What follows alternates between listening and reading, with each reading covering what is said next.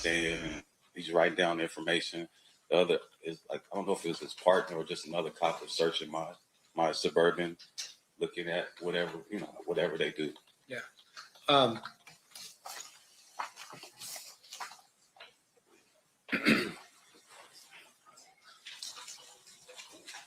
Your Honor, I'm going to approach the witness with state's proposed exhibits 149 and 150. Okay. I'm sorry, Mr. Powell.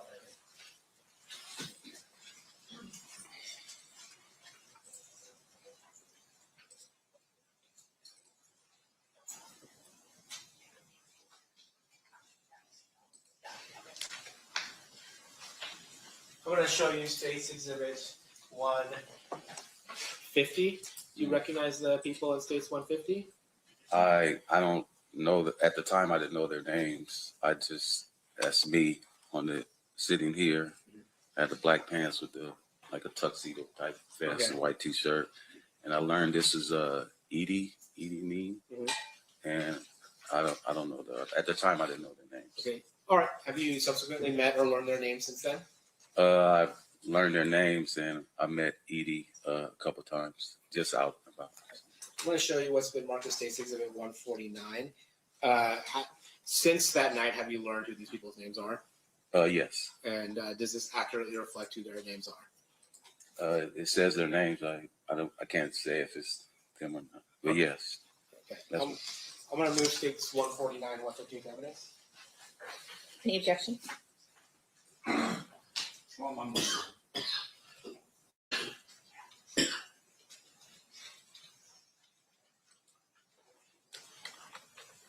at this time, I'm just going to move in 149. Okay. No objection to 149. 149 will be admitted. I'm sorry, 150. He meant 150. 150. 149 will not be admitted. 150 will be admitted. Can you, can we publish 150? Yeah. All right. Mr. Jefferson, do you have the mouse in front of you right there? Oh, right here? Yeah. Okay, yeah. All right. Can you use the mouse and show us if you see yourself in this? Yeah, this is me right here. And then you said there's somebody next to you that you came to know? Yeah, I learned this was Edie Mean. Okay. Approximately when in this night is this photo taken from? I don't know the exact time, but like in the sequence of events. I don't need a time, but this is after you get pulled out of your vehicle? No. When is this? When you come back? When I come back, yes. Okay. All right. So then we'll get to that. Yes. So at some point, are you released from the scene, told you can go? Yes. And where do you go? I go back to my hotel. And what do you do at the hotel? I go back to the craft table where my buddy was, and I'm talking to him, telling him what's going on. And I'm sure it's a hell of a story you're telling me, right? Yeah. And then what does anything happen that draws you back to the scene? Yeah, well, while I was there, I guess I was there maybe 15, 20 minutes or so. And while I'm standing there talking to him, I get a tap on my shoulder. And it's a police officer. It's the same police officer that snatched me out of my car. And he said, "We fucked up. The detectives want you back at the scene. So we need to get you back at the scene." And had you at the scene told police officers where you were staying? Yes, I did. Now, when you get back to the scene, how does that happen? Excuse me. The officer said that we see your Suburban still outside. We need your Suburban back on the scene, and we need you as well. He said, "Okay, well, I'll drive it back." He said, "No, my partner will drive your Suburban back, and you'll ride in the car with me." Now, where did you sit in the car riding? I sat in the front seat. Okay, so you're sitting in the front seat of a police vehicle? Yes, sir. And then another officer is driving your Suburban back? Yes. At some point, do they become aware that you actually took a photo of Mr. Shakur and Mr. Knight just minutes before the shooting? Yes. And how does that happen? Well, once I got back to the scene, the officer said a detective will come and talk to you. So I sat in the car 20, 30 minutes or so. My boss keeps asking why support never falls through the cracks anymore. Here's how we handle IT without the ticketing headache. When someone needs to me, and he just asked me, you know, what happened, you know, describe what happened. And did you tell him, to the best of your recollection, what happened? Yes. And then at some point, did they ask for your camera? Yeah, well, I told him that I was in the intersection. I took a picture, and then he got like, oh, really? And I said, yeah. And he asked me, do I still have the camera? I said, yeah, the camera's in my truck. And so, do you give it over to the police? Yeah, I back then we had the 35 millimeter where they had the self rewind, because I think I had either 24 or 36 exposures, but I hadn't taken all the pictures. So the camera has like a self rewind where you can rewind the film. So I rewound it, and I gave them the cartridge. Okay. So back then, there was a roll of film, right? Yes, sir. And then you would load the camera by stretching the film across the bottom of it. Well, it wasn't that kind. Oh, okay. You just put it in, and then it Automatically. Yeah. Did it. Okay. Yeah. And then when it was done, it would automatically rewind the film into the canister. Yeah, unless you did the self rewind, and you didn't want to do the whole 24, 36 or whatever it was. And so you did the self rewind and then handed over the film to the police. Yes. At some point, do they give you back the film? Yeah, a couple weeks later. And then do you develop that film? Yes. And it's at that point that you realize, oh, I have this photo. Yes. Since that time, obviously, that photo had become pretty famous. Is that fair to say? Yeah. Yes, it has. And as a result of it being associated with this case and the night of this particular murder, has there been some accusations of a conspiracy theory of you somehow staging this scene? Oh yeah. Sure. Yes. And can you tell us a little bit about that? Well, I mean, the internet does what it does. People, you know, it was set up. It was a movie scene. Yeah. That you had staged this Yeah. scene. Yeah, I staged it. I currently work in the movie industry as a picture card coordinator, so they put that all together. Let me ask you this, or did you stage this scene? I did not. Nothing further. Thank you, Mr. Palal. Cross-examination, Mr. Sant. Thank you, Your Honor. Mr. Jefferson, are you aware that the picture that you took ended up on the cover of a book written by Kathy Scott? Yes. Did you allow for permission to that to happen? Yes, she licensed it through my agency. I see. And with regard to that picture, I'm assuming at some point that you were able to sell the rights to that picture to people who needed to use that picture in furtherance of whatever project they had. Yeah, the agency that represented it, they did. They licensed it to different. And then with regards to the night, so your testimony is you're coming out of the Monte Carlo, you're on Las Vegas Boulevard, and you see Suge's BMW on Las Vegas Boulevard. Is that right? I didn't see it when I first got there. Yeah. It pulled up next to me.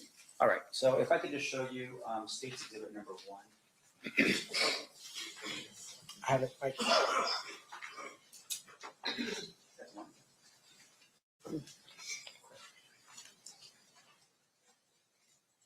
Okay, I'm going to show you what's been marked committed as State's Exhibit number 1 first. And I'm assuming you're not from Las Vegas. No, sir. All right. So this, you just tell me if you can recognize just from this aerial view what we're looking at here with State's Exhibit number 1. I mean, based on what it says, MGM, Carriage House, Harmon, Cobalt, Flamingo. Right. In terms of where the Monte Carlo is or was at the time when you were there, can you point out on this map where it would have been?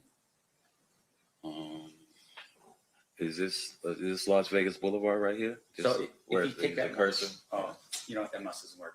Oh yeah, it's not working right now. If you could do me a favor. Where it says MGM Grand, is that the Las Vegas Boulevard? Yes, but if you could just get up, sir, you can point to the screen up there if you You want want to me to get get up? Yeah, Okay. absolutely. All right, so is this Las Vegas Boulevard? Yes, sir. Well, how's Harmon over there? 'Cause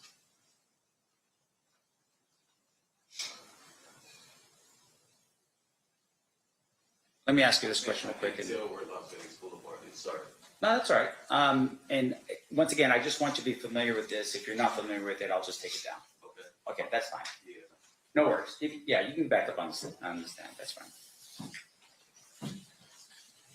And fair to say, of course, we're talking 30 years, and you're not from here, so it would be very difficult for you to remember that kind of stuff, right? Remember what? Details about, on an aerial map where Las Vegas Boulevard is, maybe where Well, if Tropicana. I mean, I could, if I had a actual map that showed where the street is, because it said Harmon Right. on one area. If you could put it back up, that would. Sure. You want to jump back down and? No, I could do it from Harmon. Okay. Well, it says Harmon, so Harmon. Oh, okay, I see. So the red dot is Harmon in Las Vegas. Yes, sir. Okay, yes, that's where I took the picture at. Okay. Yes, gotcha. All right, and that's where the cars eventually ended up anyhow on the way back. Yes, Okay. Now, we see on State's Exhibit number 1, you have this flamingo and this right here. yes. Any reason to dispute that that's flamingo? No, Okay. from what it says, flamingo. Sure. Gotta follow what the map says, you know what I'm saying? So let me ask you this. So I'm gonna scroll in here real quick.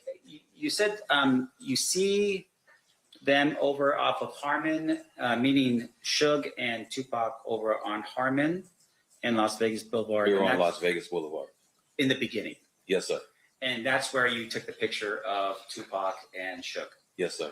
And you're doing it from your Suburban. Yes, And then at some point they're saying, hey, come with us to the club. And I'm assuming at that point, you tell me if I'm wrong, you didn't know where 662 was. I did not. All right. So you're just following the procession. Just following. Yes. So at some point you, Suge's in vehicle number one. There's 2 other vehicles behind it. And then you slip in as vehicle number, I guess, 4 in the line or 3 behind Suge. I think it was 3 cars back. Okay. Behind Suge's vehicle. Yes, sir. Okay.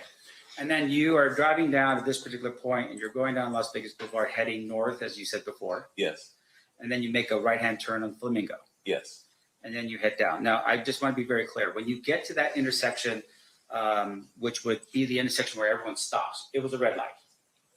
Yeah, I didn't make it all the way to the intersection to Koval. I didn't make it all the way there Why not?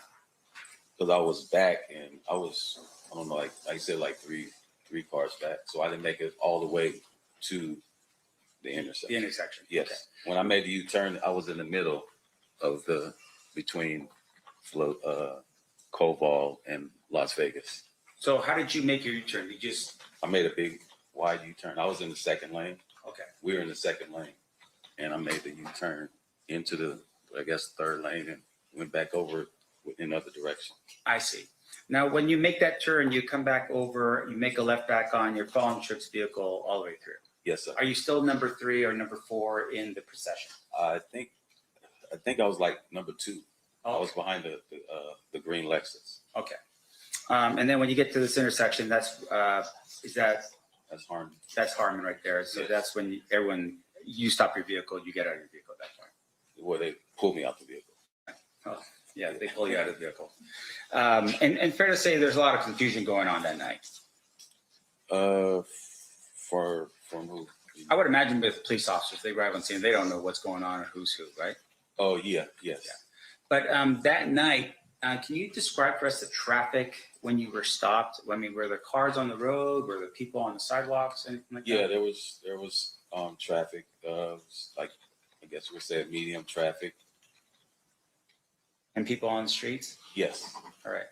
Now, when you first arrived and you had seen Suge and Tupac, can you describe for us a little bit about, I mean, they're in the vehicle and you recognize the vehicle, right? Because I didn't know the vehicle. No. oh, did you see Suge and Tupac in the vehicle? That's what I saw.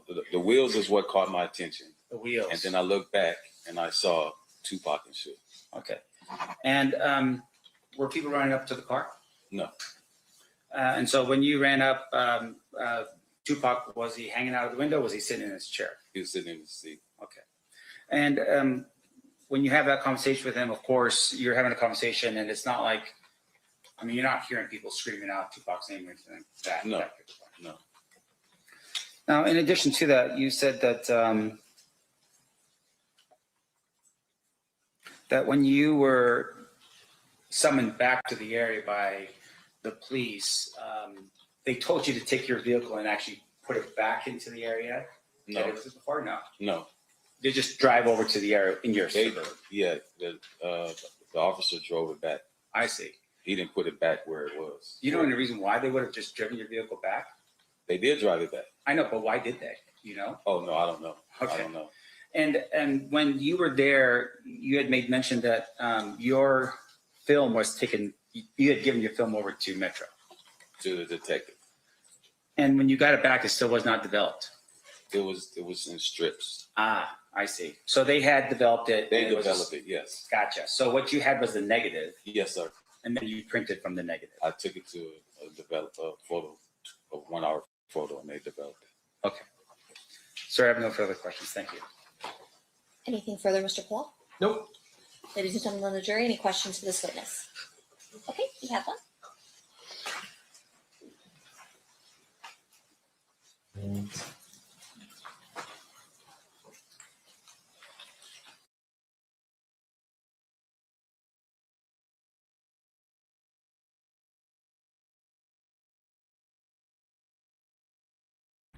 Choke, no joke. We are live at the Tupac trial. Shout out to Perry Jones, appreciate it. Just a question from our jury. Can you recall the name of the detective who introduced himself to you the night when you arrived back on the scene?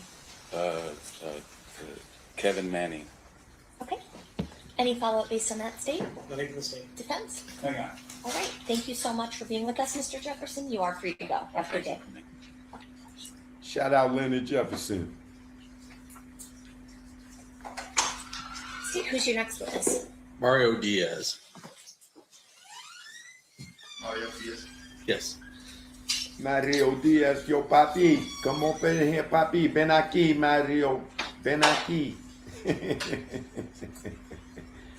Ven aquí, papi. You come in here, you tell the truth, okay? You not come up here and you telling them no bull crap. We not playing no more with the Tupac child. Mario, you come in here, you tell the truth. Okay? Cabron. Alright?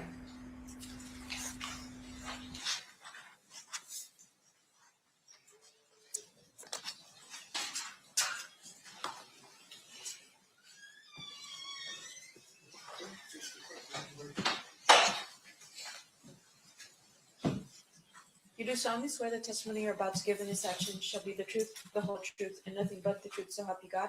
I do. You may be seated. Thank you. You may proceed, Mr. Jefferson.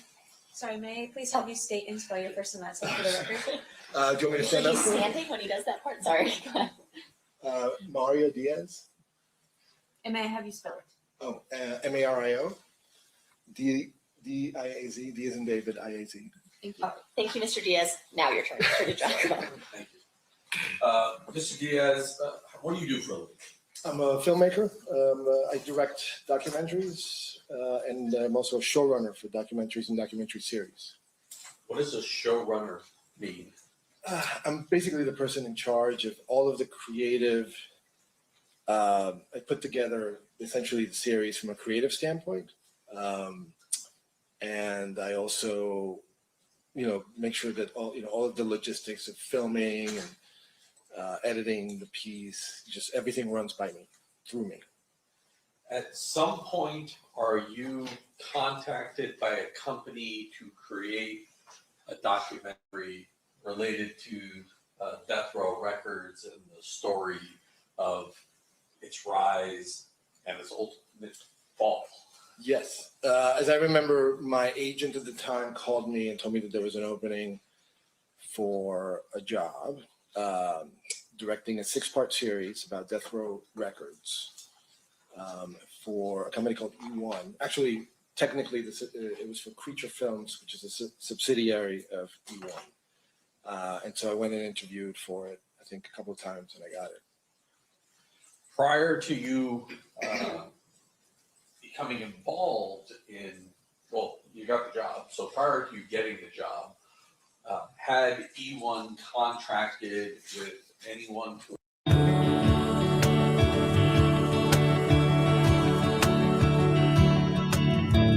Came on, There were two consultants that were hired, Greg Kading, who's a former LAPD detective, and Mike Dorsey, who is also a documentarian, who's been following this case for a while. Murder crap. Murder The crap. defendant was also on board, I was told, and so was Suge Knight. They had agreed to participate. Had agreed to participate, and you kind of motioned in this direction. Do you know the defendant, Dwayne Davis? Yes. And you recognize him here in court? Yes. Can you, I didn't make you go through all this. Is it this gentleman right here? Yes. May the record reflect identification of the defendant, Judge? Yes. Well, let me ask you this. Once you actually took over the job, did you learn whether or not the defendant was being compensated for his role in participating in this documentary? I was made aware that he was being paid, yes. And ultimately, at the end of the day, who's the person who finally provided him the money?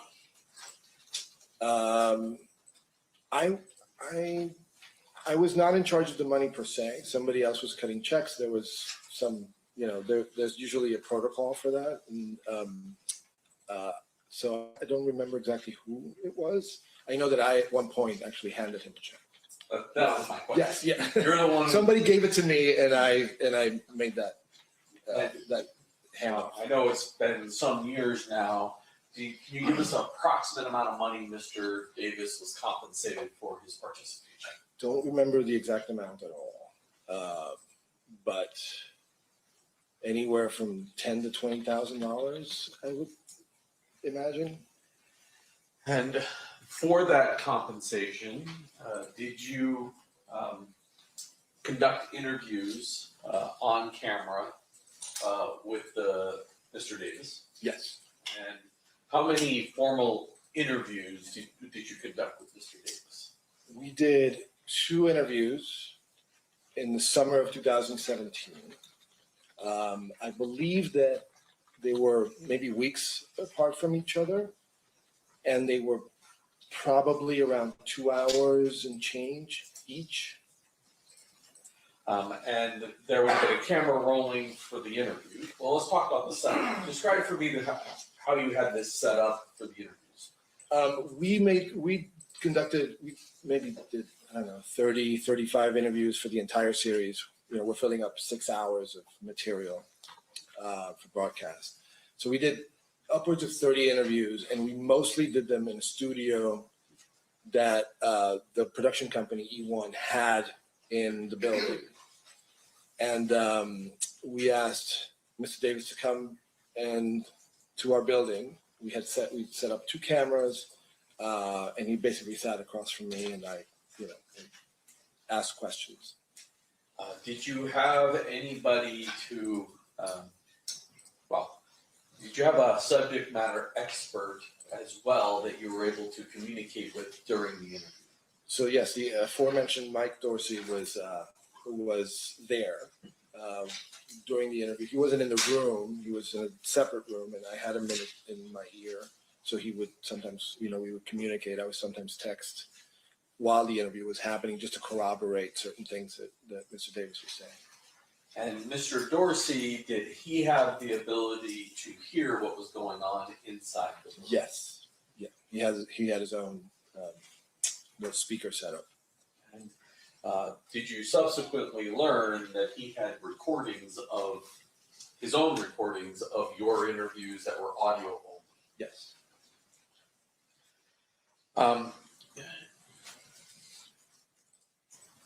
At some point, you wind up making this documentary. Is that fair? Yeah.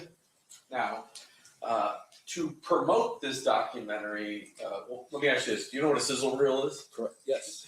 What is a sizzle reel? Well, sizzle reel is traditionally used we put together like a little trailer of sorts with existing materials about whatever the subject matter is. And that sizzle reel is used to entice buyers to essentially pay for the production of the series or whatever it may be, documentary, one-off. So in this case, there was a sizzle reel made. And that sizzle reel, did that sizzle reel get made prior to your involvement? I believe so, yes. And you, obviously, once you became involved, did you wind up using some of that sizzle reel to kind of promote each episode of the Death Row? I don't remember that we did that. It was only used for the, it was used by the producers to, drum up interest in the series. Last night, did you meet with me? I did. And did you watch the sizzle reel? Yes. I'm gonna, Judge, I have the sizzle reel marked as state proposed exhibit 120. I would offer it at this point. Any objection, Mr. No, Swift? no objection. It'll be a minute. You can switch it on to me.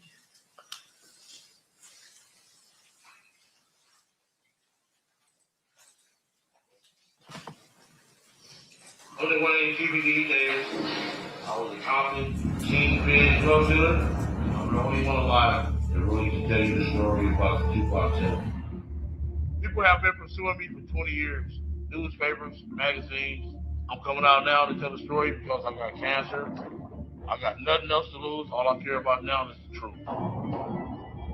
This story starts in the streets of Compton, all the way to the streets of Las Vegas. Tupac was killed that night.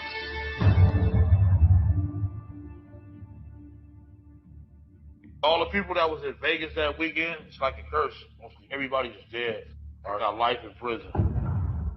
It was a witness to everything that happened.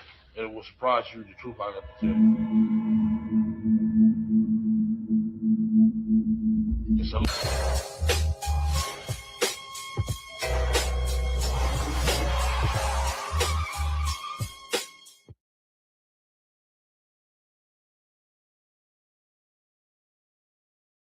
Episodes of Death Row Chronicles did you, I guess, who named it Death Row Chronicles? I think I did. Okay. So the documentary you wound up creating was Death Row Chronicles. Yes. And did it air on a station? Yeah, it was on BET. And BET is a network. Yes. Black Entertainment Television. And how many episodes ran? We did 6 episodes, roughly an hour each. And prior to episode 5, is there any audio or video that was produced or shown to the public of Mr. Davis? I think he's in it very briefly in a little promo that we show at the very beginning of the series, perhaps. I don't remember exactly. And he was also there to talk a little bit about Suge. They grew up together. Do you, when you get to episode 5, is that the point where you're about to tell, I guess episode 6, is that when you tell the story of? Right. So the series really looks at the entirety of Death Row Records history, from the very beginning with Suge Knight. We introduced, different characters, Dr. Dre, Snoop Dogg, et cetera. And then when we get to episode 5, we really delve into, a little bit in episode 5, but mostly in episode 6, we really delve into the investigation. We wanted to update the public as to where the investigation had been up to that point. And within those episode 5 and episode 6, is Mr. Davis seen, or some of his interviews with you released to the public? Yes. In addition to the fact that Mr. Davis is on there, did you have access to the 2008 proffer recording? I did. And so when you produced episode, in particular 6, are there times when Mr. Davis is on the screen and other times when you're using the proffer to tell the story? Yes. Yeah, we alternated between the interview that I conducted with him and the audio from the proffer that he did in 2008. Judge, I have marked as State's Proposed Exhibit number 123 just the clips that involve Mr. Davis either face or voice from episodes 5 and episode 6. Okay. I'd offer those at this time. Any objection? Maybe approach. You may.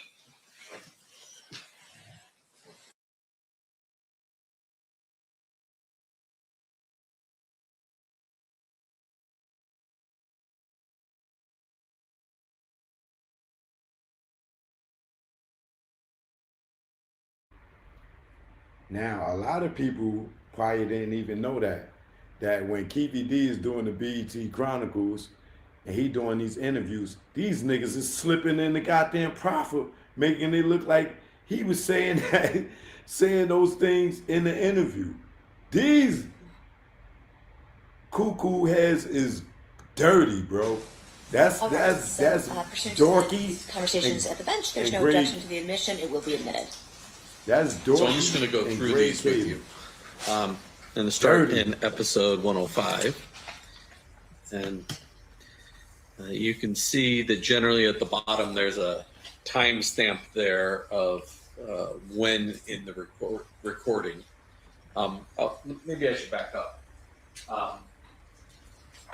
This was released when? 2018. Yes. And shortly thereafter, are you contacted by the Las Vegas Metropolitan Police Department asking for the raw footage? Yes. At that point, were you able to provide the raw footage? No. Did you become aware that that the Las Vegas Metropolitan Police Department was only provided what was publicly released in 2018? Objection, Your Honor. What's your response? I'll ask it a different way. Okay. What was the only thing BET was willing to give us? What was aired publicly. And so now I want to go through episode 5 and episode 6 with you. So the first one. Did you hear someone say words to the effect of, "Hey man, let's get out of here"? Nope. I seen pulling people off of me. That's all I see. Orlando testified on Shoot's behalf. Why'd he do that? He paid it off. Paid his law. Oh, he gave up $60,000 to say that he didn't do anything. But it didn't work because the next day the judge said, "I can see him kicking you in the head right fucking now."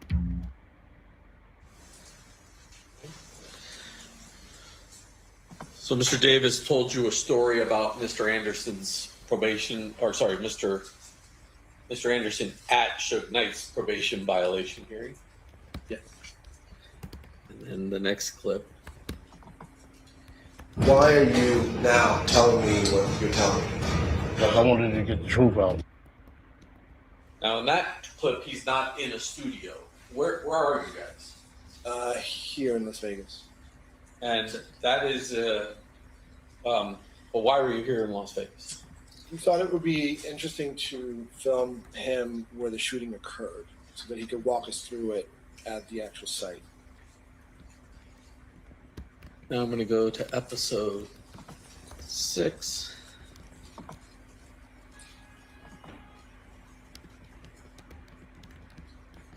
And I'm just going to go with these each in order. Yeah, well, I feel I can still go to jail with that, man. Because this is federal.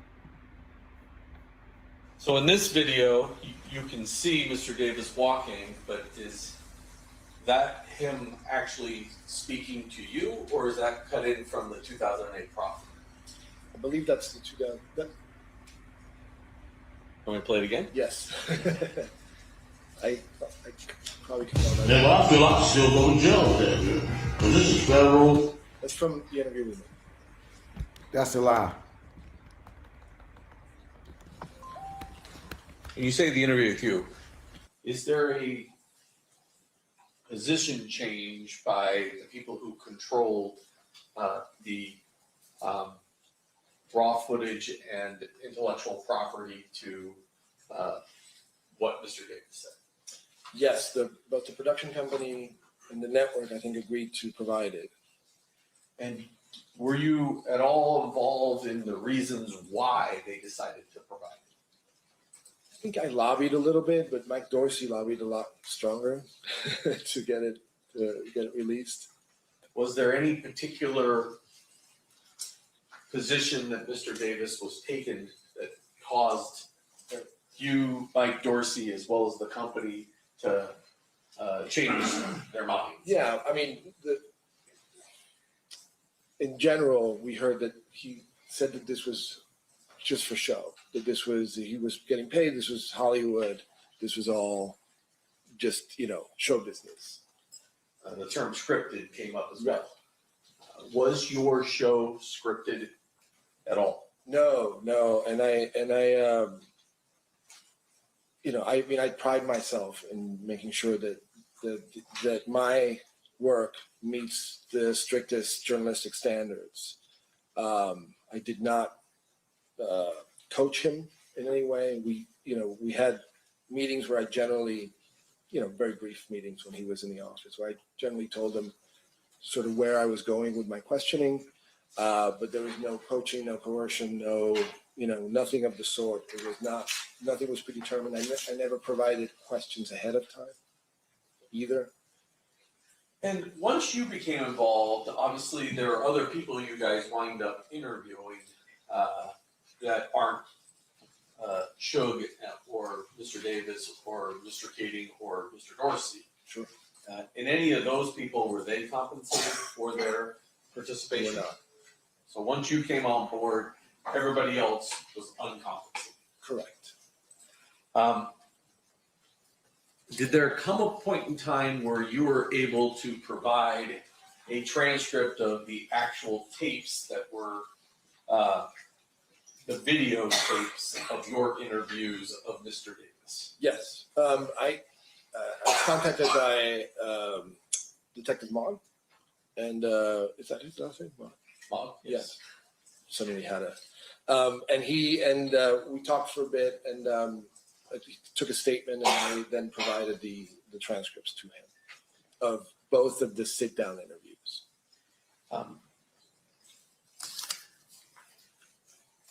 And I'm going to show you something just for identification purposes, but I'm going to show you state's proposed exhibit number 113 and 114. Do you recognize at least the first page of those particular transcripts? Yes. And those look like the way your transcripts were provided to Sure. us. Yeah. During the course of this, were you able ever to get, or was E1 Entertainment ever able to get us the tapes themselves, the raw footage? They did not, and I wasn't really privy to that process, but I think that they could not find them. It was what I was told, or maybe they didn't try hard enough to find them. Not sure. Were you aware that Mr. Dorsey was able to give us the audio Yes. copies that he had? Yes. And were you aware that there are small sections of the tape that are on the transcripts that aren't on his audio, but he also has things on his audio that weren't captured because the camera wasn't running? Correct. Yeah. When we would break for a break or something, or for lunch, he would continue recording.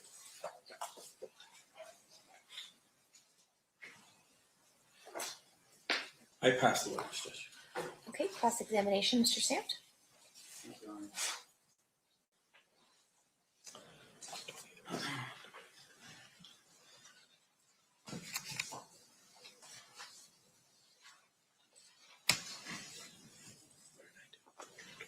Mr. Diaz, good morning. Good morning.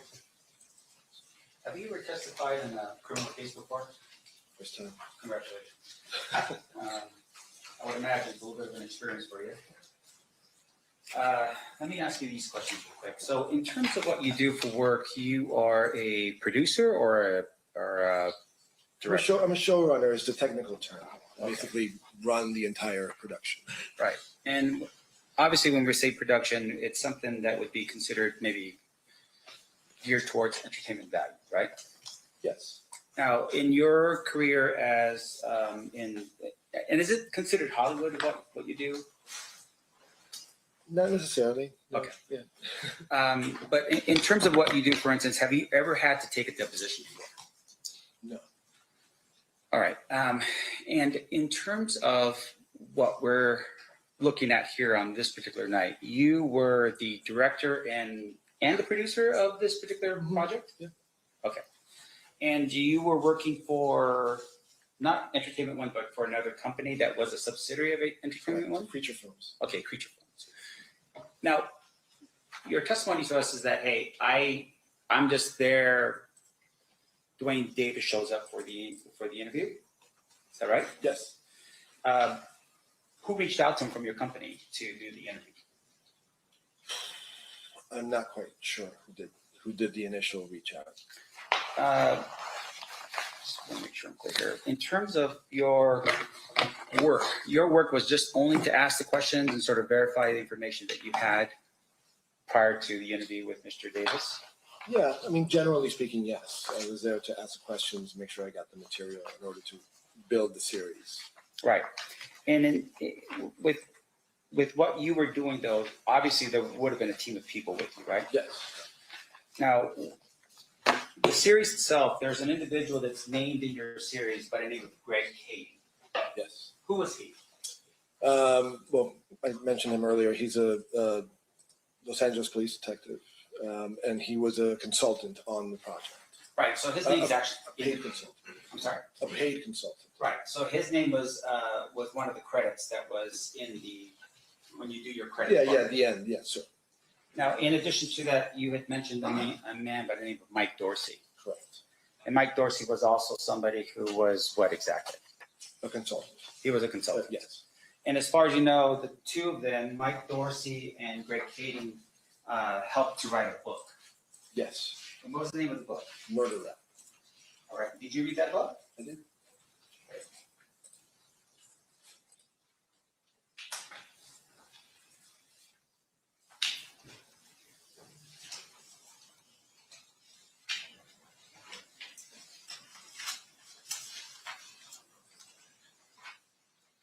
You want to approach?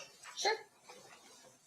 Showing you what's been marked as proposed defense exhibit D as in David. Do you recognize this photograph?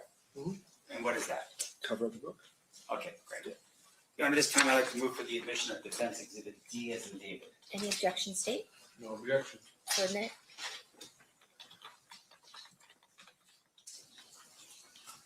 May you publish for the jury? You may.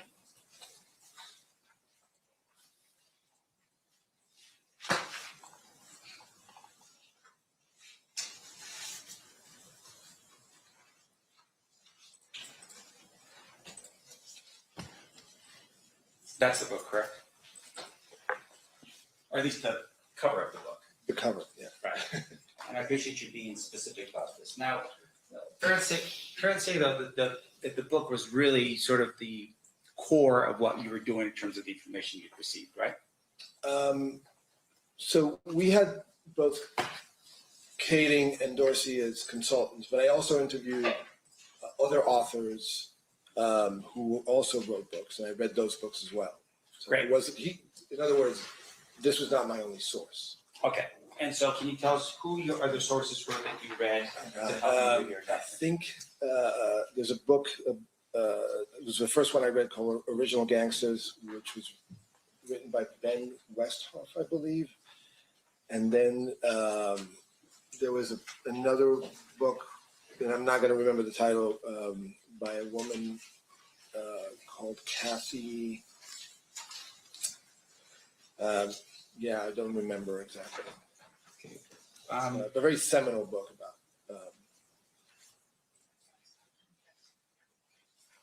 You may approach. About West Coast rap and gangster blues. Yeah, you can move freely. I'm showing you what's been marked as proposed defense exhibit E as in Edward. Do you recognize that photograph? Kathy, yes. Okay. Yes. And is that a picture of the cover of the book by Kathy Scott you just referred to? It looks like it. I don't remember what the cover looks like, but Sure. yes. Seems accurate enough. Okay. Your Honor, I'd like to move for the admission of defense exhibit E as in Edward. Any objection, state? What was that? No objection. Okay, so a minute. Sorry, I just didn't hear.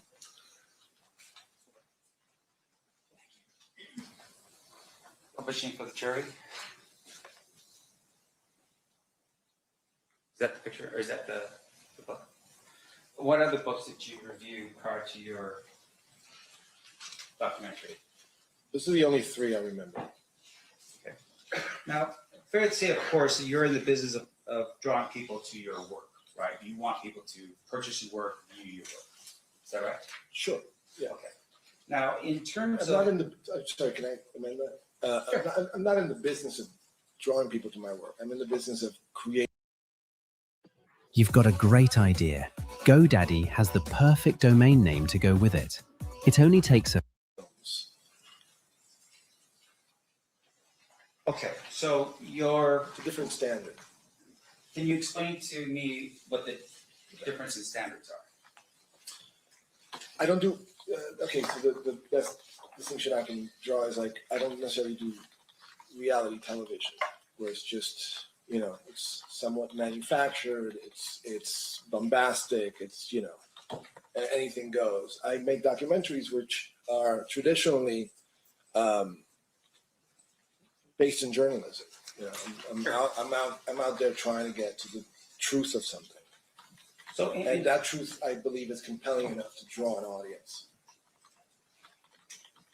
So in terms of the direction that you have in with the project, in this particular case, there was a direction, right? The direction was, we're here to document the rise and fall of the death row record label, right? Absolutely. And in terms of how Mr. Davis would fit into the idea behind it, is that it's with the death of Tupac Shakur and the shooting of Marion Chignan. Yes. Okay. Now, in terms of what you were doing, though, fair to say that you had a direction. This is where you wanted to go with the project, right? It's an important element of the story, but Right. it's not my final destination. My final destination is revealing the entire story of Death Row Records, which includes this unfortunate chapter. Sure. And you want to be accurate about what you're presenting in your presentation. Yeah, to the best of my ability. Right. And so in this case, you turn to Greg Kading and this other person, I'm sorry, what was his name again? Mike Dorsey. Mike Dorsey, for their verification of what was accurate and what was not, right? Yes. Now, do you recall a person by the name of Tara Long? Yes. Who's Tara? Tara was the head of E1 at the time. Okay. And she was involved with the project on some level, right? Yeah, I mean, now that you mention it, I think she was maybe pivotal in bringing Keefe in. And I'm not sure how Greg and Dorsey came, but maybe through her, maybe through Creature. But again, they were there before I came on. Sure. And in terms of Tara's participation, can you tell the jury what contract was set up between Dwayne Davis and the company? I cannot. I don't know what the details of the contract are. So you never saw the contract? No. And you don't know, you can't tell this jury, for instance, how much money was promised to Mr. Davis as a result?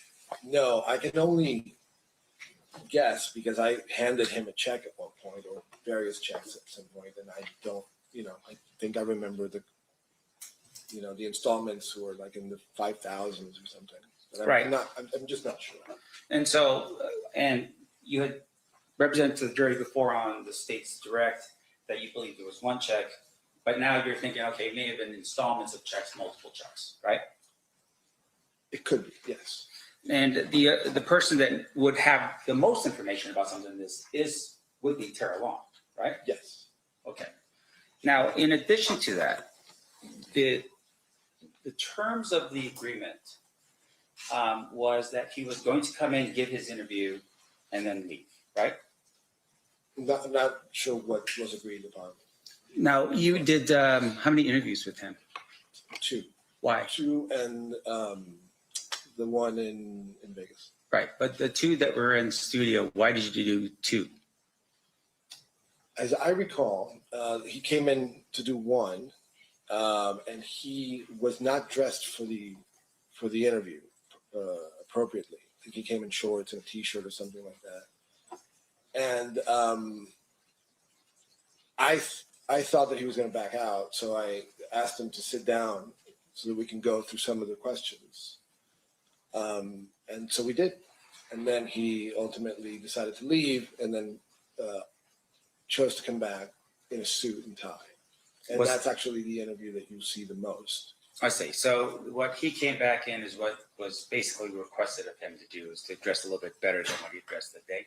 Yeah, although I think that was his idea to dress better.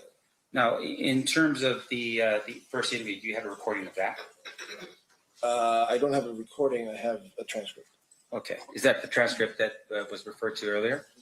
Is that a yes? Yes, sorry. Now, that's all right. And now, in terms of your recollection, is the next day you come back and you have the interview with Mr. Davis, the one that we're seeing snippets of right now? I'm not sure if it was the next day, but it was sometime after. Now, in your presentation, obviously, there is a lot of, I don't know what you would call it in Hollywood, like tones, ominous tones, as, you know, Mr. Davis is walking down the street. That's obviously for some type of cinematic effect, right? Yeah, we're underscoring whatever the drama of it. Right, and it's just to sort of build up an interest in whatever that scene is. Right. Okay, so the view of Mr. Davis walking, can you tell us where he was walking and why he was walking in the direction that he was being filmed? The one in Vegas, you mean? Yeah. He says it on the clip. He was at Koval and Flamingo, and he was there to kind of walk us through what happened that night. Okay. In terms of walking us through, for instance, do you film him being exactly in the lane, pointing to the other lane and saying, this is the lane where this happened, this is the lane where the women were, or anything like that? Do you have that? Don't remember exactly. So he's standing on the corner of Koval and Flamingo on some corner and saying, this is where my life changed. Yeah. Something like that, Yes, right? correct. But in terms of specifics of where it was that everyone was located on the street, did you film him pointing to exactly where this was, exactly where that was, here I was there? I think we did. Okay, and that would be in. I don't have that. I don't think we have that transcript. Okay, and once again, you don't have the transcript. You think you did, but as you're sitting here right now for this jury, you can't show that, right? I can't show it, and I'm not entirely certain. But I would think that if I brought him there, it would be more than just to appear on camera for 30 seconds and say my life has changed. Sure. And I do recall being there for much longer than that. Okay. And once again, it should be captured on film somewhere if it's for you guys. Okay, but it's not here today. No.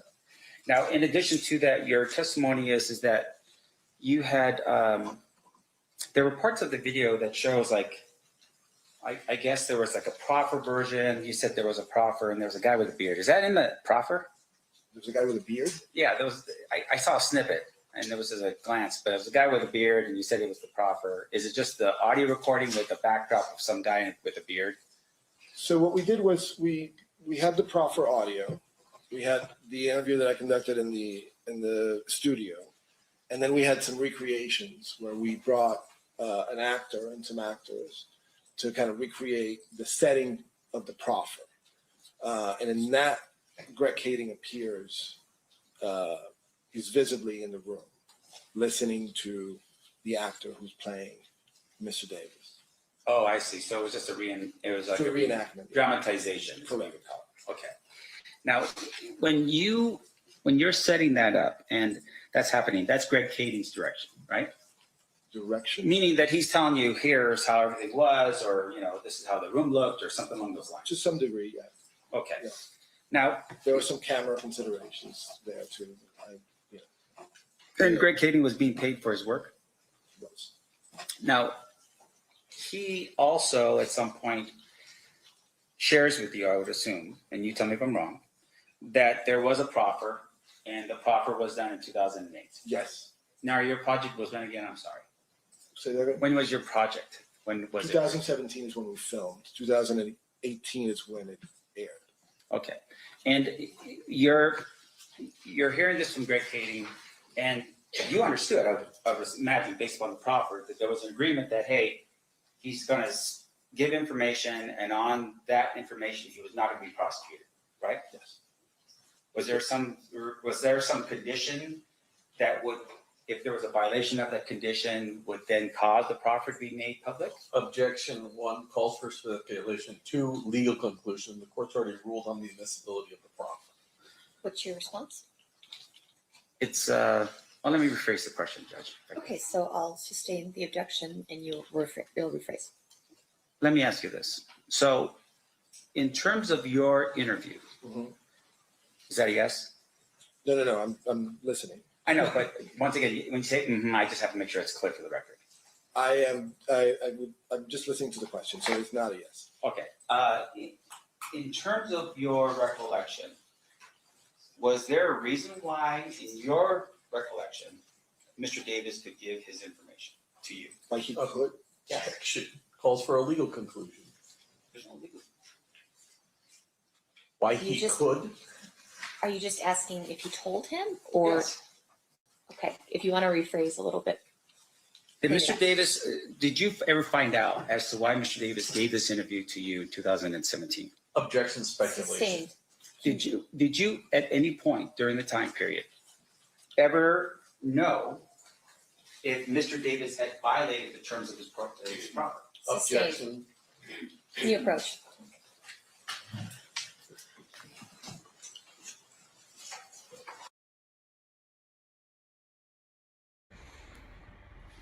Yeah, this dude right here is down with KK Caden and Michael Dorkey and Rodin Rat Jr. And it is very clear here that there was a great Caden setup. This was a great Caden setup. I hate the fact that Keefe D was so gullible. But these niggas is greasy. And this dude on the stand, Papi, I told you, Papi, you don't come up in here lying, man. You were so sharp with the prosecutor. Now you lost your memory. What's going on, Papi? You don't know? You don't have no adobo today, Papi? You not have no sazon in your coffee?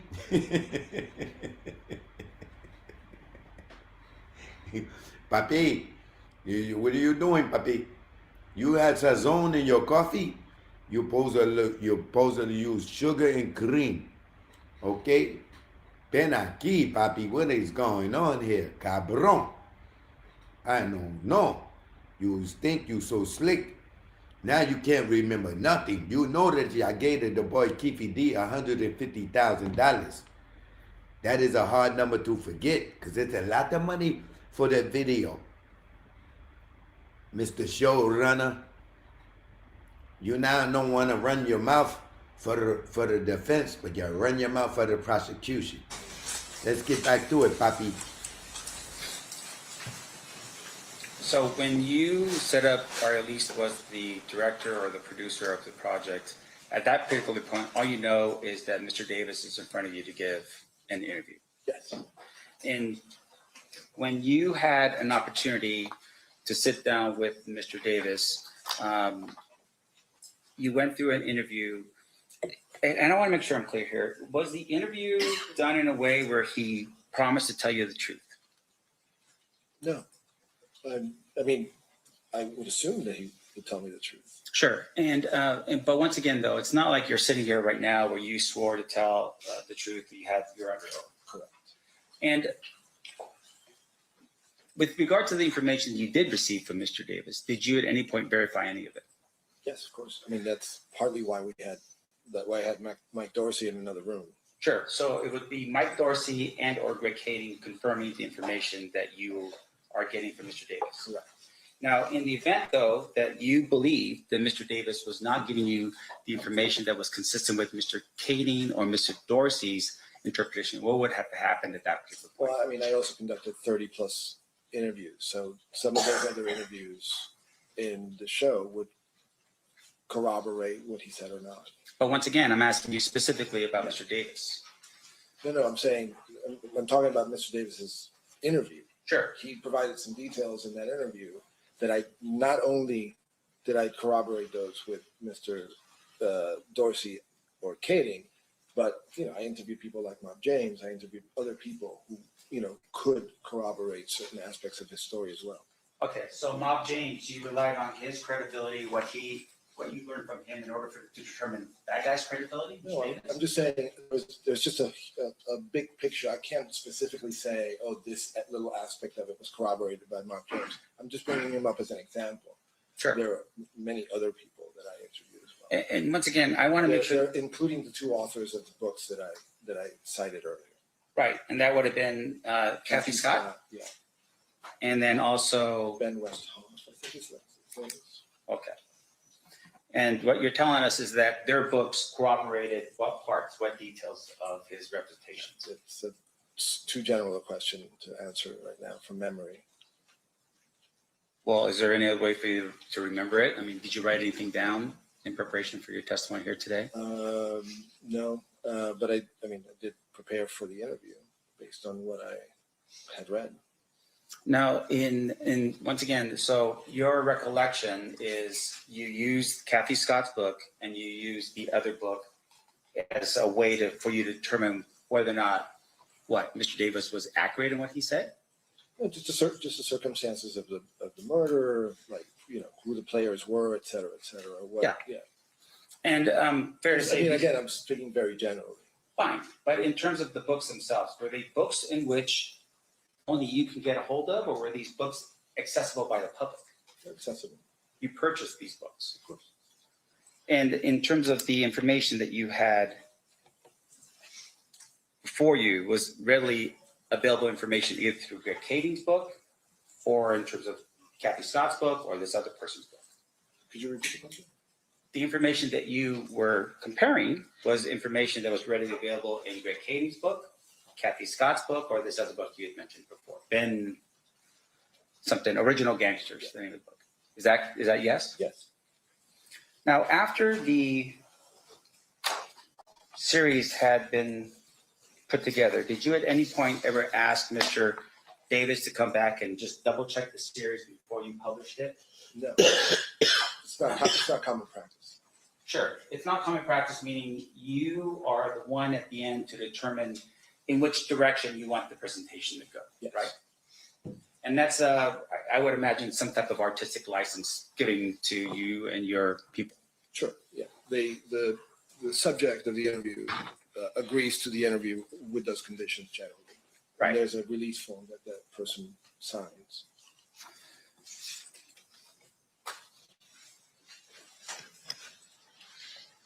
And do you know where the whereabouts of Tara Long now? I do not. Do you know if she's still working in the industry? Not sure.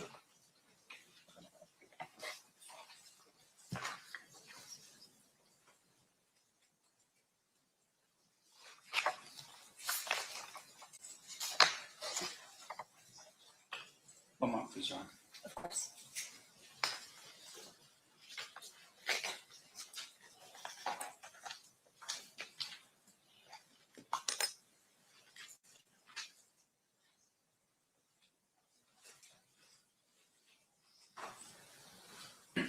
Just one final clarification. In the beginning, we talked a bit about this. I was trying to write it down. Blaze. My name is Julia. I'm the CEO of Hello Prenup and a Massachusetts family law attorney. Hello Prenup is the first. Sizzle reel. Okay. Did you conduct, was that your sizzle reel? No. I mean, it was for the same project, but it preceded me. Right. In terms of that sizzle reel, do you know how it was created? I don't know the circumstances. I know he was brought, that's the studio we shot in, so I'm familiar with where it took place, but I don't know who did it, when it was done, or anything like that. And so in terms, I'm just going to add really quickly that the clip that was shown is sort of a composite between the sizzle reel and then like a promo that BET actually did for the show. So somebody put that together, unbeknownst to me, or away from my control. Okay. And so, but you don't know who that was. And is that a no? No. And with the way it was filmed and the reels and so forth, you don't have access to those reels at all, either. Of that sizzle reel? Yes. In particular, no, I do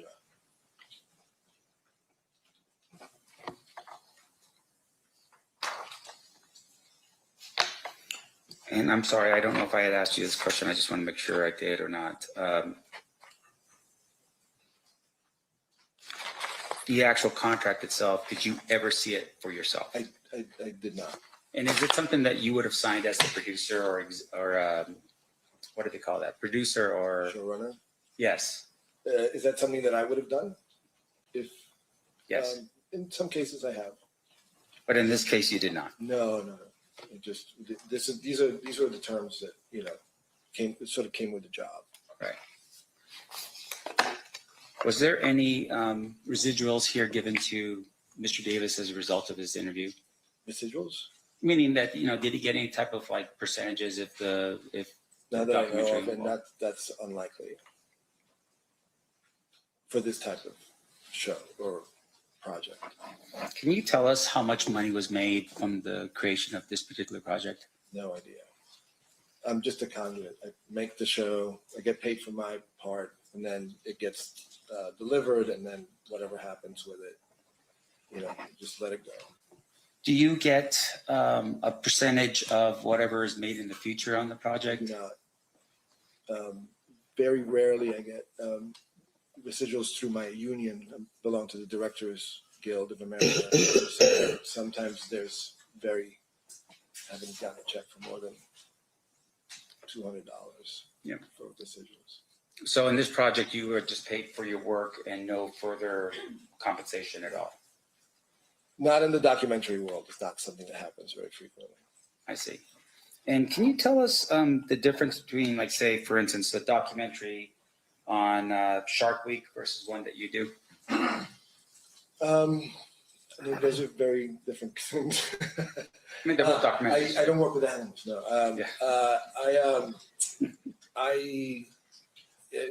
These are the requirements for that sort of thing. Underwater filming. There's just it's like apples and oranges. If you want to draw a distinction between reality TV and what I do, I think I can be more helpful with that. Yeah, meaning, so there's reality TV, meaning you're filming a shark doing shark things versus what you do, which is more interpretive. It's not, I want to be careful about how I answer this. Sure. When you're just in nature looking at an animal, there is interpretation too, by the way. There's music added to it. There's other components that would fall into the category of artistic, artistic input. I would say the same is true of documentaries like this, but they're rooted in wanting to present something that's real and accurate, and that's the school I came from. But once again, that's an intention. Is that always the case? Sometimes it isn't. It's certainly my intention. Thank you. I have no further questions. Thank you. Any redirect, Mr. Paul or Mr. It was you, Mr. Jack. Thank you, Judge. No, thank you. Thank you, Mr. Diaz. Ladies and gentlemen, hang on one second. Ladies and gentlemen of the jury, any questions for this witness? Okay, we have a couple.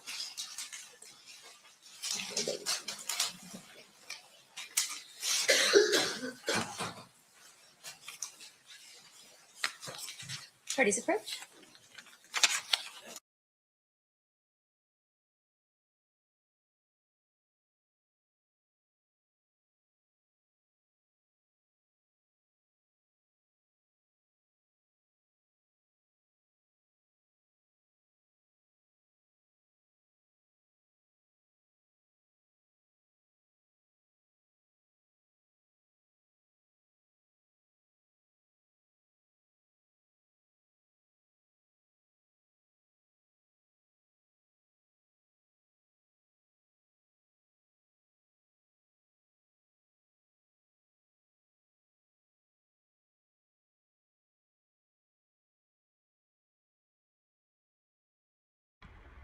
This dude here is lying. I'm a producer director for 30 years, bro. He said he didn't get no residuals. He's lying. He just said, I don't usually get, a lot of residuals. I got like $200 here. Okay then, nigga. We know residual checks ain't big unless you got like a major commercial or something. So you got money. You got money. What are you talking about? You don't get no residual. You just said you got $200. That is a residual, nigga. On top of what you, anything you get past your initial check when the documentary airs, or the television airs, or the commercial airs, or the movie airs, any dollar you get after you already got paid for the project before it comes out is a residual check. So I don't care if you got $200. You probably only had cents on the dollar and on the film. And that joint played, of course, BET and all that so many times that we know BET is cheap. I worked there from 05 to 2012. They are cheap. So he can't sit here and say, yo, he only got $200 and then say he didn't get residuals. You got a residual check, brother. Anything you get after the project is wrapped. Questions from our jurors, if you can answer. Did you hand him the 10 to 20K check before the interviews for the series? No. How did the film studio obtain the audio recording of the 2008 proffer? It was given to me by either Mike Dorsey or Katie, I can't remember. Did Dwayne Davis have any right to approve or edit what recordings or edits were included in the docuseries? No. Was the proffer used to compare or confirm the story Mr. Davis was telling for TV? Yes. How was the decision made to use the proffer for TV? In my case, I just wanted to present as complete a picture as possible. So I used elements that perhaps were missing from the interview that I conducted from the proffer. So I just, it's just little bits that perhaps were not quite clear in what I did, or vice versa. And so the decision was yours, I think is what you're saying. The decision was mine, yes. Okay. Correct. State follow-up questions? Nothing. Defense? So I just want to share, sir, with your last answer. When you felt like something was completely covered, you used the proffer to help you with that presentation? When I felt that something was not completely covered, yes. I used the proffer. So not necessarily his own words in the interview, but rather something that was in the proffer recording. It's the same thing, it's his own words. I understand, but I'm just saying that the timeline here, you're talking about the interview that occurs in 2017 versus the proffer that was given in 2008. Correct. Yeah. No further questions. Okay, thank you so much, Mr. Diaz, for being with us. Have a good day. You're excused. I think the next thing we're going to do is listen to the which year? 2009.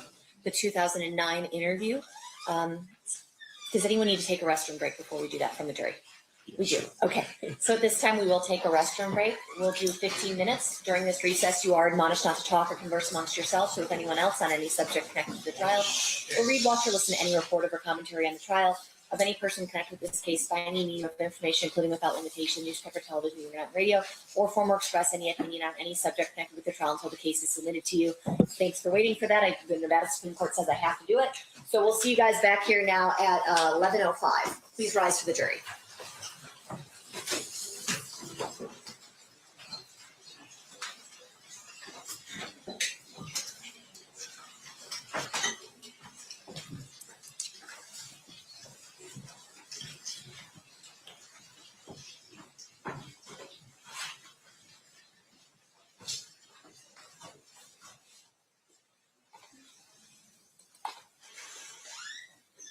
For the record, the jury is exiting the room. Anything we need to address outside the presence? Sorry. Okay, we'll be in recess.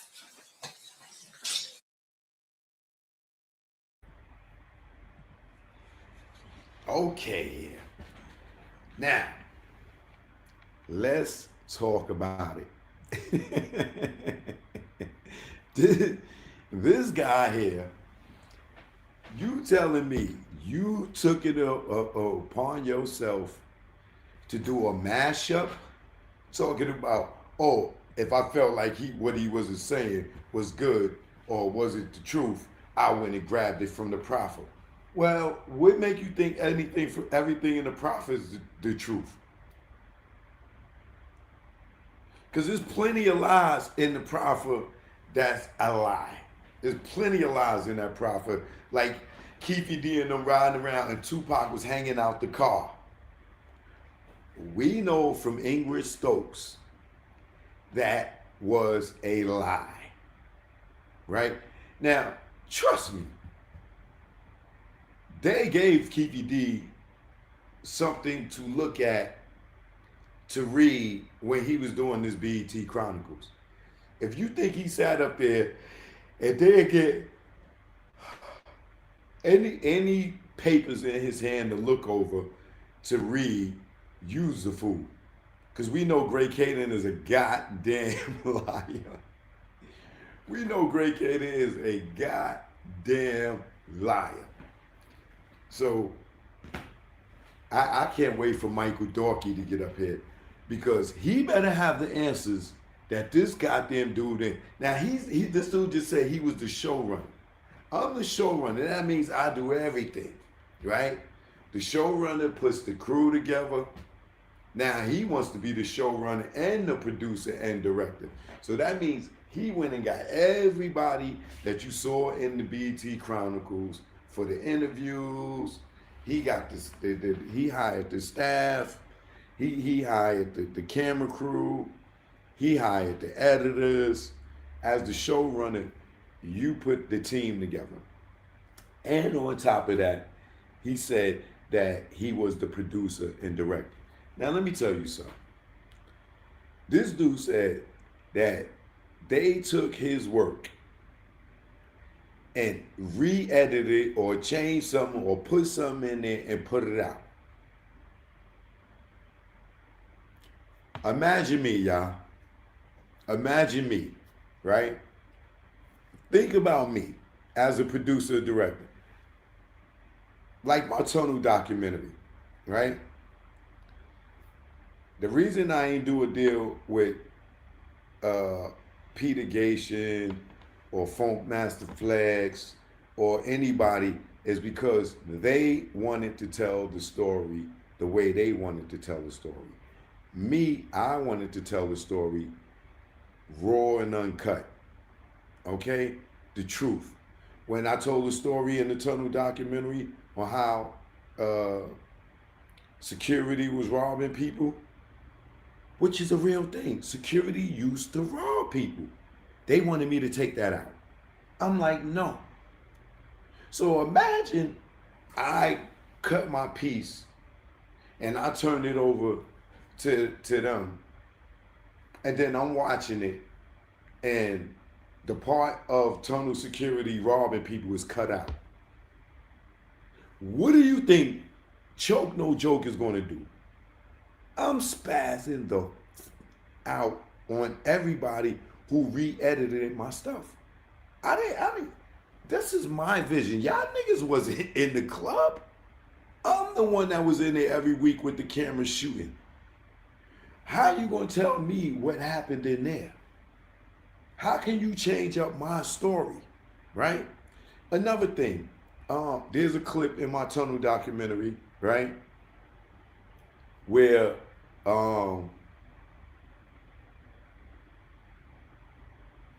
there's a tunnel security by the name of I can't think of his name right now.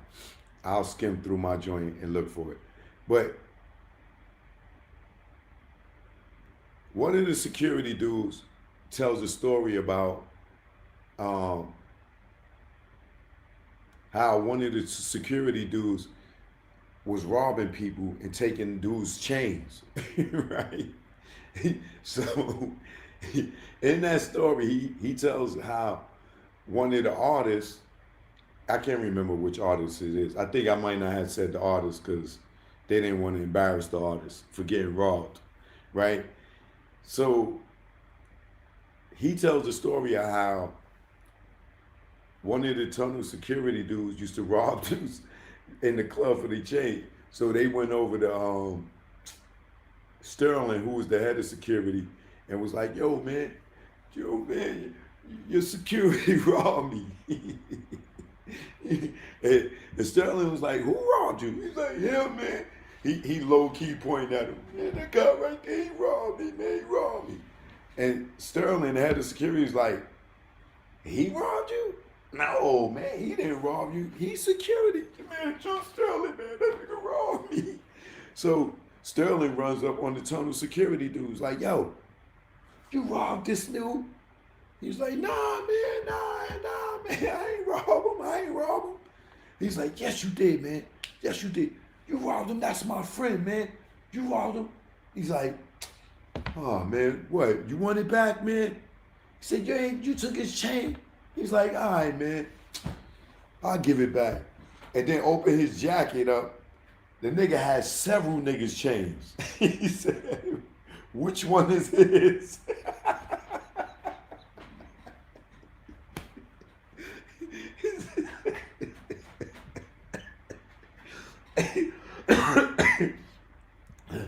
So Sterling like, man, you out here robbing everybody for their chains, man. And he fired the dude that night.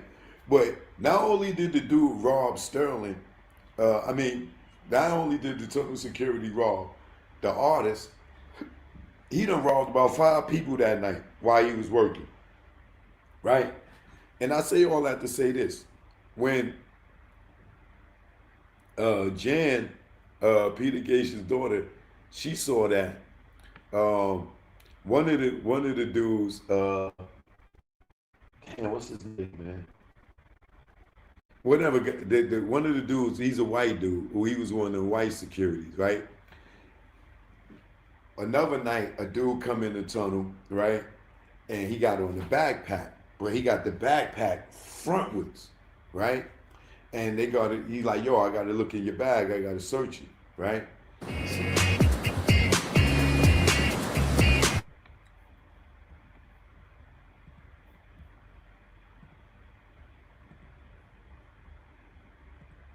He like, yo, I got to go in your bag. I got to search it, right? And he said when he going through the dude's bag, the bag that's in front of him, he opens it up and it's nothing but money, not some money. Now, it was a lot of drugs being sold in the tunnel, so he probably was coming up in there to pick up a couple of keys or whatever, because the tunnel was that place, right? So the dude, what's his name? It's on the tip of my tongue, right?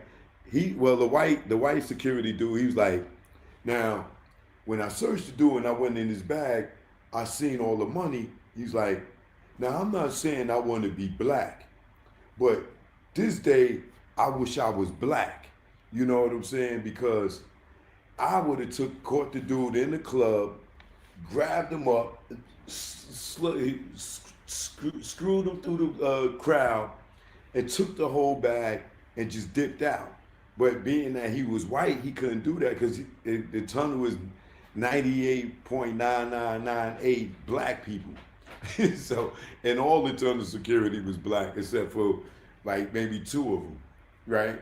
So when he says that, like, he wish he was black that day because I would have robbed this dude for that money, right? They wanted me to cut that out, right? Because the white guy is security and he's saying, yo, I would have robbed him, right? So they wanted me to take that out because it gave a bad impression on Peter Gaishan and the people that was hired to be in the club. And I'm like, no, I'm not taking that out. Why would I take it out? It's the truth. He's telling his own story on how he wanted to rob one of the patrons for his money. Why would I take it out? Right? So I say all that to say, this guy just sat up here and said that they edited his joint without his approval, without him finalizing the final edit, whether it was the trailer or whatever, and BET went out and put out what they wanted without his approval. Let me tell you something. If he had creative control and was the showrunner, there is no way in the hell that they would have went in there and touched it. Like this painting right here, right? Before this painting, this is a print of the original, right? before this artist, right, finalize this print where they making massive copies of it, because this ain't, of course, this ain't the original, right? These are prints of the original, where you paint something and you print it, right?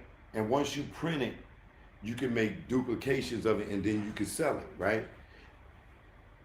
I can't take this artist print and throw a little man over here in the corner, a stick figure over here or whatever, and put it out and act like it's the original thing, because the artist would be able to sue me. You can't just go in and edit it up or change up someone's work without their approval. So him saying that, oh yeah, you know, they BET, they just did what they wanted to do and put it out. Come on, man. And he said he do this? Come on, Papi. Papi. You Fat Joe in us, Papi. You Little Joe. You want to be Little Joe? You must be Little Joe. Little Fat Joe.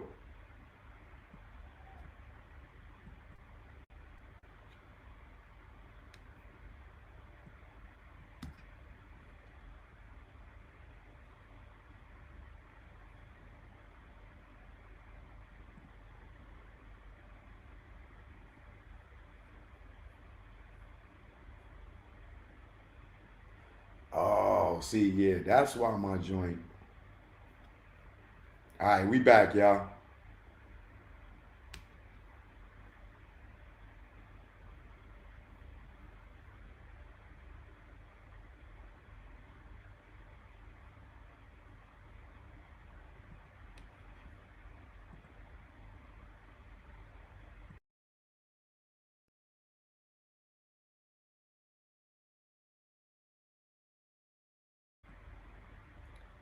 We'll get back to Little Fat Joe in a minute.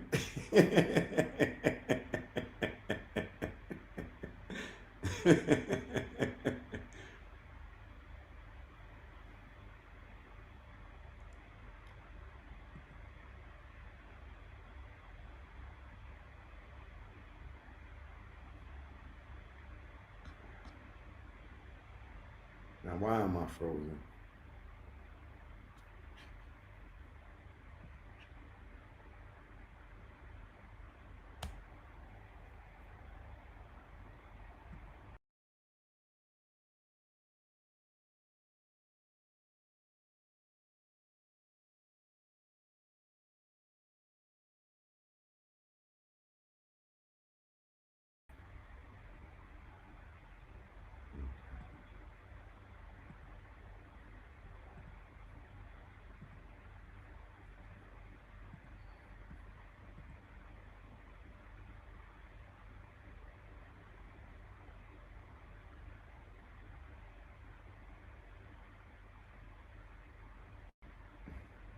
I hope this audio ain't too long either.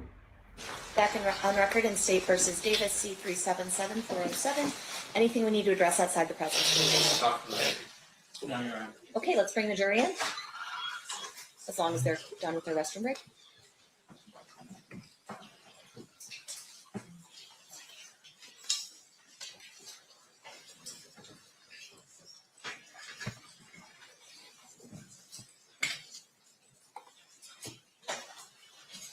Stand for the jury.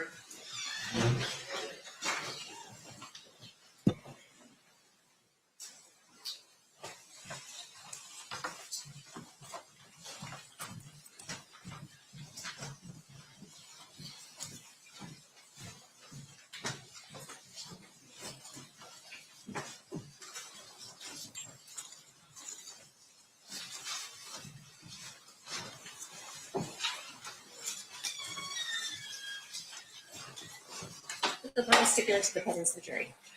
Yes, Your Honor. Yes, Your Honor. You may be seated.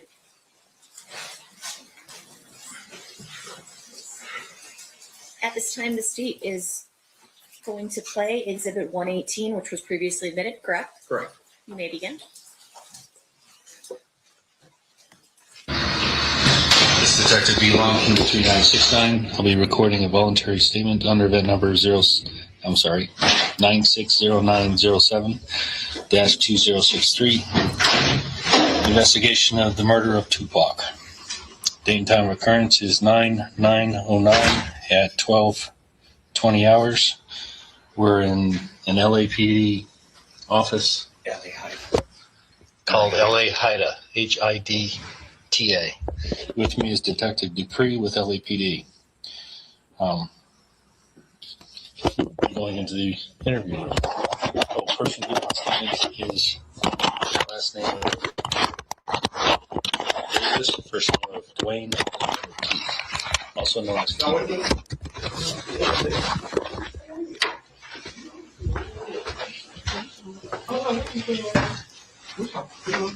Oh, how you doing? Good, how are you? This is Detective Long, Las Vegas Metro PD, Dwayne Davis. This is Attorney Dwayne Hagel. Nice to meet you. Just one? Yeah, just me. Oh, shoot. Just got one. We all right.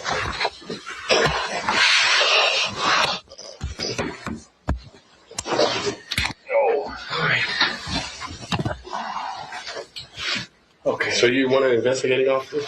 Yeah. The original investigating officers were Detective Becker and Detective Franks. I was at the original crime scene, and they're no longer an homicide, so I've taken the case over. Oh, okay. I've had it since 2000. Okay. Okay. Mr. Davis, you go by...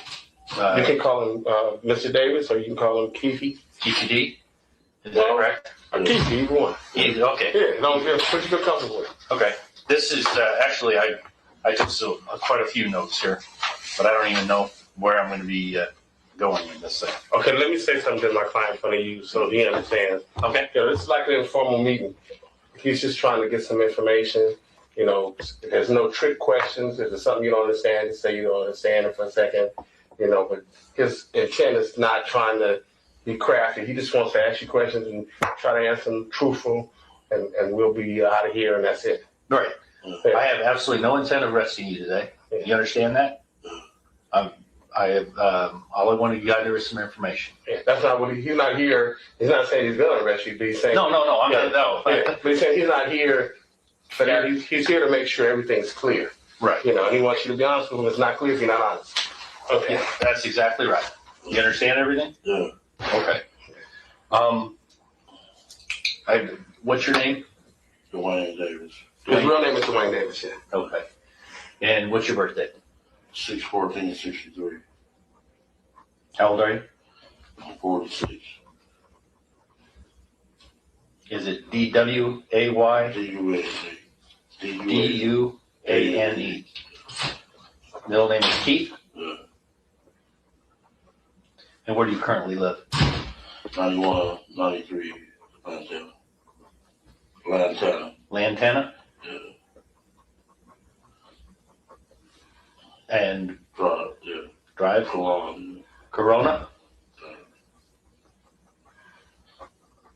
Do you have a telephone number? That works. Give me one that works. Or just. Do you have a landline? Yeah, 951 603 3474. Okay. And who do you live there with? My wife. What's her name? Paula. Paula Davis? Yeah. Does she go by any other name? Clemens. Clemens. Okay. Now, we're going to be talking about Tupac. Is that right? Well, whatever you want to talk about. He didn't actually, I didn't brief him, so. Oh, okay. You're telling him. Well, Detective Dupree gave me a call, and he says you may be help to me in the Tupac murder back in '96. Yeah. Is that correct? Yes. Okay. And back in 1996, you were living where? Compton. On Burris Street? On California. On California Street? Yeah. Okay. Did you have a place on Burris? No, I have no place on Burris. Okay. 1405 Burris, who was living there? That's my dad's house. At your dad's house? Okay. And you had other family that was also living on Burris? Yeah. And who is that? Lando, and my sister, Gail, Roslyn. Okay. Lando being Orlando. Orlando what? Okay. I know you know that I know what you're talking about, but I need to hear it from you. I'm going to ask you really stupid questions. I just need to hear the whole answer. Yeah. Okay? Okay, so Orlando Anderson is what to you? My nephew. And he went by what name? Baby Land. Did he go by any other name? No. Lando? Lando, yeah. Yeah. Well, that's what I'm referring to, because we've heard both. So I just want to know if that's the person we're talking about. Yeah. Okay. Did you have any other family over there? No. Do you have a brother? Brother.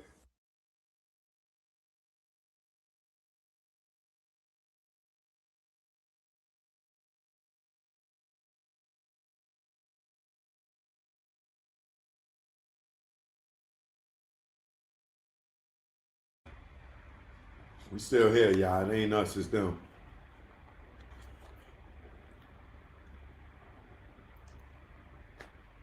They called the sidebar.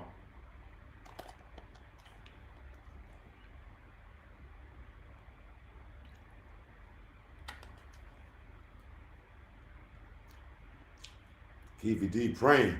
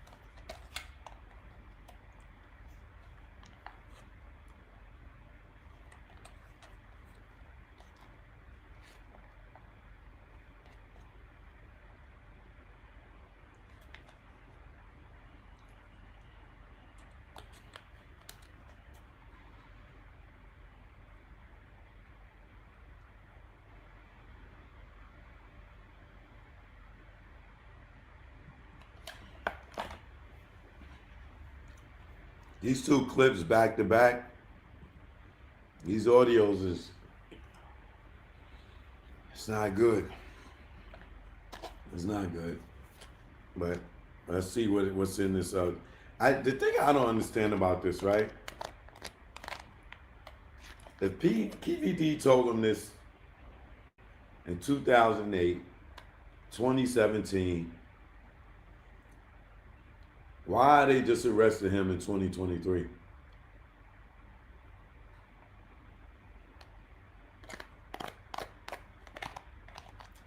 Why do they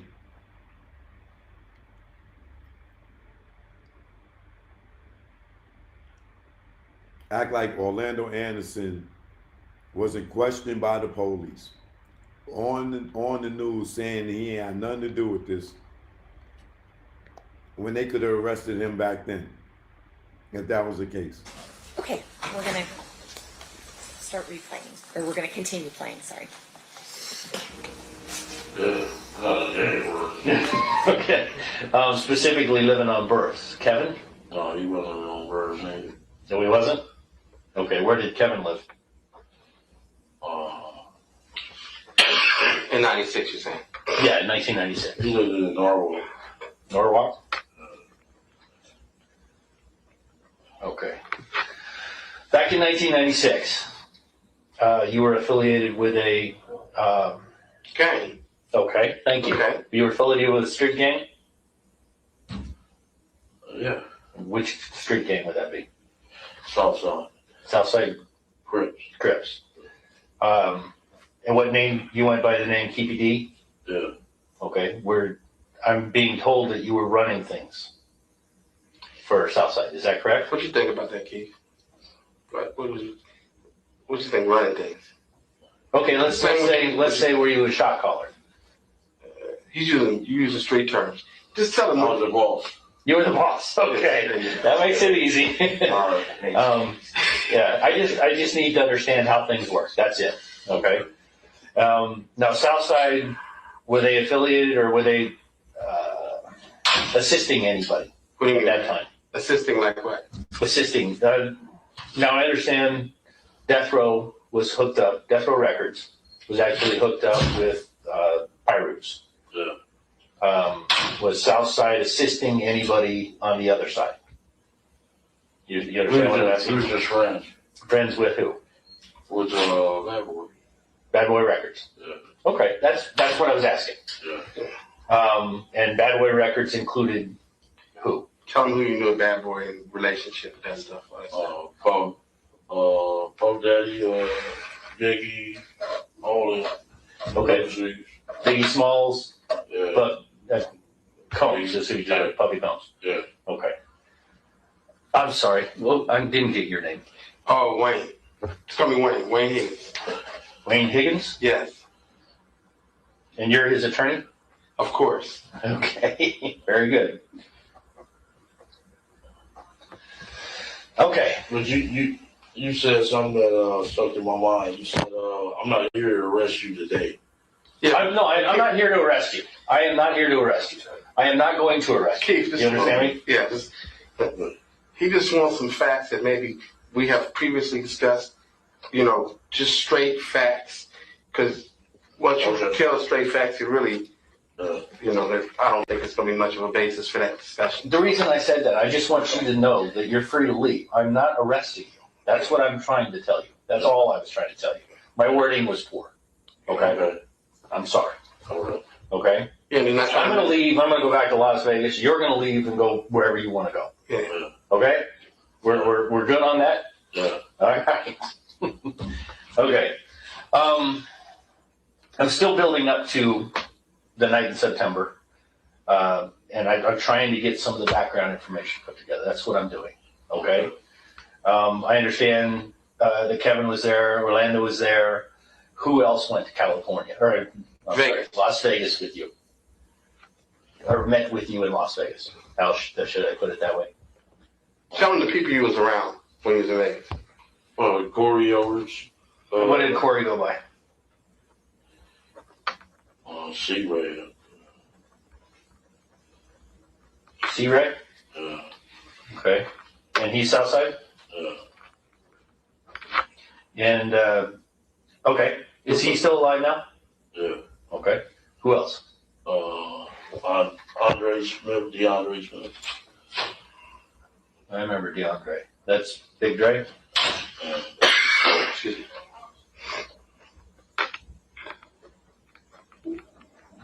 Okay. Who else? Wendell Prince. What did Wendell Prince? Yeah. What did Wendell go by? Win.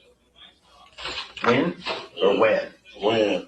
Win. W-E-N or W-I-N? W-Y-N-N. W-Y-N-N. Okay. Who else? T. Brown. That's Terrence? No, Terry Brown. Terry Brown. Okay.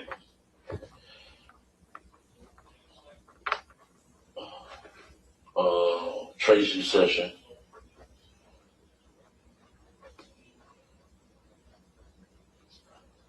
Spelled like that? Yeah. S-E-S-S-I-O-N? Yeah. And what did he go by? Trey Dog. Trey Dog. That's Southside also? No. Who is he? He's from Long Beach. He just sees Stuart. Okay. He's Long Beach, what? That's right. Inside. Okay. Anybody else go down there with you?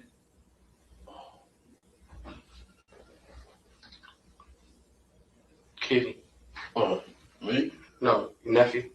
Yeah, he already said us three. Yeah, I got Orlando, I got Kevin, Corey, DeAndre, Wendell, Terry, Tracy. Your wife was down there too, right? Yeah. Anybody else? And Kevin's wife. Okay, what was her name? Gina Dina what? Davis.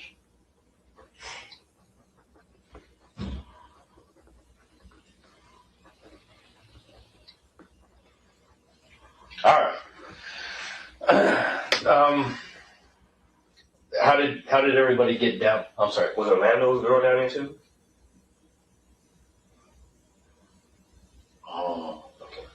Do you remember who Orlando's girl was? Yeah. Who is that? Rashina. Yeah. Rashina? Yeah, Rashina Smith. You have any idea how to spell her? RASHINA. Yeah. Rashina Smith. Okay, very good. What's this girl? I don't know if she was down there. I'm not sure. I'm not sure. Okay, that's fine. How did you get to Las Vegas? I drove a rent car. Was this like a week beforehand, the day of, the day before? You remember? We came down there like a couple of days before. A couple of days before? And you were gonna rent a car? Yeah. You remember where you rented it? Davis and Long Beach. Did you know anybody at the Avis? Or just walk in and rent it? Okay, what kind of car did you rent? I think it was Todas or Buick Rego. Rego or Todas. One of the two. It was green.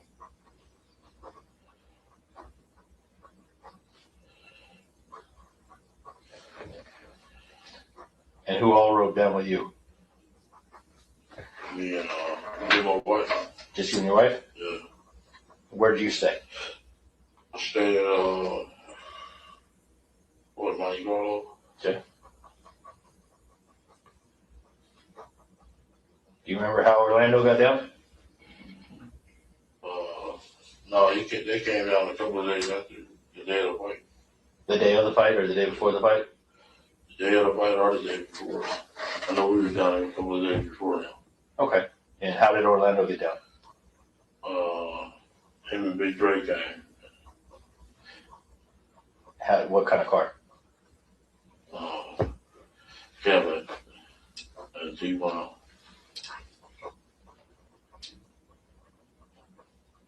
Okay. Where did the Cadillac come from? It came from LA. I mean, come. Was it somebody's car? Was it a rental car? Do you remember from where? I remember from where. Okay. What color was the Cadillac? White. 4-door, big one. You remember what kind of cab? It was a big one. 4 doors, right? Yeah. Do you know where that car went? Where they went? Afterwards, did he get returned to the rent-a-car place? Yeah. You did? Okay. So you don't remember what company it was? No. Okay. Do you remember who rented it? No. Okay. This is what helps me. If I have facts, I can corroborate everything that's said to me. It makes everything look better. So that's what I'm doing, is I'm trying to build up things. There's a lady, she died though. She passed away. What's her name? Who's he related? Harris.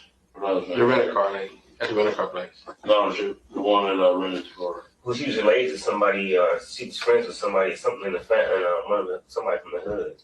T. Brown. T. Brown's girl's mother, something like that, yeah. T. Brown's girl's mother. And you said she passed away? Yeah. The Harris lady did? Yeah. Okay, deceased. Do you remember the girl's name?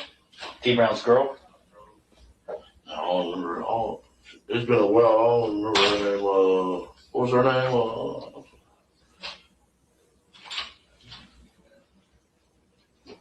Was her last name Harris? I think so. Yeah. Okay. You remember the first name at all? No. Jeez. I'm trying to remember. You said Tisa or Teresa? I'm sorry. He was just guessing, I don't think he. Yeah, I'll get back with you on that. All right. Okay. And then who else from Compton went down? Just the people I gave you. Okay. Any other vehicles? Oh, wait a minute. How did Kevin get down? They went down in the van. Where did the van come from? I think Corey people they rented it. Corey Edwards people? Yeah. Did Corey drive with Kevin? Yeah.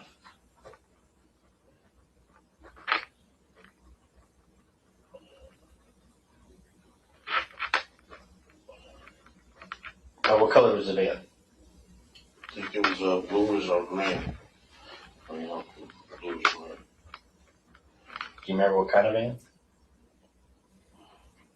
It was Astro or something. Okay. And you think Corey Edwards' people rented it? Yeah, I think so. Do you any idea who? Oh. Okay. And so Kevin Davis, Corey Edwards, who else were in that car in the van? When Tracy. Wendell Prince and Tracy Sessions. Okay. Did they go down the day before also, or do you remember? The same day I went. Okay. Or do you remember where Orlando, Big Dre, and T Brown where they stayed? No, we was over. Mostly all of us was that room. At the Monte Carlo. Yeah. Okay. What about your brother Corey, Wendell, and Tracy? Where did they stay? Monte Carlo. Monte Carlo. Okay. All right.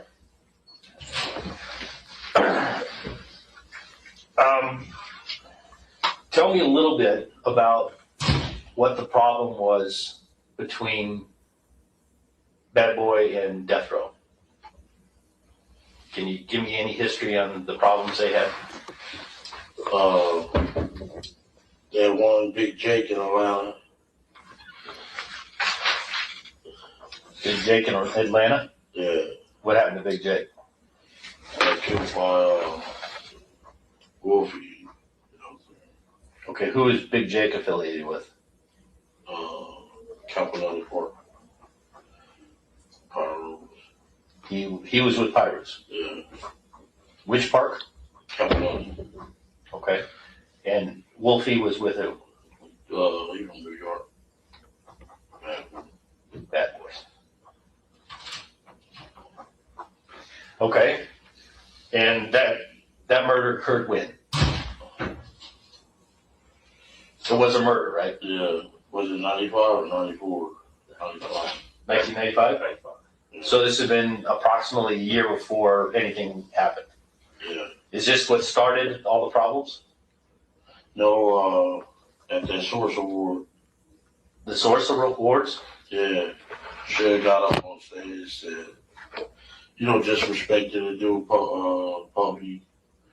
Shug Knight got up and disrespected Papi. Real bad, yeah. Yeah, he made it You want somebody, you don't want everybody dancing all on your videos.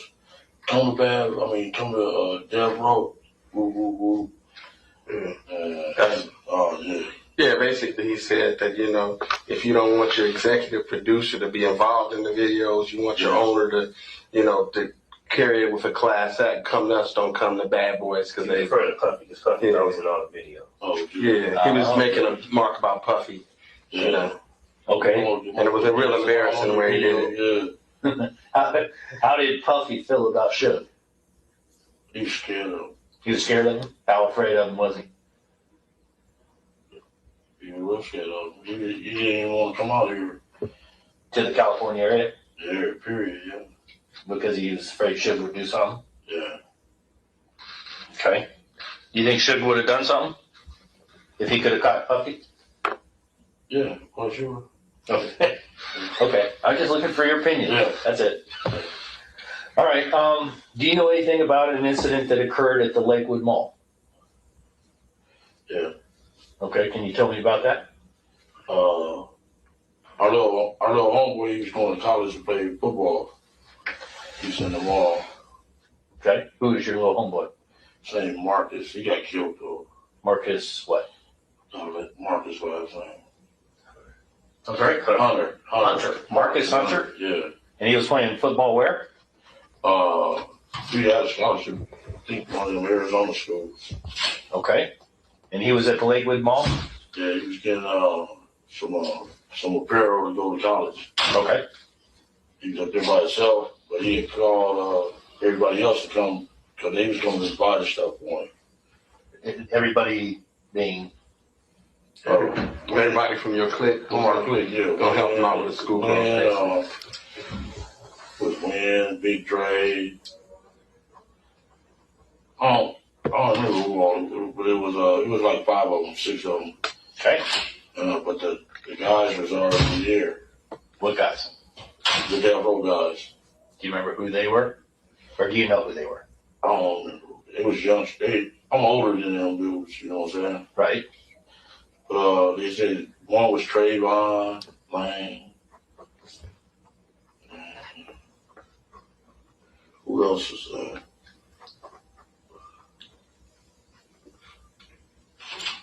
Kevin Wood. Yeah. Okay. K-Dub? Yeah. But some other little guy, I know his older brother. His brother name's Corey. I don't know the youngster name. Corey. You know who Corey's? No. Okay. And another youngster? No, I know the brother. Corey is his brother. Okay. He's a little bit older than dude, so I kind of know him. It's Corey's brother. Their mama name was last name is Stamp. They used to be from our neighborhood. Stamp? Stamps. Stamps. Yeah, Vanessa Stamps. Okay. Her son, yeah. Her younger brother of Corey. Yeah. Okay. But I know the mama real good because she's more of my age. Okay. Yeah, and they was at the mall. He was at the mall, Marcus. Okay. By himself. They was talking crazy to him, going crazy. What kind of crazy? Like, you know. Anything you can remember? Statements? Like, fuck Southside and woo, woo, woo, woo.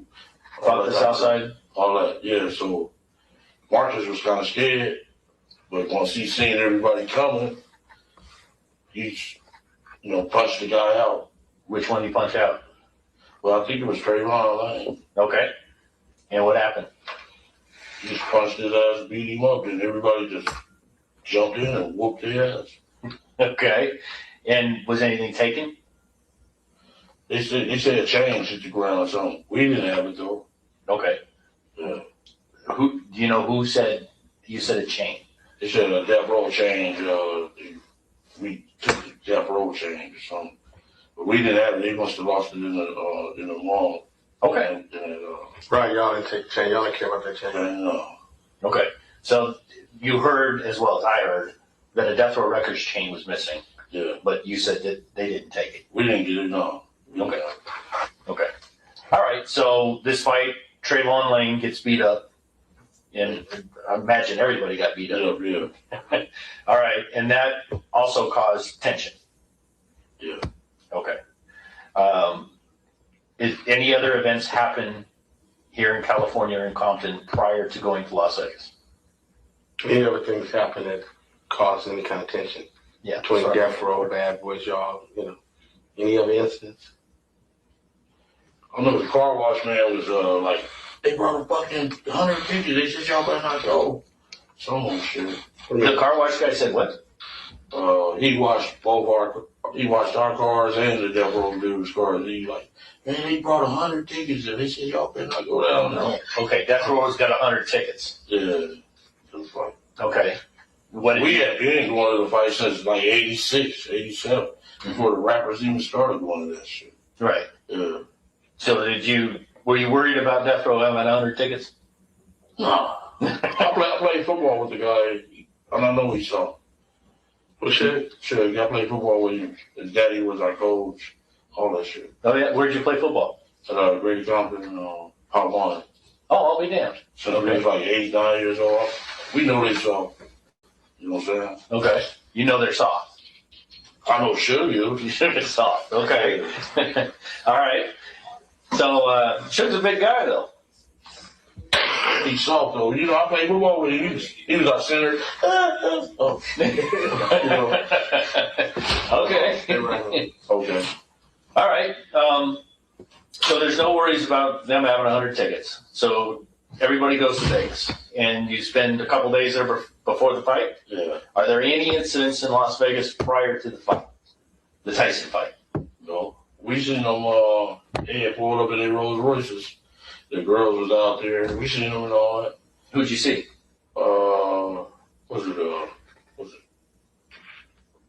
It was Snoop, Tupac, and Sugar. They had a black, white, and a red Rolls they pulled up in. Rolls Royces. Where was this? This at the MGM. For the fight? Yeah. Okay. Then Mike Tyson then pulled up in them Bentleys. And Worry, Mike Tyson, and what's his name? Don King. They pulled up in their Bentleys, and all the girls ran from their Rolls Royces to these Bentleys. You know what I'm saying? Yeah. Them things looked like Hot Wheels. They were so pretty. You remember anything about what Suge or Tupac were wearing when you saw them pull up? You remember it all? Okay, that's fine. This was like the day before. The day before the fight itself? Yeah. Okay. So there was a big entourage, girls running everywhere. Yeah. It was pretty good circus going on. Yeah. Las Vegas circus. All right. So the night of the fight, where did you all meet up? Everybody in your family? We had brought tickets from Stanford. Okay. Went in the fight. You actually bought them at the door? Or outside the door? Yeah. It cost you an arm and a leg. No. I was in prison with this guy that was one of the head scalpers around. Oh, that'll help. And I kind of had his back. He was young, and so he just gave me love when I bought the tickets. Oh, well, good. There you go. What's Sammy? Sammy is his little nephew. He'd be at everything, in front of everything. Okay. All right, that's fine. I don't want to go into that. So did you get all seats together? No, he separated. We was all around there. Okay. Then after the fight, we went into one of the restaurants in MGM. Okay, short fight? It was real short. So, do you remember you have any idea what restaurant you went into?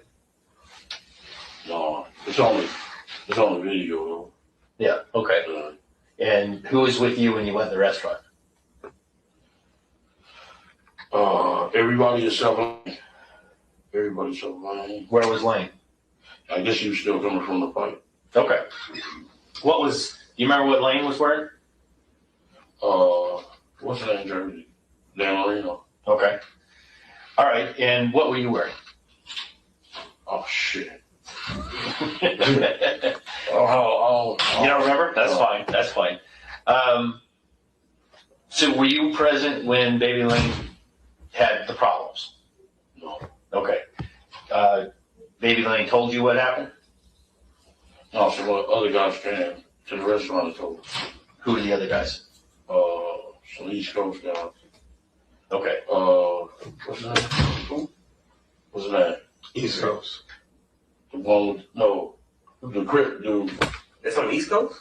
East Coast Crip. Oh, Trev. Not Trev, what's the other boy? Oh, I said it did. In Paramount. Oh. Anthony Trev, yeah. Yeah. Anthony Trev, that's what I said, Trev. Okay, yeah. He's from East Coast, he's out here. Anthony? Trev, T-R-E-G-G. T-R-E-G-G-S. Is he the one that was present when Baby Lane, he came up and helped Baby Lane after the beating? I think so. He told us. He told us, man, they just jumped on Lane. Okay. Is Anthony a little older? Was he a little older in 1996 is what I'm saying? Nah. Older guy. No. There's a male, a little older, wearing a white shirt that comes and helps Baby Lane after the beating, right after the beating. He stands there with him, helps him get zip. I don't know. Does the zip come over to you guys after that? Was he with Lane when they walked up? Or was he with... We walked up, we seen him. Okay, maybe it was Zip. Okay, who's Zip? Zip as in Z-I-P? Yeah. He's from New York. One of Papi boys. Okay, do you know his real name? Von Zip. Oh, that's his moniker too, Von Zip. I think it's Eric Martin or Equan Williams he goes by. You're killing me. Martin. Eric Martin. Or Equan Williams. Okay. And he's from New York. Yeah. And was he hanging out with you that weekend? Yeah, we are. Okay. Richie Rich. Reggie Reg? Richie Rich. Richie Rich. Oh, okay. He's from New York. Wedo was there. Wedo? Yeah. Like Hispanic Wedo? Yeah. Meaning white boy? Yeah, white boy, but he is black, but he's real light skinned. They just call him Wedo. Okay. Do you know Wedo's real name? No. Okay. Richie Rich, do we have any idea what his real name is? He's from East Coast, something like that. Richie Rich? Yeah. I think he got 30 years. That's what they said out of bed. Richie Rich did? Yeah. 30 years for drugs. Okay. All right.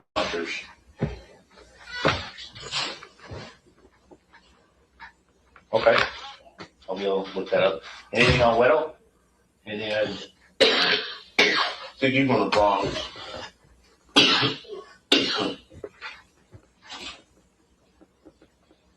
I'm not sure how to spell Wedo. W-E-T-O? Wedo? No, that's the... He just gave you that. That's what I was writing down. What it sound like. Okay. All right, so Zip, you see Baby Lane right after something happened, and he's with Zip and who else? He was with them cats. Zip, Richie Rich, and what? And what is... What did Baby Lane tell you? They jumped on him. Who? The whole shooting him.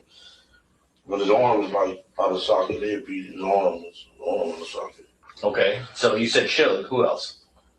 Shug, Buntry, Trayvon, Tupac. Okay. And they beat him pretty good. Actually knocked his arm out of the socket. Yeah. Anything else? Anybody else? I know the whole crew, little crew, they said he was about 18 on 30 of them. Okay. And he told you Shug actually took part in beating him? Yeah. Okay. This was all on videotape. Yeah. Have you ever seen the videotape? Yeah. Yeah, I think everybody has. All right, so they beat him down. He comes, he meets with you. What is said at that point? Is there anything said at that point? Well, nothing really said. We just went to the valet parking and got our cars and stuff. MGM valet? Okay. Were all the cars there at the MGM? Yeah. Okay. So the van, the white Cadillac, and the Buick. Yeah. You okay? Yeah, I need some water. I'm sick of this. I can't hear. Thank you for water. Nothing is said at that point. You want to wait for him to get back? Okay. So you go to get your cars. How is Baby Lane feeling? Is he? He's ready. He was actually going to the doctor. So. Oh, he wants to go to the hospital. Yeah. Okay. Is he angry? Was he mad? Yeah. I would be pissed. Yeah. I'm trying to. Did he say anything? He didn't say nothing. He was just mad. He's like, I need to go to the doctor, man. Okay. So you go out to the cars. What is Zip and Richie Rich and Wedo? What are they driving? Or did they go to the? He had black vans. Black Mercedes? Yeah.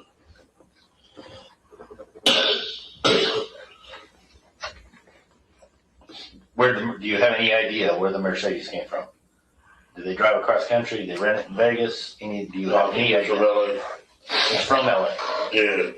Was it a rent-a-car? No, it was his. It was actually belonged to Zip? Yeah. Okay.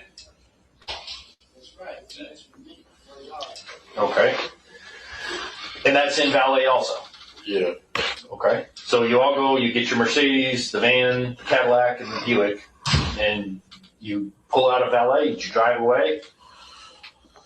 I went to Paula to the hotel and gave her some money to gamble with. Okay. Then I jumped in the van with them. With your brother? Yeah. And whoever else is in there? Yeah. And what about the Cadillac? Is that with you? Yeah, that's with us. And is the Mercedes with you? No. That's not with you. Okay, what about the Buick? You leave that at the Excalibur. Or no, I'm sorry, Monte Carlo. Yeah. Monte Carlo. Yeah. Gotta get my hotels right. So where do you go from there?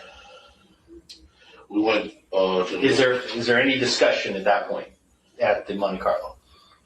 And you talk about where you're gonna go, what you're gonna do, anything. we went to the liquor store to get some drink. Okay. That's okay. Hello. I jumped in the car with Lando and him. With Lando, oh, you jumped in the Cadillac. At the store. At the store? Yeah. Is there any conversation at that point? No. Okay. And we headed up Flamingo. Okay. You headed up Flamingo or down, or okay. Never mind. Where's the liquor store? Is it on Maryland? Maryland Parkway? Yeah, there's a liquor store right there on the corner of Flamingo and Maryland. Okay. We was there. Okay. And we left from there, and they got caught by the light. The van did? The van did. Okay. And we got to Los Angeles Boulevard. Where were you guys going? Were you looking for something? No, we was going to the MG. We was going to the hotel. Back to the hotel. We had our drinks and stuff. Okay. This is where we're at. They leave. He drops his wife off at the Monte Carlo, and he leaves the Buick at the Monte Carlo. He then jumps into the van with his brother and those guys, and they're followed by the Cadillac. Yeah. They drive to Maryland Parkway and Flamingo, which is going to be to the east. And they go to a liquor store and they buy some liquor. They then decide to drive up Flamingo to the boulevard. Yeah. And you're now in the Cadillac. Yeah. With Baby Lane, and the van is following him at this point. No, the van got stuck in the light at Maryland Parkway, or one of the ones. One of the lights, yeah. Okay. So you're headed west on Flamingo. Yeah, that way. Okay. Okay. And we had the light on Las Vegas and Flamingo, and Tupac hanging out the window, and all the girls were going crazy on the corner. Shit, there was motherfuckers right there. Mm-hmm. And hooked the U-turn, went on the side, passed by all the cars. Okay. This right here is Cobalt, and this is Flamingo. Okay. Yeah. This Maryland Parkway is down here. The boulevard is right here. Yeah. Okay. So you drive all the way up. You see Suge hanging out the window. Tupac hanging out. I mean, sorry. Tupac, yeah, Suge wouldn't be able to do it. Tupac's hanging out which side? Passenger side. Okay. Did you see who's driving at that point? Yeah. Who's driving? Okay. Anybody else in that car? No, it was just empty. What kind of car was it? 750 BMW. Okay. Are there other vehicles in line with them? Yeah, a whole lot. A whole bunch? You remember the vehicle right behind it, or no? Do you? A black jet or an SS Impala. Okay. Then there was another BMW wagon. He was on the other side. So it was about 18 cars. Okay. All right. So you come down. There's a turn lane to go this way, and there's actually 3 travel lanes, and then there's a lane to go this way. What street is this? This is Cobalt. This is Flamingo. Okay, the boulevard is right here. Las Vegas, and we came this way. Right. Made the U-turn. Okay. And you're now behind the entourage. Yeah. Okay. Then we pull up on the gutter lane. Okay. Pull up on the side of it. Okay. Were you in the gutter lane or were you? He was on this lane, the right hand turn lane, right there. Okay. And you're in the white Cadillac. Who's in the white Cadillac? E.T., Lando, and Dre. Okay. Let's start with you. What seat are you in? On the passenger seat. Well, which passenger seat? Front or back? Front. Front passenger seat. Who's driving? T-Brown.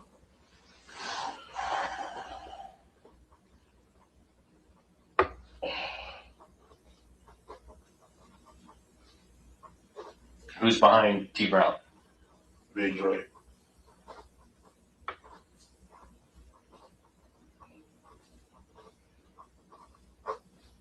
And I guess Orlando would be behind you. Yeah.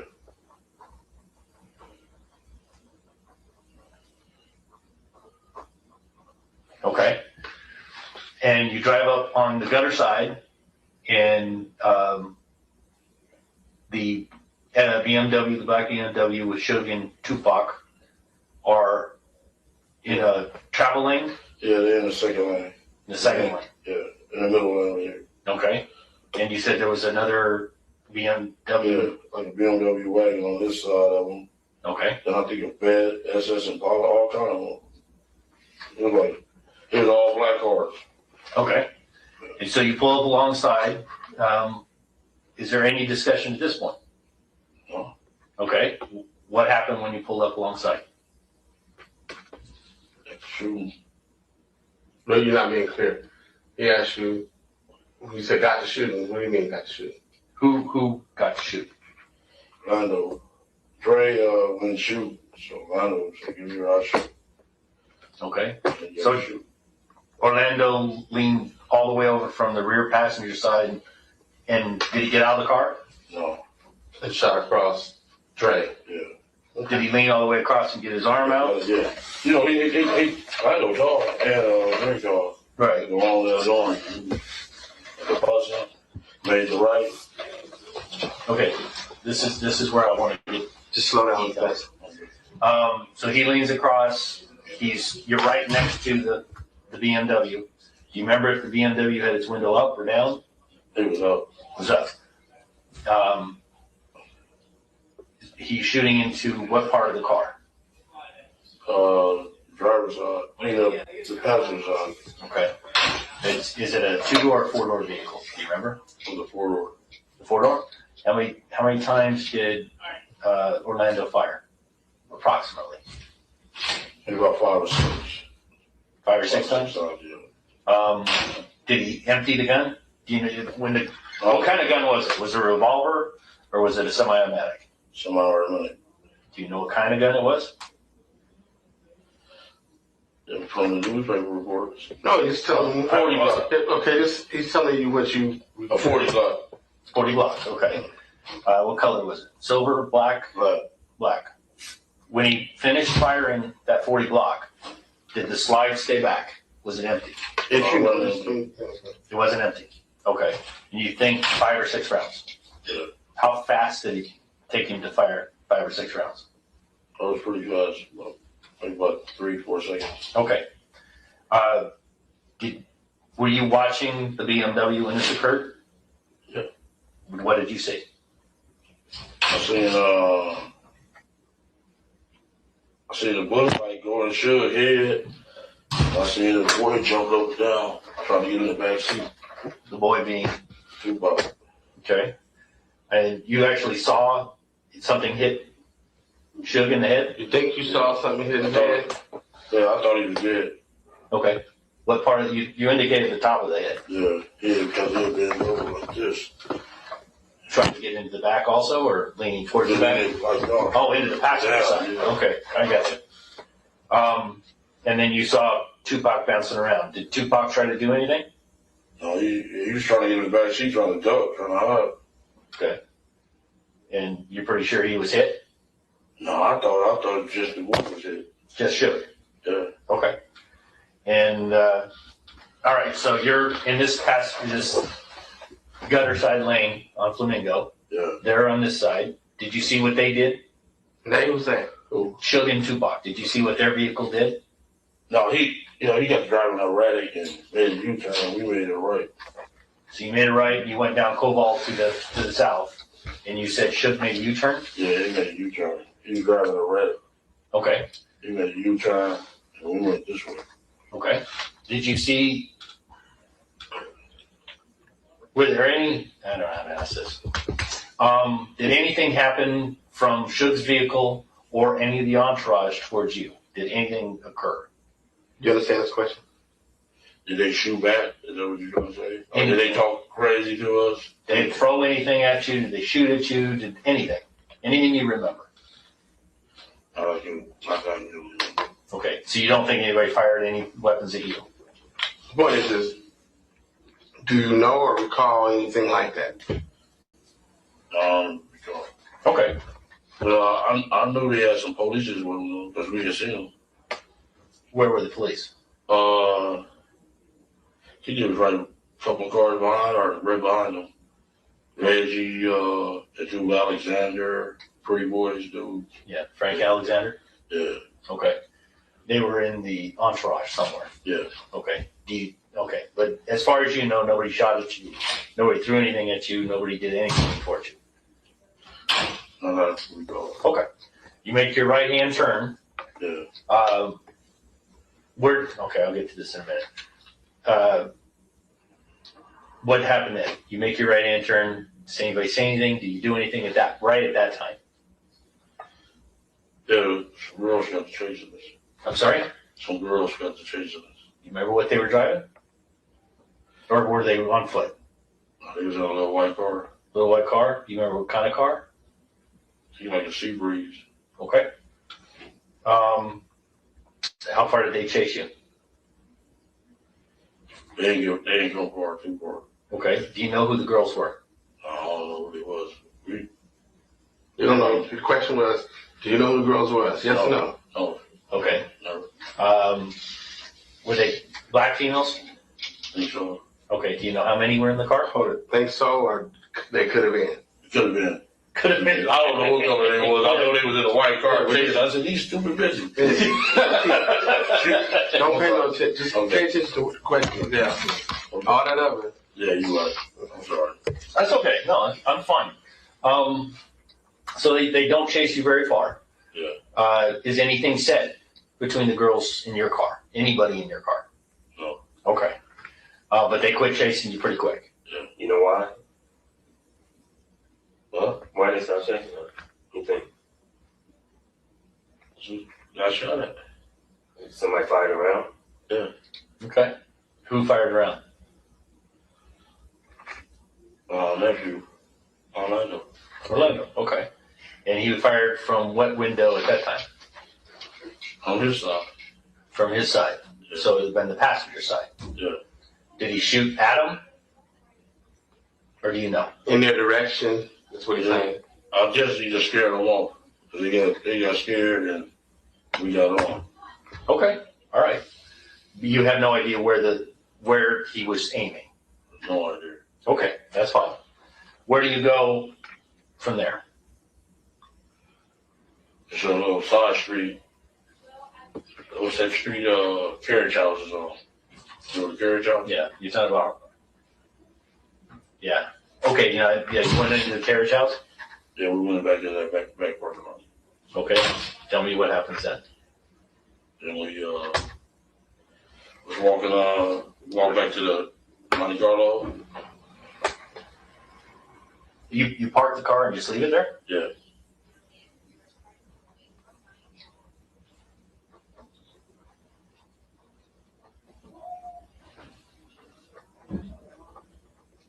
So you park in the rear parking lot for the carriage house. Yeah. Is that correct? Yeah. And you leave the white Cadillac in that parking lot. Yeah. And you walk to the Monte Carlo. Walk by the MGM where that Coca-Cola sign is. Yes. Yeah, we walked by that little street. The lane was somewhere else. I'm sorry? Lando went somewhere else. And do you know where Lando went? I don't know where he. Did he still have the gun? No. Where was the gun? On the tire of the Cadillac. You left it on the tire? You So remember? the question is, Orlando left front tire, right? Yeah. Okay, that's what he meant. Yeah. Do you know which tire? I think it was the front passenger side. Front passenger. Okay. And everybody walked. You went with T Brown and Dre back to Monte Carlo. Yeah.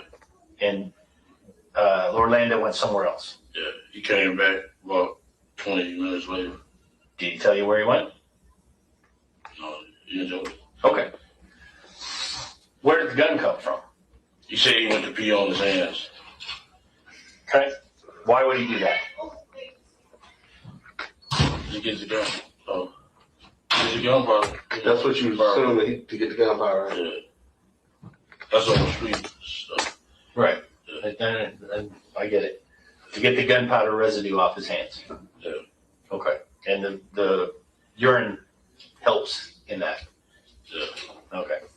I get it. Where did the gun come from? From Zip. Okay. At what point did Orlando get a gun from Zip? Parking garage. Which one? GMGM. Oh, at the valet. Yeah. Okay. Tell me about that. You come out of the fight. Orlando's been beat up. Yeah. Oh, why does Zip give Orlando a gun? I mean, you want him to assume what happened, or anything you heard at this point? I want to know what you specifically heard. what you heard. What I heard? Yes. What does Zip say? Or Orlando. What anybody said at that point.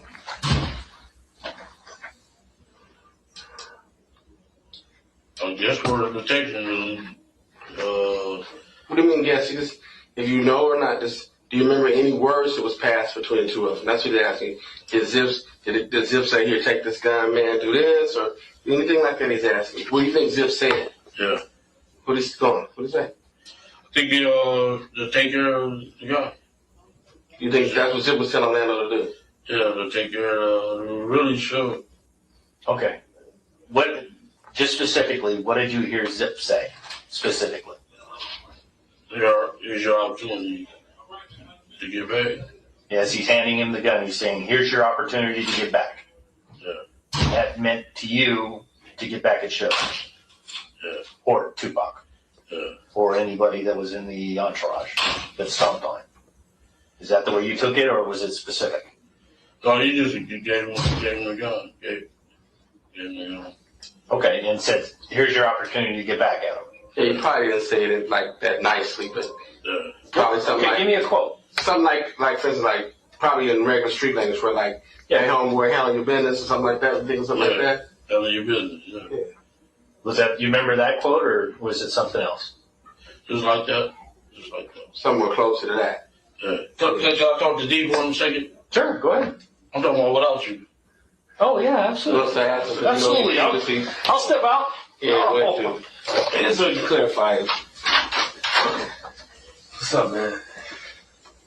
Okay. Hold on one second. Let's do it quick.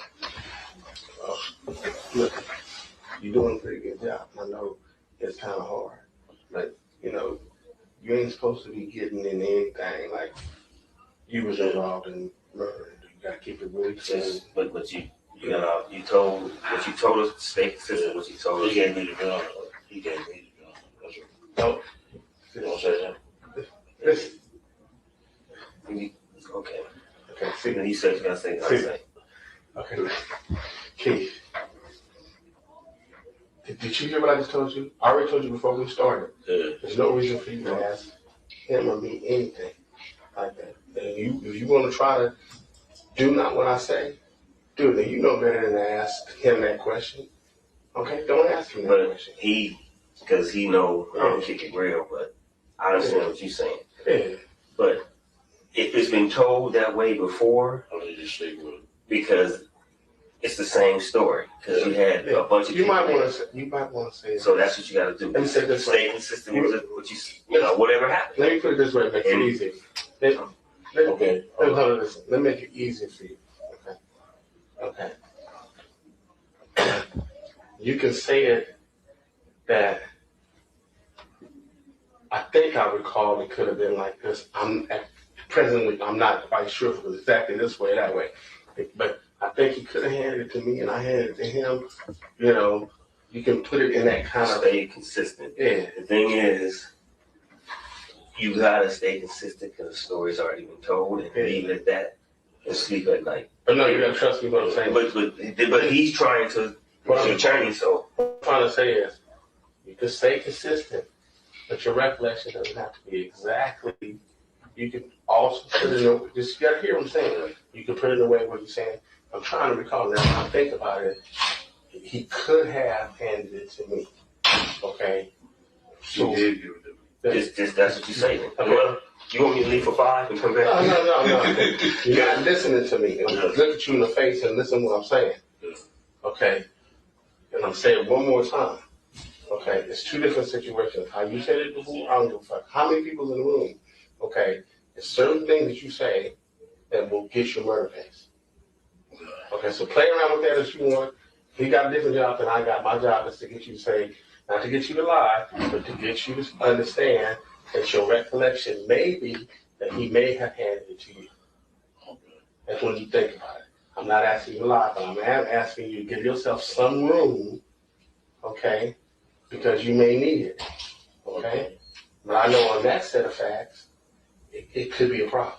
But I thought they said whatever I talk tell them. The bottom line is just you're not understanding. Just to your attorney, because he's your attorney, but tell the story. Okay. And let's just get through this. I'm just saying that when you tell the story, it's all good. Let me hear what I'm saying. When you tell the story twice, okay, you can either lock it in clearly as it is, or you can still leave some room and not lie. That's all I'm trying to say. Okay? Okay? Because what he's saying to you at the end of the day, it's two different programs going on that I don't control and he doesn't control. Okay? We can do the best we can do.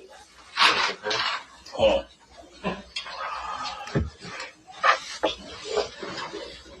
Okay, we might want to go over some things because he may recall some things in detail that maybe we know from previous conversations. And we want to make sure that it's consistent, you know, of the things that he may recall or not recall. So we might want to backtrack a little bit, but at the same time, if he remembers it exactly or not, just do the best you can. Absolutely. Yeah. Listen, the way I want to do this. That was a long ass time ago. I understand that. I completely understand that. Yeah. I have problems remembering what I ate yesterday. Yeah. This is a big event. So my plan was to walk you through it real easy, like we just did. Yeah. And then we'd go back and you could add details. And if we want to go back again, we can add details again. Yeah. Okay. I'm at this point, what I'm trying to do is spark your memory. Yeah. So remember, he's asking you specific questions. He may ask you what happened with Orlando or this or that, and he may ask you what happened with you. So when he asks you something specifically that you know that you recall, then you answer that question according to you. If he asks you what you think happened between Orlando and someone, then you answer it according to that. That's what you need to clarify. All right. Okay. That makes sense, right? Absolutely. Yeah. Okay. And because I don't want him to assume that something that was Orlando or Mac or this guy is you. When he wants to come back to you, he'll say, well, now, Keefe, you tell me about this. Yeah. Okay? Does that make it better, easier? Yeah. You comfortable with everything? Yeah. Okay. So we went through the part where you guys went to the carriage house. Now we're back to the valley at the MGM. Yeah. You come out of the MGM, you're with a very large group of people. You get 4 vehicles, right? We got it. There's 3 left. Okay, you get the Buick, which you drive over to Monte Carlo. Yeah. You get the Cadillac. Yeah. You get the van. Yeah. And you get the black Mercedes. Mercedes stayed. It stays at the MGM. Yeah. Okay. Who gets into the black Mercedes? I had got in there. Had Chick Foxy Brown. That's it. Foxy Brown from TV? Or the movies? Foxy Brown, the rapper. There's a rapper called Foxy Brown. Yeah. Okay. There's Foxy Brown, the movie that had Pam Grier. Right. Yeah. Okay. This is a young rapper. Okay, young rapper. Yeah. Okay. Young rapper. All right, so there's the rapper, Zip, and you get into the Mercedes. Yeah. Okay. When you got in, what happens? Is anything said when you get in by anybody? I can't recall what the exact words were said. Okay. Yeah. But he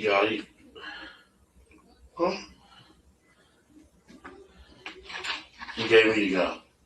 Okay. Who gave you the gun? That's it. Okay, where did he get the gun from? The glove compartment?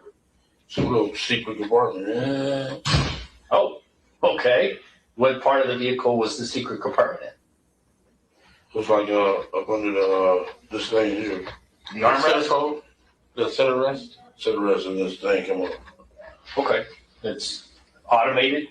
Yeah. Mechanic? Okay. So the three of you are still in the vehicle at that time? No, it was just me and him, yeah. Okay, where did the... After step out.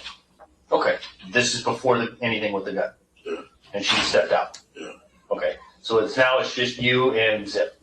And he automates this thing and there's a gun there? Yeah. Okay, and he gives that gun to you? Yeah. And what kind of gun is it? The 40 Glock. The 40 Glock? 40 Glock, okay. I told you I'm gonna ask stupid questions. I promise you I'm gonna ask stupid questions. So he hands you the 40 caliber Glock. What does Zip say to you when he hands you this gun?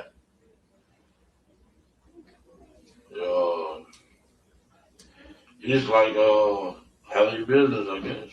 You know, Something of like that nature. Yeah. Okay. And what did you take that to mean? They asked us, did we need some help? We like, no, we don't need no help. We want to get some liquor, chill, you know. Sure. Yeah. What did you take? Do you need some help to mean? Like, let's go get them. Okay. Go get who? The entourage. The entourage. You talking about Suge Knight? We're like, no, we don't need no help. We told the East Coast guys that either we want to get some liquor, and we just happened to run into their house. Okay, but you took the gun. Yeah, we took the gun. Okay, you say we. What do you mean by that? Our little group took the gun from him. I mean, I got the gun from him. Okay, what vehicle do you get into? I got into that Buick. Okay, do you still have the gun when you get into the Buick? No.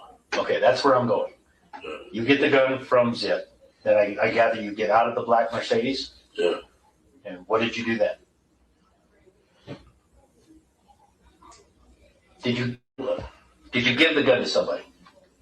Yeah, I gave it to the Cadillac. I don't know who I specifically handed it to, but I gave it the gun to the Cadillac. To who? Huh? To the cat? Somebody in the Cadillac, you saying? Yeah. The white Cadillac. Yeah. And the people in the white Cadillac are Orlando Anderson, Yeah.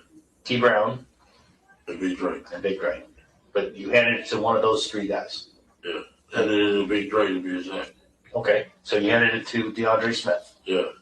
Okay. Did you say anything to DeAndre when you handed him the gun? I didn't say nothing to him. I just went. Then we went and dropped the car off. Then we If he hands me a gun, I'm gonna say, what the fuck? Why are you handing me a gun? Keefe, you don't, listen, stop. Yeah, okay, I got you. Okay, stop. Keefe, hold on.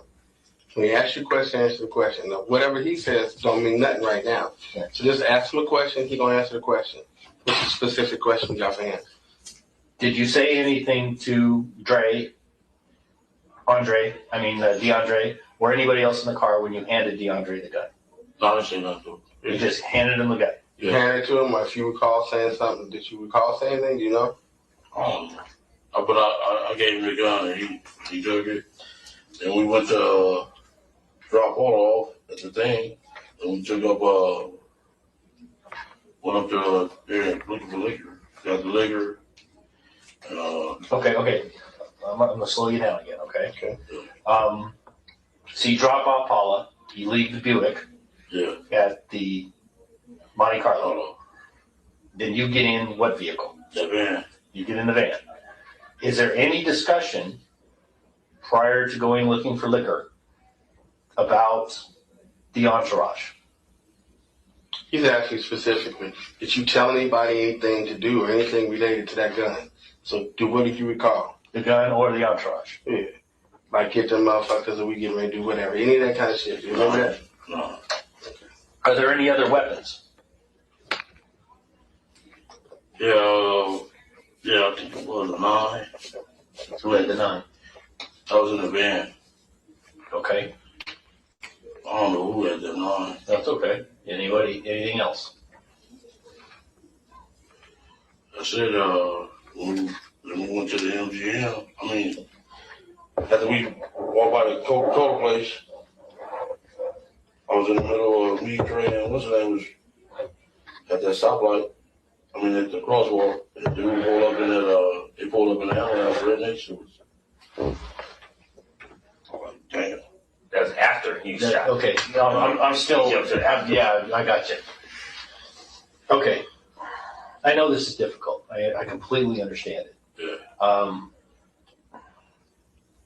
What I'm looking for specifically is Orlando or anybody else say anything about looking for the entourage. No, we just got lucky. You talking about before anything happens? Yeah. Meaning, was y'all looking for them, or did you happen to bump into them? That's what he's really asking. We happened to bump into them. Okay, but you weren't looking for them. Did you guys go to the club or anything looking for them? Yeah, we went to the club. Which club? 626. That was after the incident? Just before the incident. Okay, so the time. Okay, so you leave. Let's start. Okay, you leave the MGM. You drop Paula off at the Monte Carlo, and you leave the Buick there. Yeah. Okay. Now this is before you go get liquor. Yeah. Did you go to the 662 Club from Monte Carlo? Yeah. What does 662 mean? I think blood on every mob, whatever. Mob? Yeah. If you dial a phone, yeah, comes out as mob? Okay. What's your bloods? What's your blood? Yeah. After that, we went to the store and got the liquor, and we happened to run into the. Okay. Okay, he'll go back to that. Yeah. When you went to the 662 Club, did you see anything? Did you go inside? No. Okay. Did you see anything? What were you looking for at the 662 Club? We were saying it wasn't here. Who? The mob. The mob dudes, Death Row. Death Row, meaning who? The dudes that beat up Rondo. Okay. Specifically, who? Sure. Suge Knight and Sure. Suge. You wanted to show it. Okay. Understood. All right. So you go to the 662 Club. Suge's not there. Or that you can see. He's not there. Did you send anybody inside to look for Suge? No. No. You just went up and saw that his vehicles weren't there, or did you ask if he was there? How did you determine he was not there? There you go. Their vehicles weren't there. Their vehicles were not there. Okay. So were you going to wait at the 662 Club for Suge to show up? No. That would be too dangerous. Okay. So you leave the 662 Club and you decide you're going to go get some liquor. Yeah. And you go find the liquor store at Maryland Parkway in Flamingo. Yeah. And the liquor store here. Liquor store on the corner. Yeah. Yeah. Okay. All right. So you pick up some booze. Yeah. And you talk while you're getting the liquor. Is there any discussion at that place? I just got into the camp like Orlando now. Boned out. Okay, I'm looking for discussion. Any discussion about, are you going to go back to the 662 Club? No, we was going back to the room to go smoke and drink, you know. Okay. The lady was like, man, my arm feel broke. Okay. Yeah. He was like, I need to go to the doctor. Okay. So you jumped into the Cadillac with Lane. Yeah. What was your plan? Or Go back to the MGM. Go back to not the MGM, but the Monte Carlo. Monte Carlo. Okay. You went to the 662 Club to find Suge. Was there any discussion by anybody about what you would do with Suge if you found Suge? No, the car I was in was scared.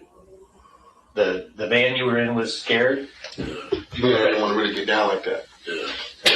What about Baby Lane and the Cadillac? They had a gun, right? Yeah. They had just gotten a gun from Zip. Yeah.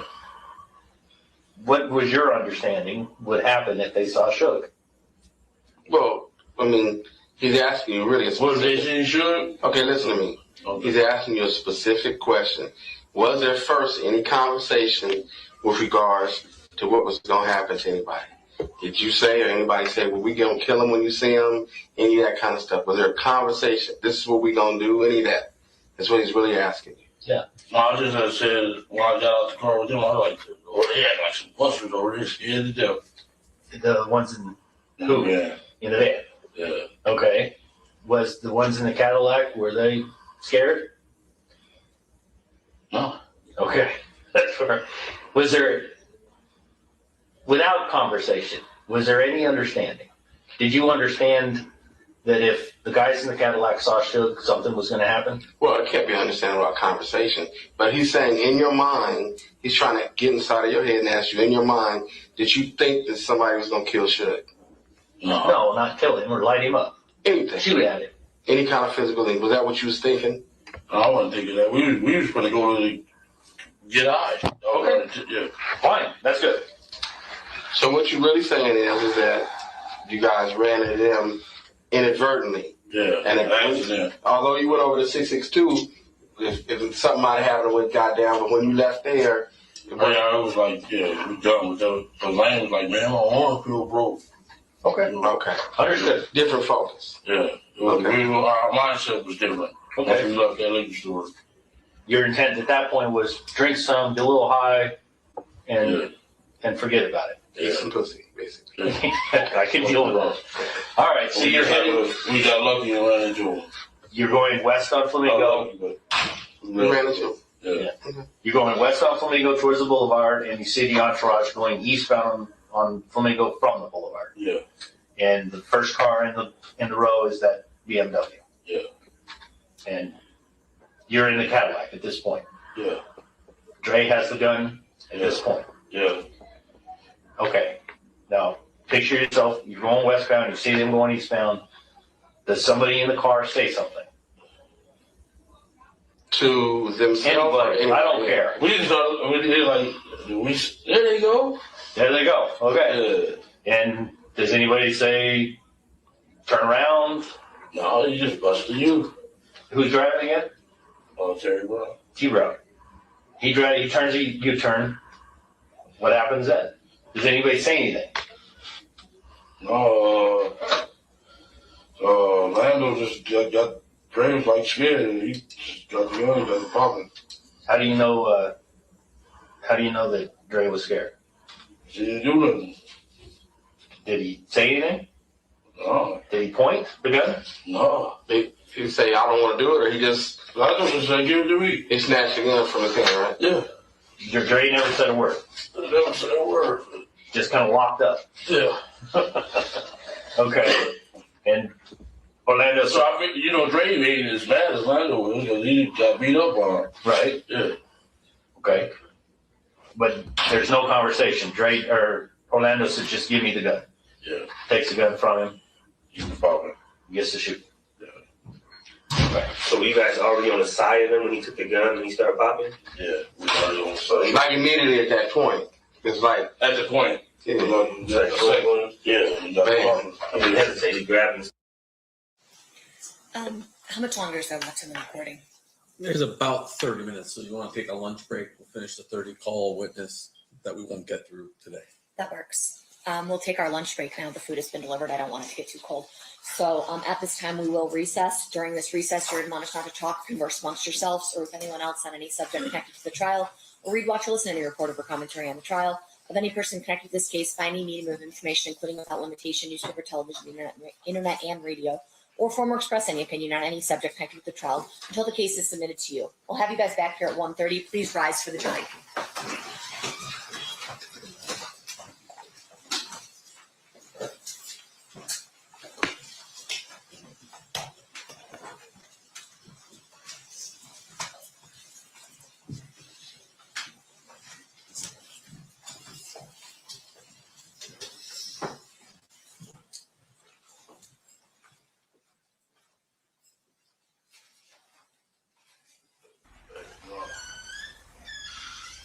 Zach?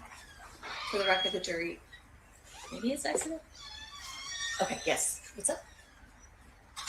They keep giving out my address. They broke in my house, vandalized my house, vandalized my white car. You know what I'm saying? They keep giving out our address. Now they gave out my sister's address. This stuff is wrong.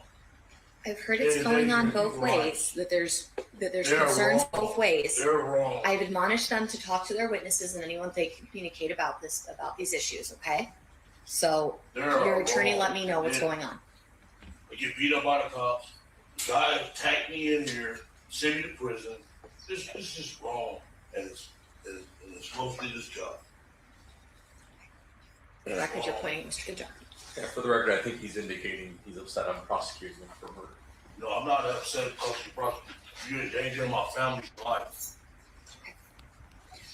State, again, like we talked about at the bench, you're going to stay in communication with your witnesses about not doing any of that. Goes both ways. Mr. Stamps, you'll talk to your client about not communicating with witnesses as well. Yes, ma'am. Okay, perfect. We'll be in recess. Thanks, everybody.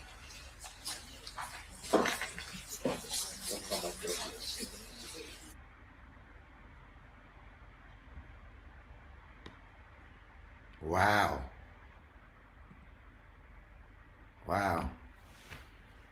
Now, I heard they shot up little Keefe D's car the other day, yesterday. They said they shot up little Keefe D's car. I guess now they just broke into his wife Paula's car. Like, it's getting ugly out there. They said they were shooting the other day out there. This is really getting ugly on another level. I mean, really ugly on another level. Man, this is, yo.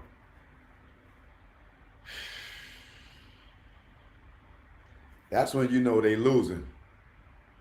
That's when you know they losing. This is getting crazy.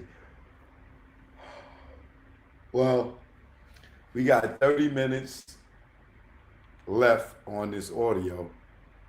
I don't know how funny this, if it was as funny to y'all as it was to me, to hearing Darren Dupree coach Keefe D and tell him what to say.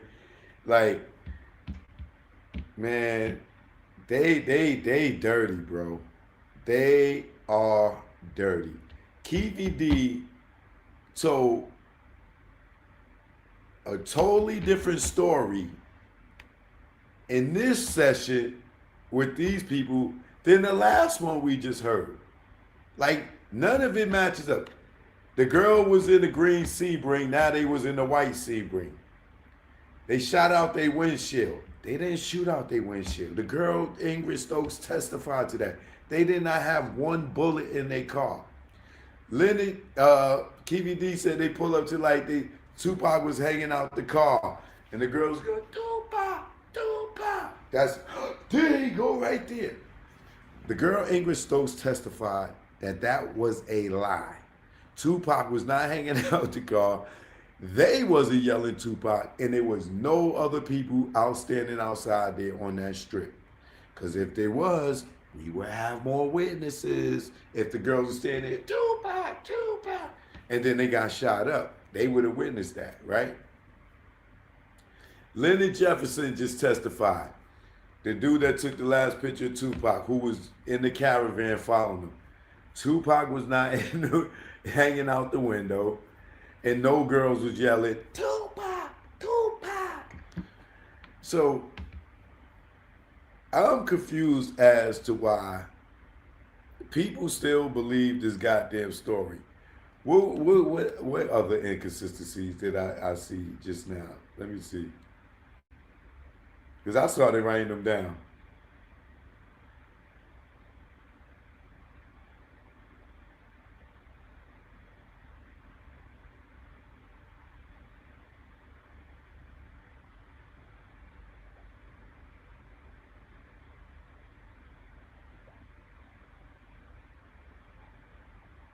Keefe D said they went over to 662, but they left because it was too dangerous. In prior interview, Keefe D said they drove into the parking lot and sat in the back of the parking lot and waited for 45 the hour.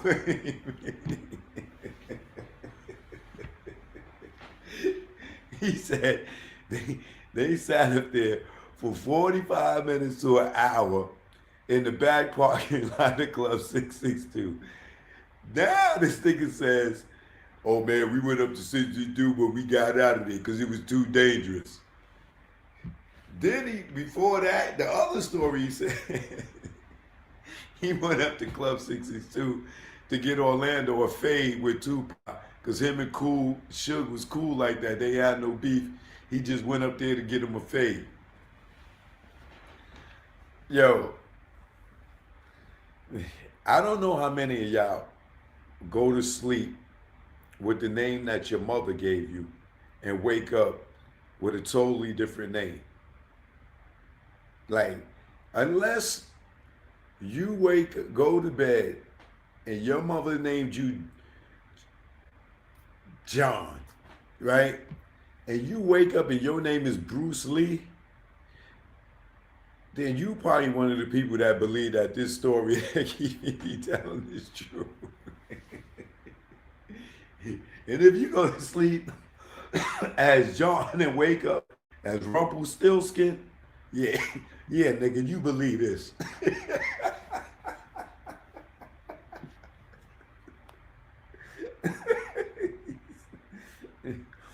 Yeah. Then he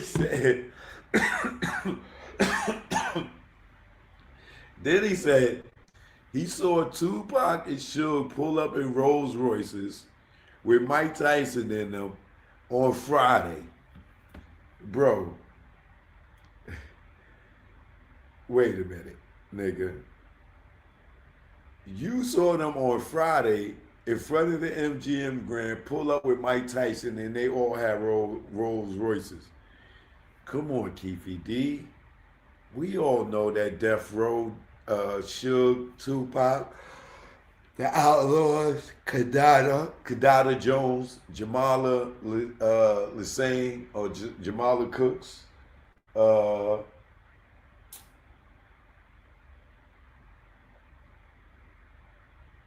Suge and them all rode up there on Saturday, bro.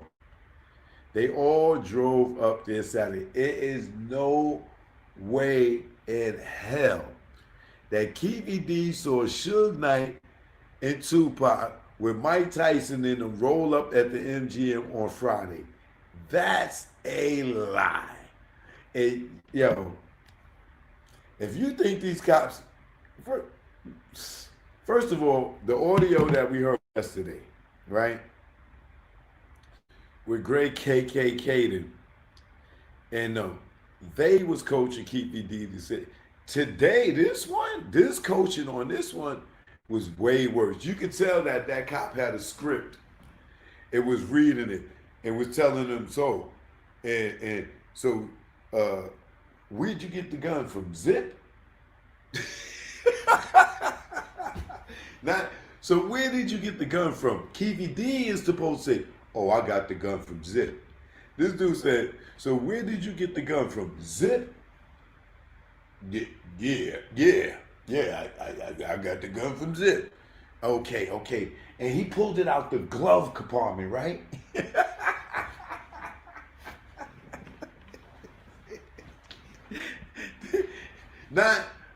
So you got the gun from Zip.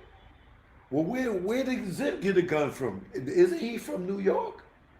And let Keefe D tell him where he get the gun from. So where you get the gun from? Zip? And he pulled it out the glove compartment, right?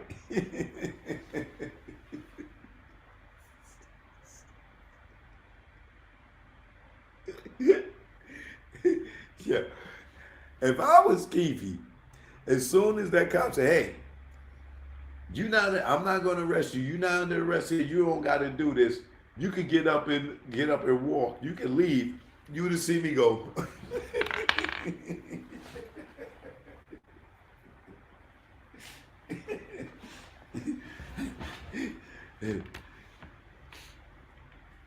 But we know that Keefe didn't do that because what? Darren Dupree has something on him. That's why he brought him there. For him to tell that goddamn bullshit ass story and stick to the script just so they could get it off of the police, allegedly. That's what I choose to believe, that they went this hard with this Tupac story to cover up who really did it. Because clearly, Keefe D don't need no coaching if he did it. I guarantee you, if you see me tomorrow, if I don't tell you my name is Arthur Austin, I'm probably going to tell you Choke No Joke. But I'm not going to tell you my name is Michael Bivens. I'm not going to tell you my name is Malcolm Jamal Warner. Rest in peace. Right? I'm not going to tell you my name is Tretch from Naughty by Nature. Every day you see me from this day on, moving forward, until I, God forbid, get dementia, I'm going to tell you the same goddamn story every time.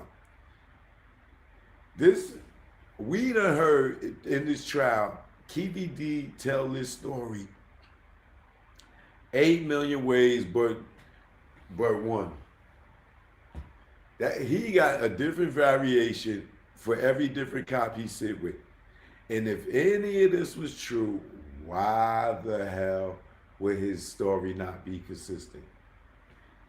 If all this was on the up and up, you telling me that they killed Tupac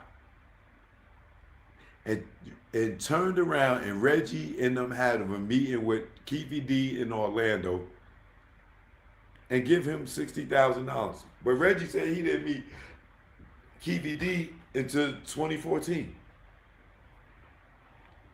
I put my Louis bag back. Oh.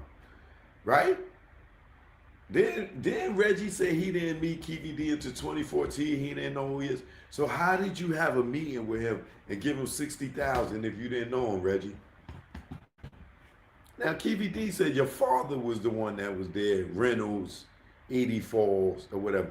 But since you want to insist that it was you, because we know your dad is probably tired of you from you putting that $3 million dirty drug money that you made with the Gray Street Crips in his bank account, right?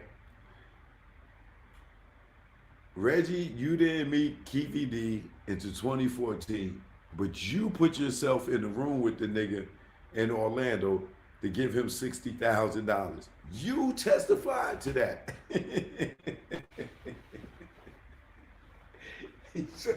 So you knew Orlando was the killer all this time, and you sat down with this nigga to give him money to testify for Suge, and nobody got arrested for witness tampering. You could pay a killer, alleged killer, right?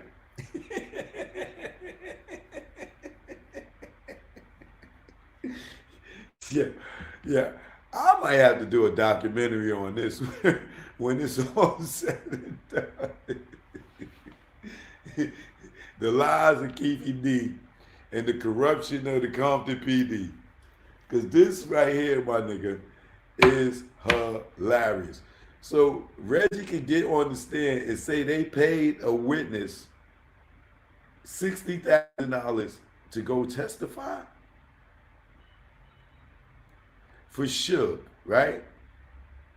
In Orlando, that nigga was that bold to go sit up in the courtroom with a nigga he shot in the head.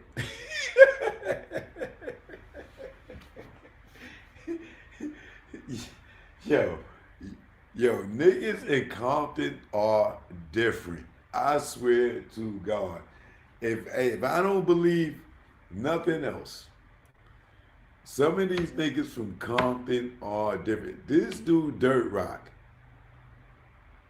was getting checks from the police, $4,000, $5,000, $2,000, to tell on people. They sat up there on the stand and act like it was nothing wrong with that. And now everybody's mad at Keefe D, but nobody's mad at Reggie, right? Y'all niggas is shooting up cars, vandaling cars, or whatever y'all doing to Keefe D family, right? Y'all doing all that to Keefe D when Reggie's the one that sent him to jail. None of this would have been coming out if it wasn't for Reggie. So how the hell are y'all mad at Keefe D?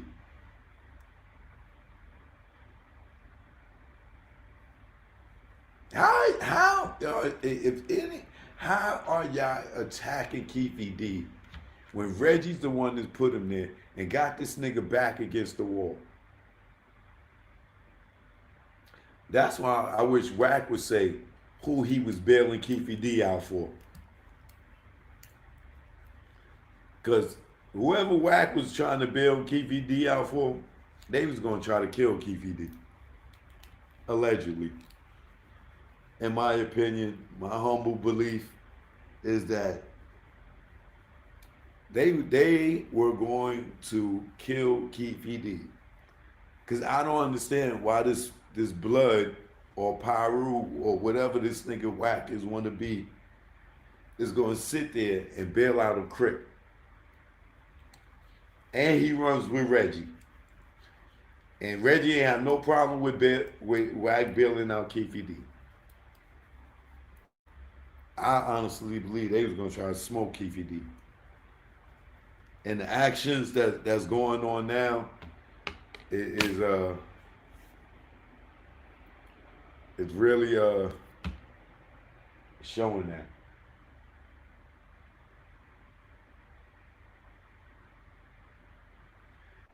Yo, man, this story don't match this other story, and you got to believe there got to be at least one person on that jury like this is bullshit.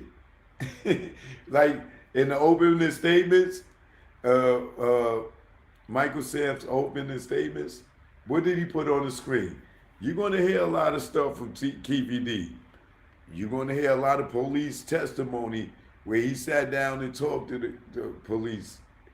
But anybody that knows Keefe D knows that and he put the word bullshit on his screen.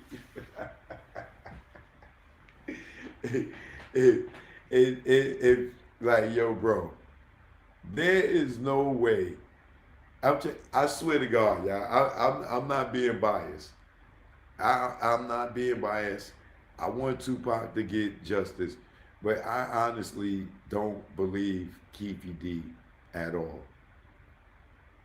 Especially when I'm hearing these cops tell him what to say. They telling him what to say. Like, yo, man, this is hilarious, bro. It ain't real. This is not real, man. This is so not real. This is so not real. Oh man. Let me give y'all let me show y'all the view of what Saigon look like at night.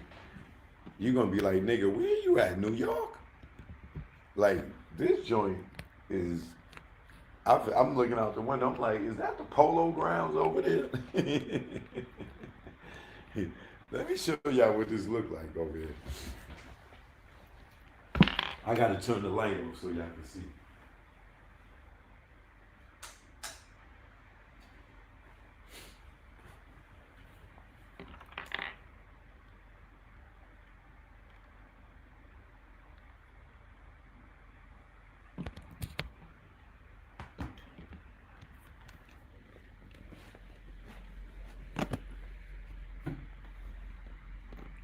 Can y'all see out there?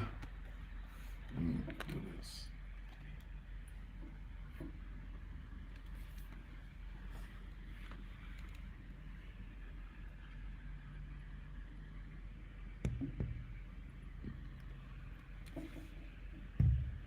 Tell me that don't look like, I don't know if y'all can really see out there like that because of the reflection, but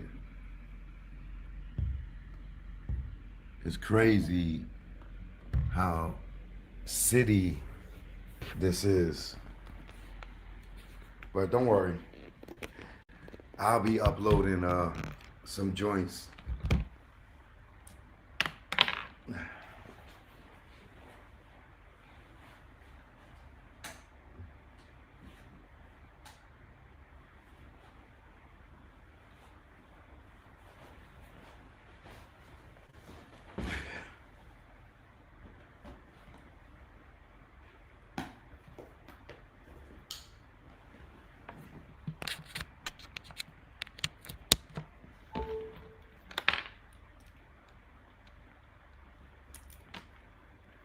Somebody said, "What projects is that?" I'm telling you, man, there ain't no projects. I'm in Asia. They ain't got projects out here. Well, I don't know that for sure. I gotta do a little more exploring. But it feels like New York. The traffic here. Oh my God! I should have never left where I was at. I feel like I'm back in Atlanta. God damn, the traffic here is retardedly dumb.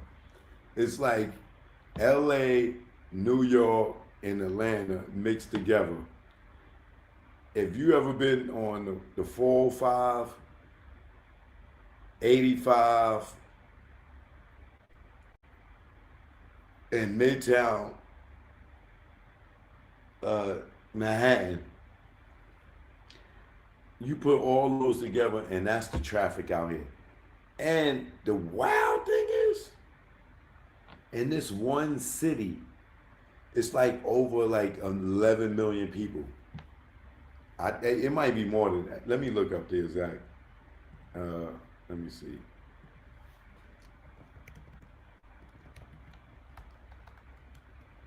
Because this traffic is ridiculous.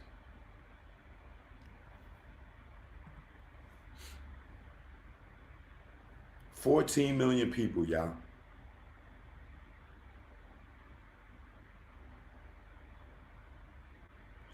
Can you imagine 14 million people in one city?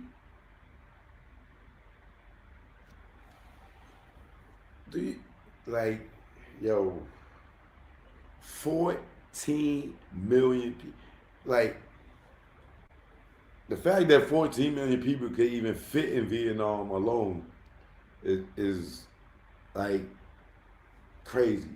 But in one city, 14 million people. Yo, you should see the traffic here. Did I? Let me see if I recorded.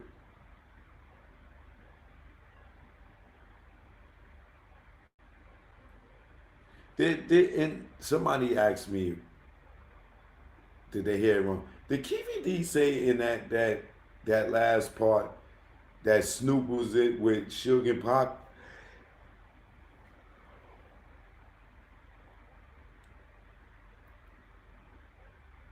Did Keefe D say that? That he saw Snoop with them on that Friday?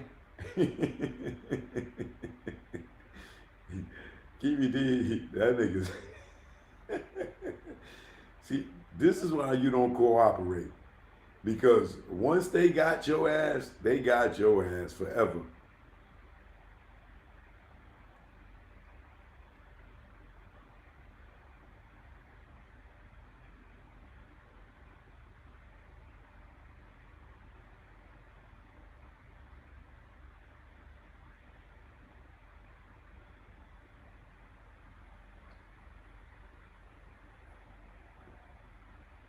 Look at this joint. This joint right here. Yeah, it's crazy.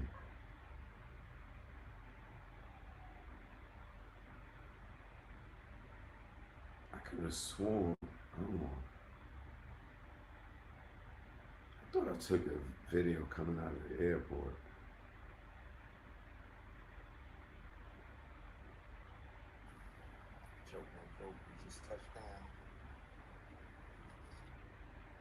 Oh yeah, I did. Can you see the traffic here?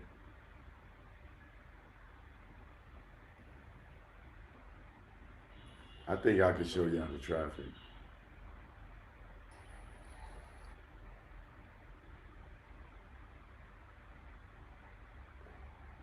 No joke, we here.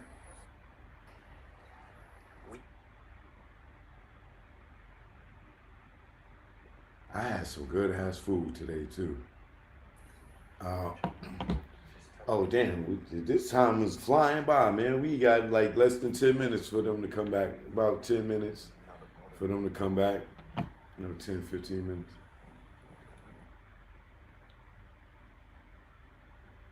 I'm gonna give y'all a little preview before I post this.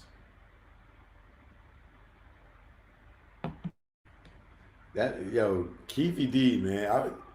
I know he feels so played by these cops, man. But at the end of the day, at the end of the day, he in jail. But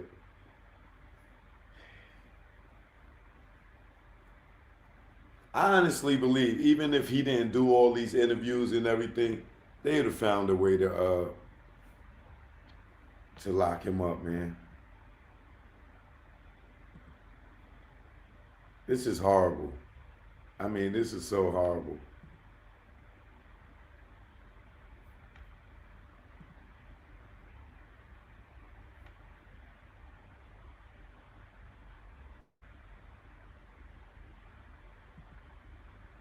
This is what it looked like when I touched down.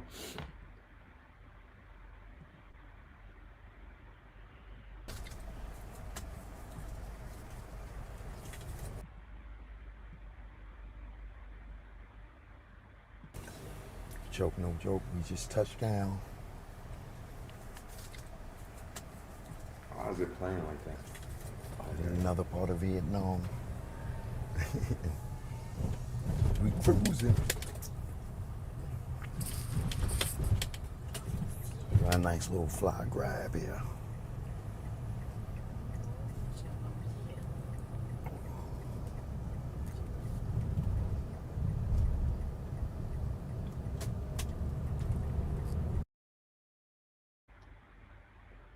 Why? Let me ask y'all something.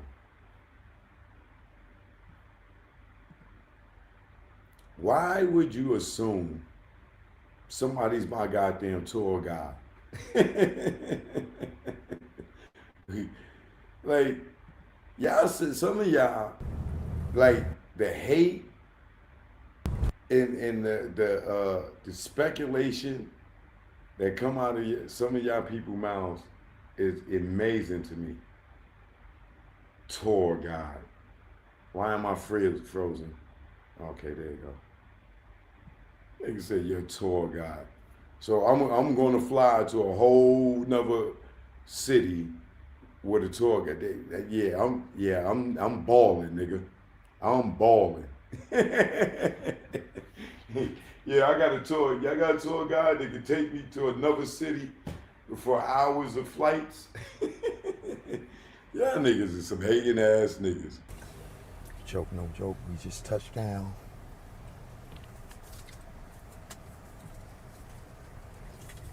In another part of Vietnam. We cruising.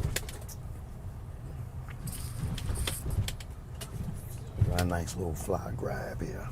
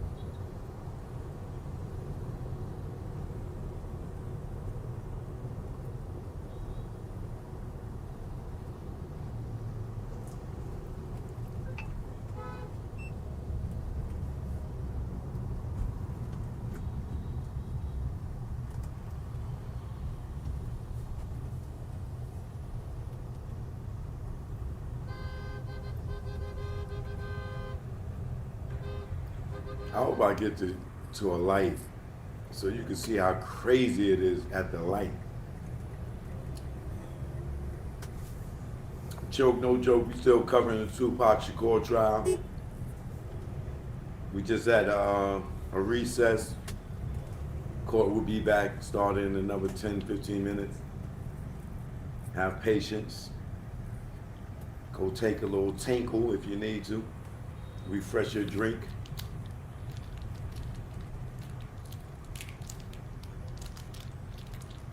Choke, you left the community.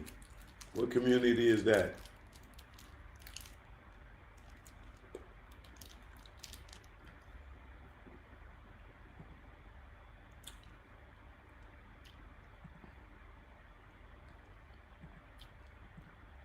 What community did I leave?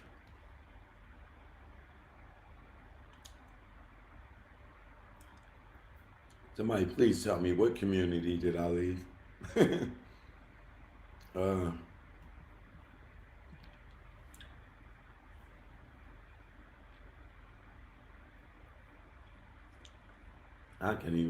I don't know what that's supposed to be. Mashawn?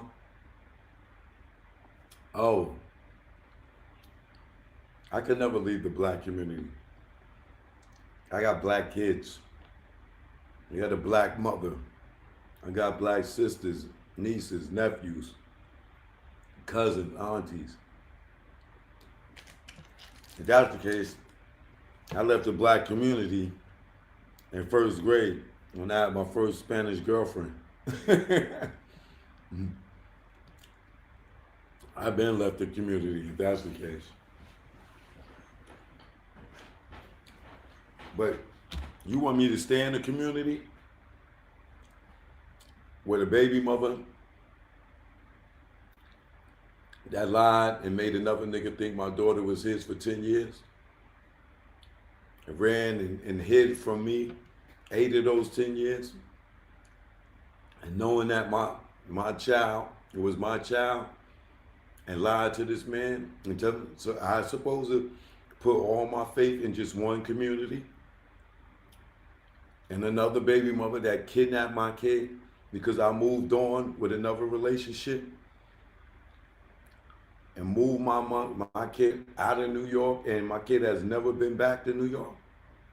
I'm supposed to stay with the community with women that never, when I was in the street selling drugs, was thinking about child support. And then I go working for Rockefeller, and they didn't even know each other, and they both ran them to court for child support because I was working in Rockefeller.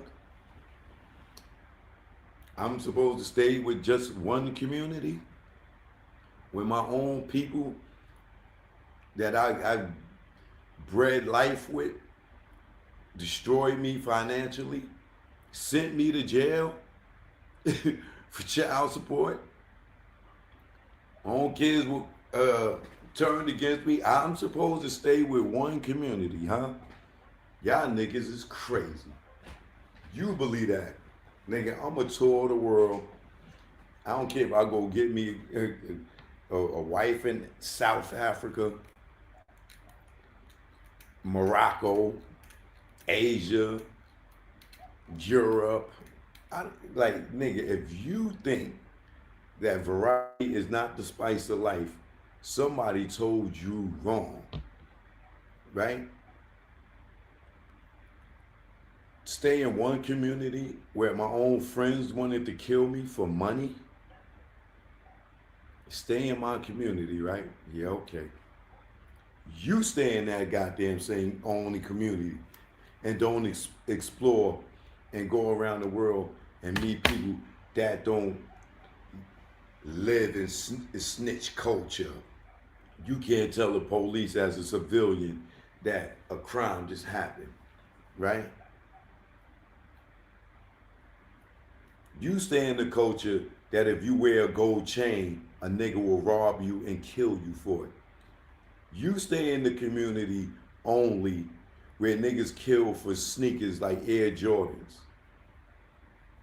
You stay in the same community where niggas kill each other over a gang color.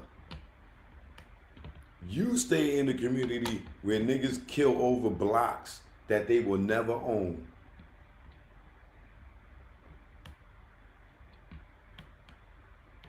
You stay in the community where you bust your ass all your life and the judge sit there and take half of it and give it to somebody just because they was having sex with you. And didn't help build your career. You stay in that community. I did 55 years in that community, okay?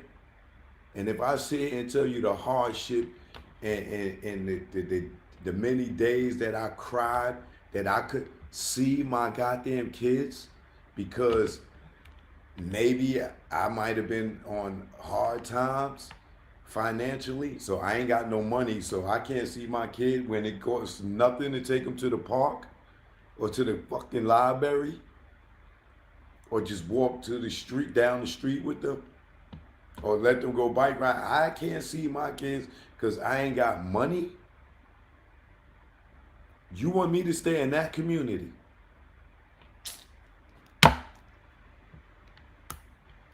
Let's not act like I don't have beautiful black babies from black women.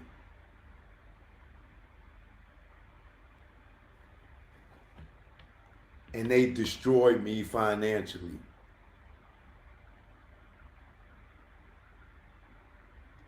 You want me to stay in that community when black women could turn my kids against me? Where they don't even give a F about me and I didn't never abuse them. I slapped one of my daughters before for talking crazy to me, but she was damn near a full adult when she did that. Talking to me with the, you again, whoa, I'm daddy. You don't talk to your father like that. Baka! Right? That's only 1 or 2 times. The other time was when they was a baby, walk across the street, fall out in the middle of the street when cars is coming. Pick them up, pop, pop, pop. You don't fall out in the street. They never did that no more, right? And they never based in my face no more. I can admit, yes, if those 2 things warrant my kids to not talk to me because you disrespecting me, jumping in my face like I'm a stranger, yeah, I slap the shit out you and wait for the police right there. Yeah. I come from an era where my mother went to me with a bat. Extension cords, hangers, or whatever the hell she did because she was smaller than me and I was growing bigger than her, right? And my daddy was dead. So my mother physically did what she had to do, right? And even when my dad wasn't there, but they were separated, right? This is why you see me respect my moms and put my moms first with everything. Because I respect the community, right? I respect the community. But there is a time where y'all gotta understand that color don't mean nothing. Because your own color will kill you for a chain, a ring, a watch, sneakers, jealousy, blocks, streets, names.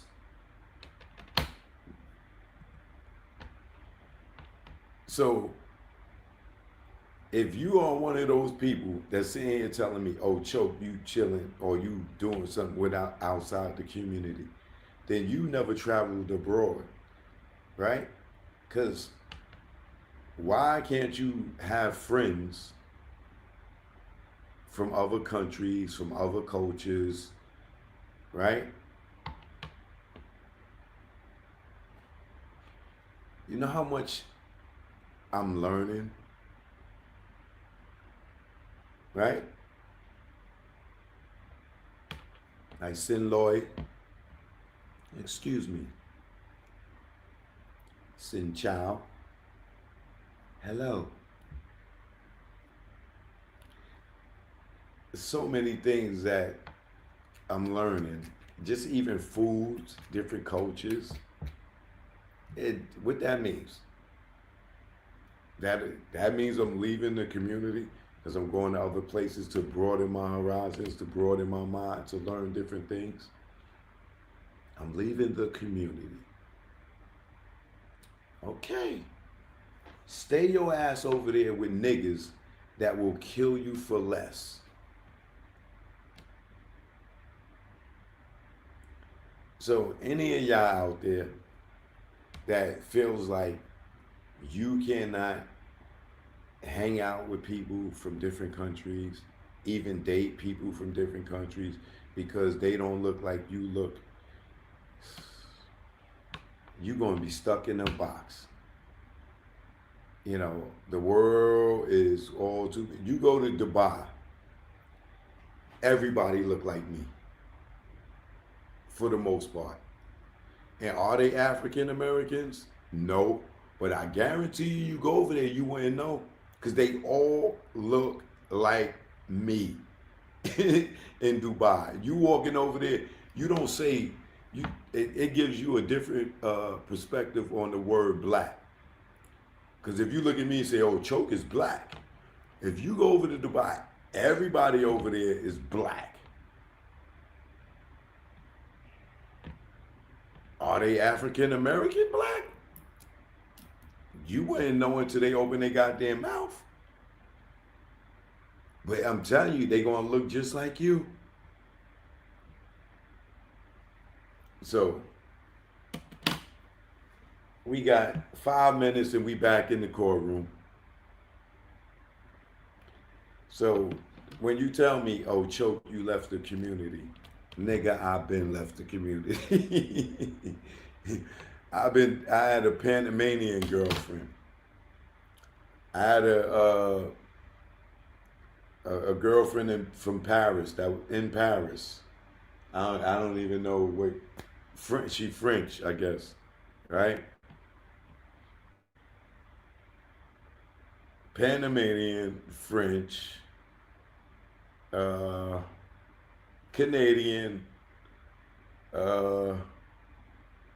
Puerto Rican, I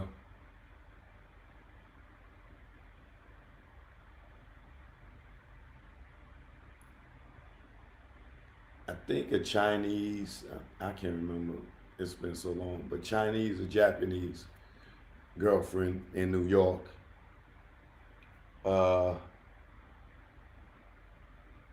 Dated a Caucasian.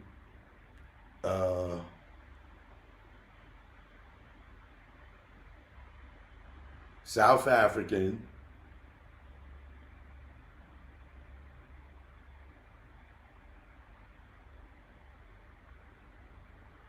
German.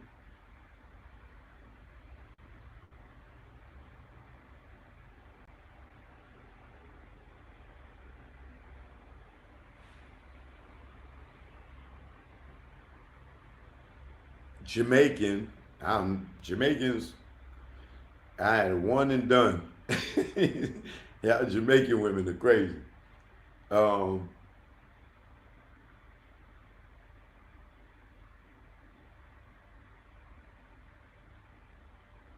sure I said Panamanian.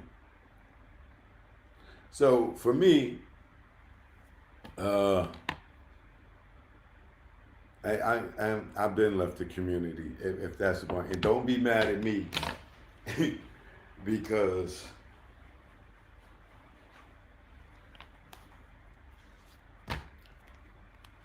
this thing right here opened my eyes. And this is my, I think, 4th, maybe 5th passport.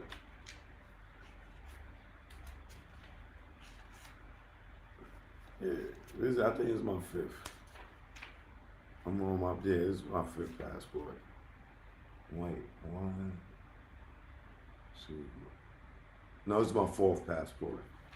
brand new one. New stamps. You know what I mean? New stamp.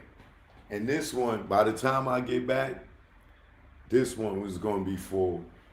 And I have to get me another passport. But the good thing about passports now, they used to keep your previous one, like when you renew it. But now now they give you your old one back when you renew it. And as you can see, I drive in any country. You dig? International driver's permit. I could drive in any country I want. But I'm not trying to get on these crazy bikes or ride around, drive out here in this traffic. Nah, I'll be Ubering it. They call it Grab out here, but I'll be Ubering and lifting it. This traffic? No. It took me about 3 days to comfortably cross the street, because they don't stop for you when you cross the street. They just weave around. You be walking across the street and there'd be like four bikes or cars coming like this, and you just keep walking. They'll weave around you. They not gonna stop. And if you stop and you're gonna get ran over. Just keep walking like you don't see them, and they're gonna go pyong, pyong, pyong, pyong, pyong, pyong, pyong. They're gonna go all around you. As soon as you walk in and you start stuttering, and they gonna boom, they're gonna hit you. So this traffic is gonna take me at least 3 months to get comfortable to where I want to drive. Right now, Like Denal, I probably would have, if I stayed there, I probably would have drove like after a month, because it's not as congested as here. Here with the 14 million people driving in one city, can you imagine 14 million? I don't even know how many people live in Atlanta. Let me see how many people live in Atlanta.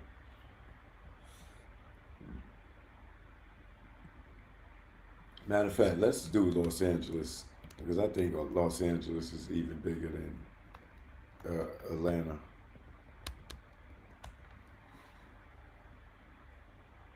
Lord, let me tell you something, bro. It is 3.87 people that live in the city of Los Angeles.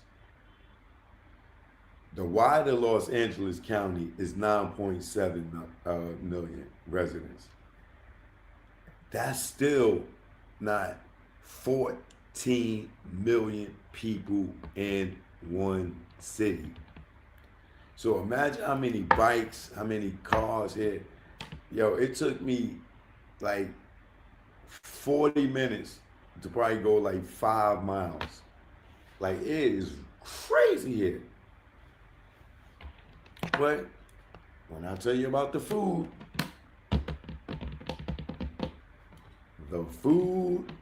is slapping.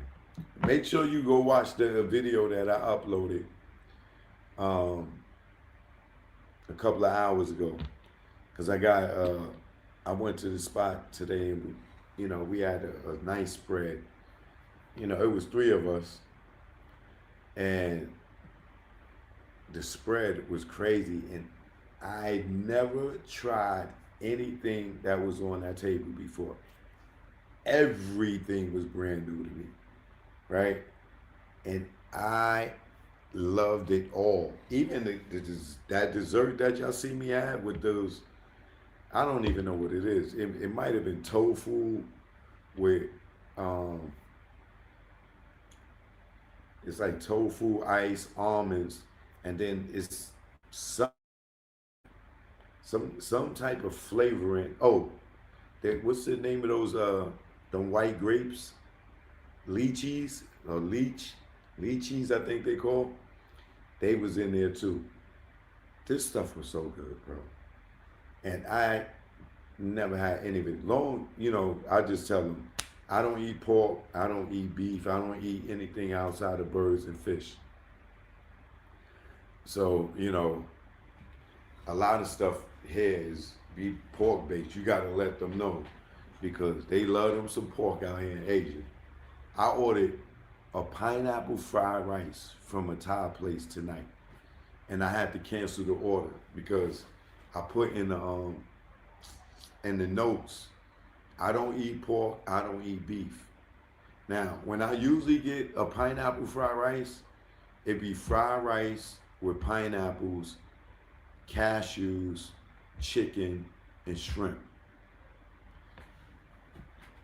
They hit me back and was like, yo, we make this with a pork-based broth. Why you need pork in fried rice? Like, it's called pineapple fried rice for a reason. It's for the fruit, the chicken, and the shrimp. Why you gotta put any pork, anything in it? But that's how it is. And they canceled my order because I don't eat pork. And I've never seen a Thai restaurant. Well, I'm not in Thailand, so I can't say that because Vietnamese food is much different than Thai food. For some part of it, they like the big thing in Vietnam is the pho. That's PAO. You know what? I want to know what makes up a pho, because pho is like the biggest thing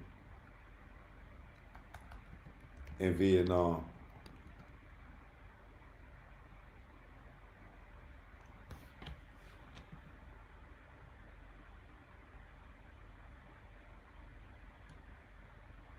Pho. A fragrant noodle soup made with clear, slow simmering bone broth, flat noodles. Oh, that's was banh pho. So it's flat rice noodles is where you get the name from. The flat rice noodles on banh pho.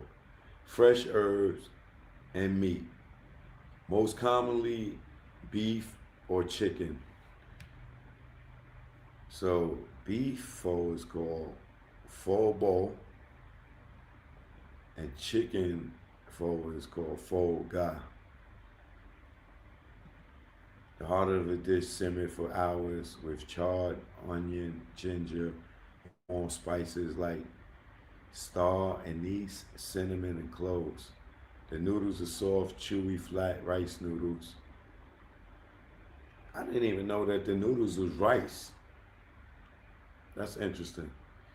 Meat is thinly sliced red beef brisket or flank beef pho or shredded chopped pieces of chicken pho.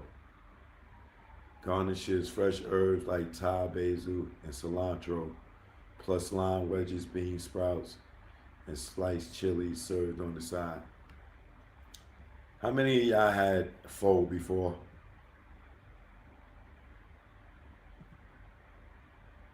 Pho was big in Cali too. Somebody said rats too.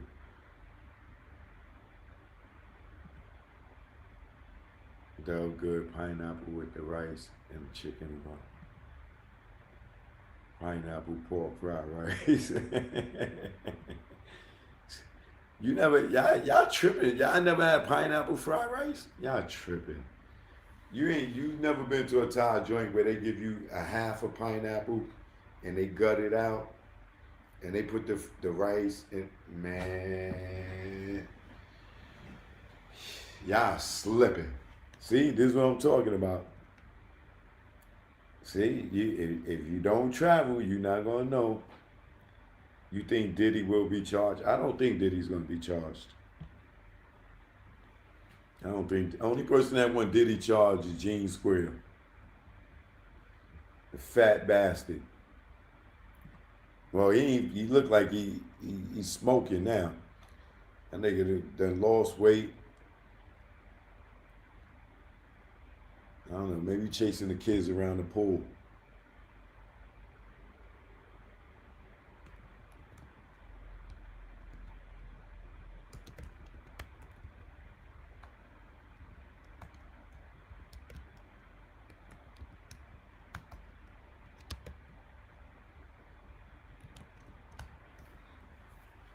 Let me show you right here.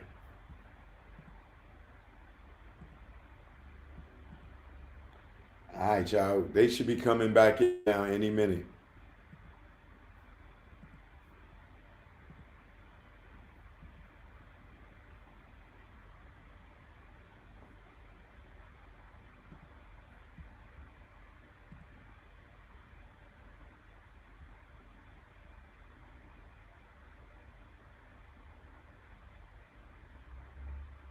Y'all see that?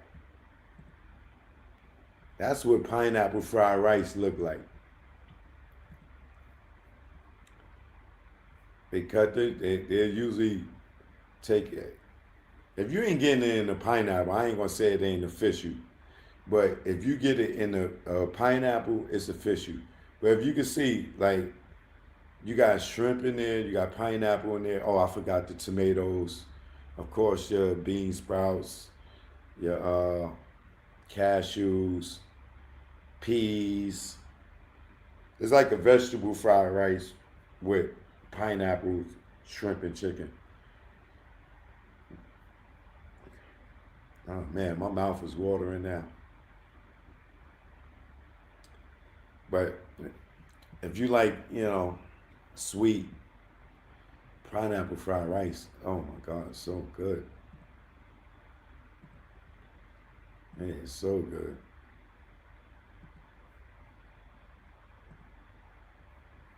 What's going on, y'all?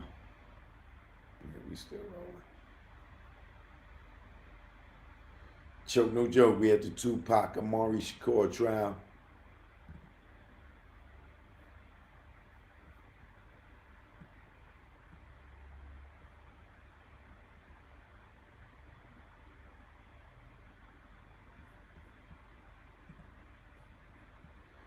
So if you just tuned in, we at day 8, I believe. Is it day 8? 5? This is day 9, right? We did what? 4 days last week. Today's Friday.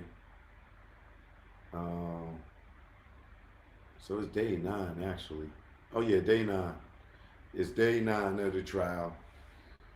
Last election. This is going to be the first full week of full testimony. We got somebody else coming up next to testify. If we could predict, is this some wash? Oh, it is. I know it.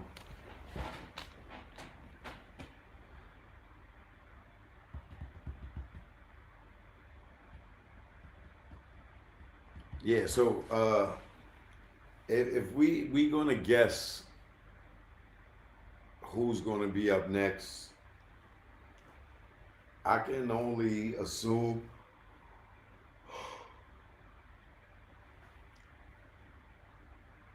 it got to be Greg Caden, being that they playing this audio. Darren Dupree. Remember, Michael Sam said that he wanted Darren Dupree to come back after they play that audio. Oh my God.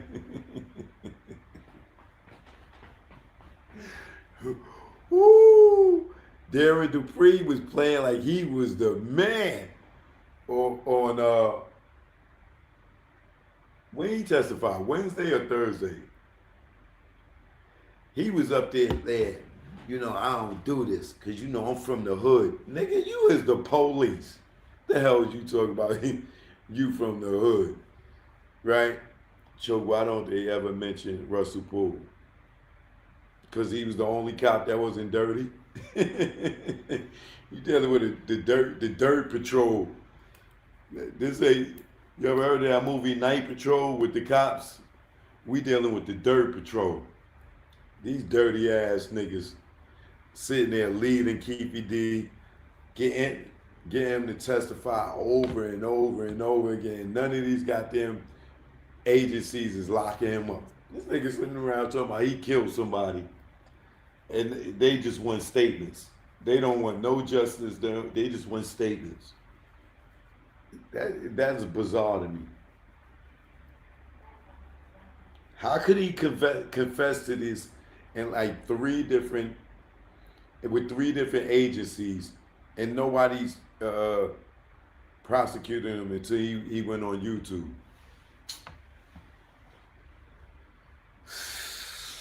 Come on, Judge Curdy. Woo. I love y'all because let me tell y'all, I am 11 hours ahead of some of y'all.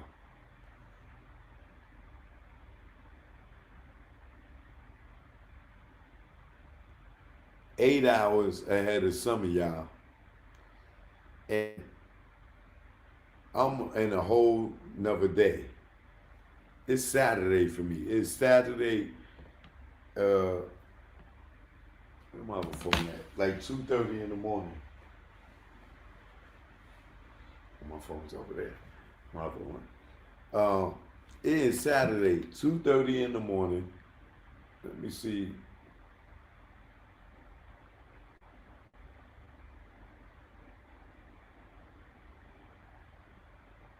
In New York, it's 4 p.m., 4:30 p.m. In Cali, it's 1:30 p.m. In Abu Dhabi, is 12:30 a.m. In London, is 9:30 p.m. And here is 3:30 a.m. Right? I got up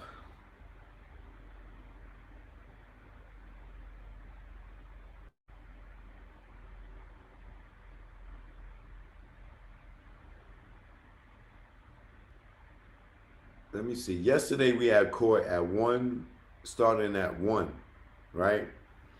So that had me up to like 3 in the morning my time. And then I had to get up and pack and everything and then go to the airport to leave, right? I only got maybe 3 hours of sleep. Then I was in the airport. Then I got here and I've been running ever since. And I was out at a birthday party at this winery, and it was so nice, right? We went to this joint.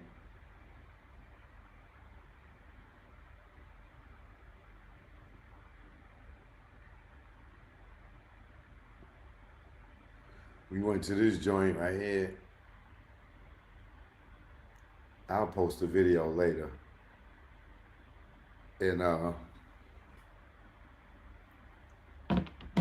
the party was still going. I was like, yo, I gotta go home. You know, y'all could go ahead and rock out. And I gotta run because I'm dedicated to this. Okay? And it is 3:30 in the morning, so which means I've been up technically almost 24 hours because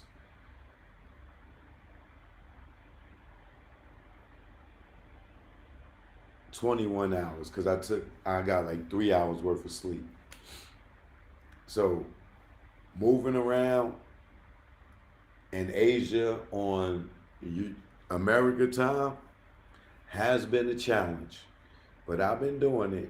So I appreciate you all when you tune in, because I'm not going to not tune in and come on and have y'all disappointed.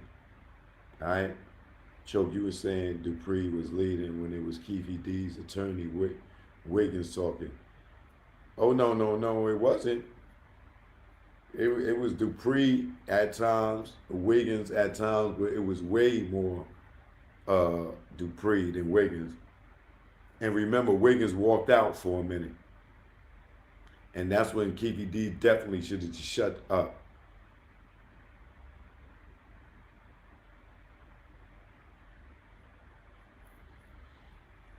I wish they could put Greg Caden ass on that goddamn thing.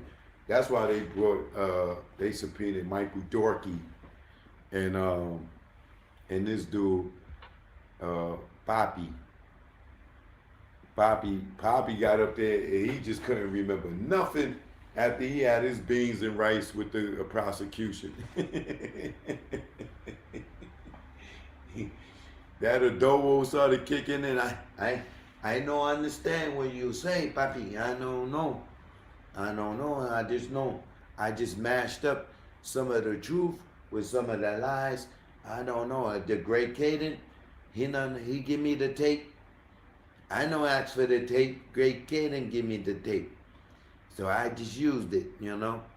I don't know how much Keefe D got. Yo, the fact that he said he was the showrunner and he don't know how much Keefe D got paid, like, you know goddamn well, if he's the showrunner, then he's dealing with the line producers, and he know damn well how much money was paid out. And you know, Keefe D got like, what he said, 150,000. That's a number you're not gonna forget. That's a number where the showrunner is jealous because he's not making no 150 grand. And you giving this thing 150 grand for the interview? Come on, man. Are you kidding me? And you forgot that. Come on, Papi, man. I smell the sazon all over you, man. It's coming out your brains. Yeah? And when I'm done with you, you'll be making films in Alaska. So you better get yourself a sheepdog. That's what Michael Sam should have said Mario, whatever his name was, Perez or whatever it was, Mario Diaz. Thank you. When you get off of this thing, you won't be making another film here in the Los Angeles area. When I'm done with you, you'll be making movies in Sydney, Australia. Chasing kangaroos.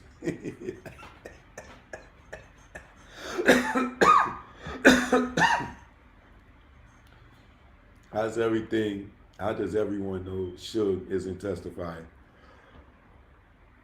They don't know. They don't know. They don't know that. Nobody knows that. I want Suge to testify.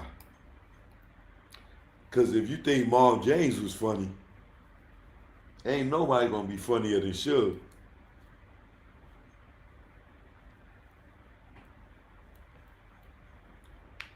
And I wish I was a fly on the walls of Compton, of the livest niggas in Compton. All right, we back, y'all. Hold on.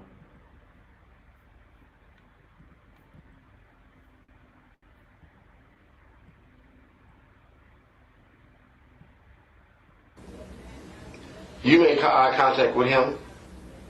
It looks like it. Okay, and this is when you're walking? No, this was during the shooting? Yeah. You could have made eye contact with him. Yeah. Oh, okay. Yeah. So during the shooting, you made eye contact with Suge? It looks like I see. It looked like you seen it. You believe that? Yeah, I believe it. Okay. All right. That's why he said, "Y'all had the right motherfucker." Say it again. Remember he said on that interview, "Y'all had the right motherfucker. Y'all had your man." You remember him saying that? Yeah, I do. Yeah. And what do you think he was referring to? Orlando? Yeah, Orlando. Okay. You remember he said that when he was at his office? Y'all had your man. And he did it all in that book interview, all that shit. Like this motherfucker. That's it. You know? That's strange he did that. We back to the Yeah. lies, y'all. We back to the live action. No, I remember something to the effect. Did you think he was going to I thought he was, yeah. press charges on you? Orlando really kind of saved him. Well, I mean, anybody. I mean, did you think Suge was going to tell the police? No, you know better than answer that question. Suge wasn't gonna tell him. But answer the question. I thought he was. You really did? Yeah, because he just had the music industry view. Oh, right. You know what I'm saying? And like y'all, the street people wasn't scared of him. You see now he gets beat up every week. Yeah.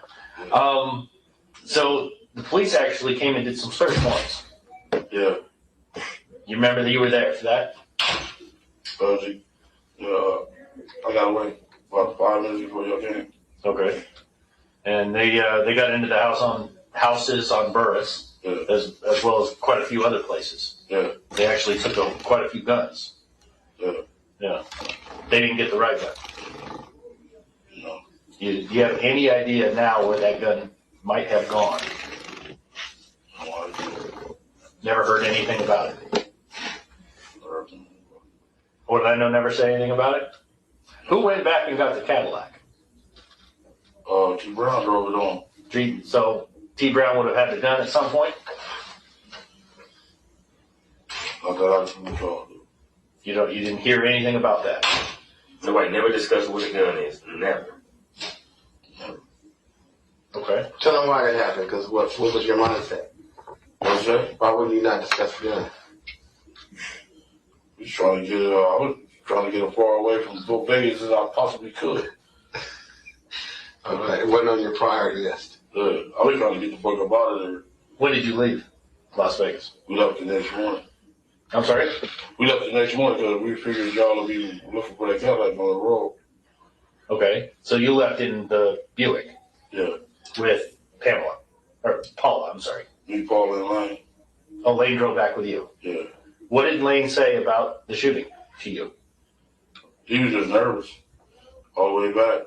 And he was like, man. Because he went on to the doctor and got a sling at the same hospital. In what hospital? Where Tupac was? Yeah, on Marlon Parkway. Really? Yeah. The next day or the same night? That same night, got a sling. Was on and everything. While they were in the hospital? Yeah. Tupac was taken to a trauma center, not on Maryland Parkway. There is a hospital on Maryland Parkway. Yeah. And you think that's where he got it, yeah. Got a sling and everything. He was fucked up. They fucked him up bad. Okay.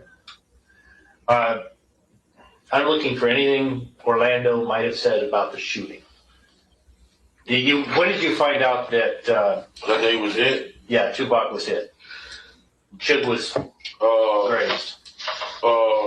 Corey had came from the MGM and said, everybody talking about Tupac is shot. What did Orlando feel about that? What did he say anything? No. Yeah, there you go. Yeah, he didn't say that. You didn't say anything? Yeah, no. We was already scared of Corey because they were saying they weren't saying in front of Corey anyway. Yeah. Yeah, we was kind of scared of him. So we didn't really mention nothing around him. Okay. But Now, go ahead. He got wind. Who got? When Corey, then he found out. Shit. You lost me. Go ahead. I said, Corey, when he found out what happened and shit, he got to tell everybody. Well, he found out what he thought happened because he wasn't there, right? Yeah. Okay. Yeah. So the van, we'll get back to that real quick, but the van, it didn't catch up to you guys at all, and it wasn't even nowhere near the shooting at that time? They didn't ever know we had did it. None of those guys? None of those guys. So you didn't even tell them you did it? How about when you get back to Compton? Did you tell everybody that I didn't tell nobody.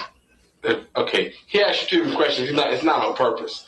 Okay, but just listen carefully to his question. His first question was... Did I tell anybody? Yes. Never. Okay. First time I even mentioned it to anybody was when I told them. I was my deeper sickness. Your lawyer didn't even know, right? I understand. Keefe, your lawyer didn't even know, right? Okay. And all them little dudes be on the internet, we killed Tupac. And you cannot be doing that. You know what I'm saying? Stupid motherfuckers. Murder is never over. Keefe, is he asking you a question? No. Right now. Quit rambling. Just let me ask you a question so we can go. The Burris crew, Southside Crips.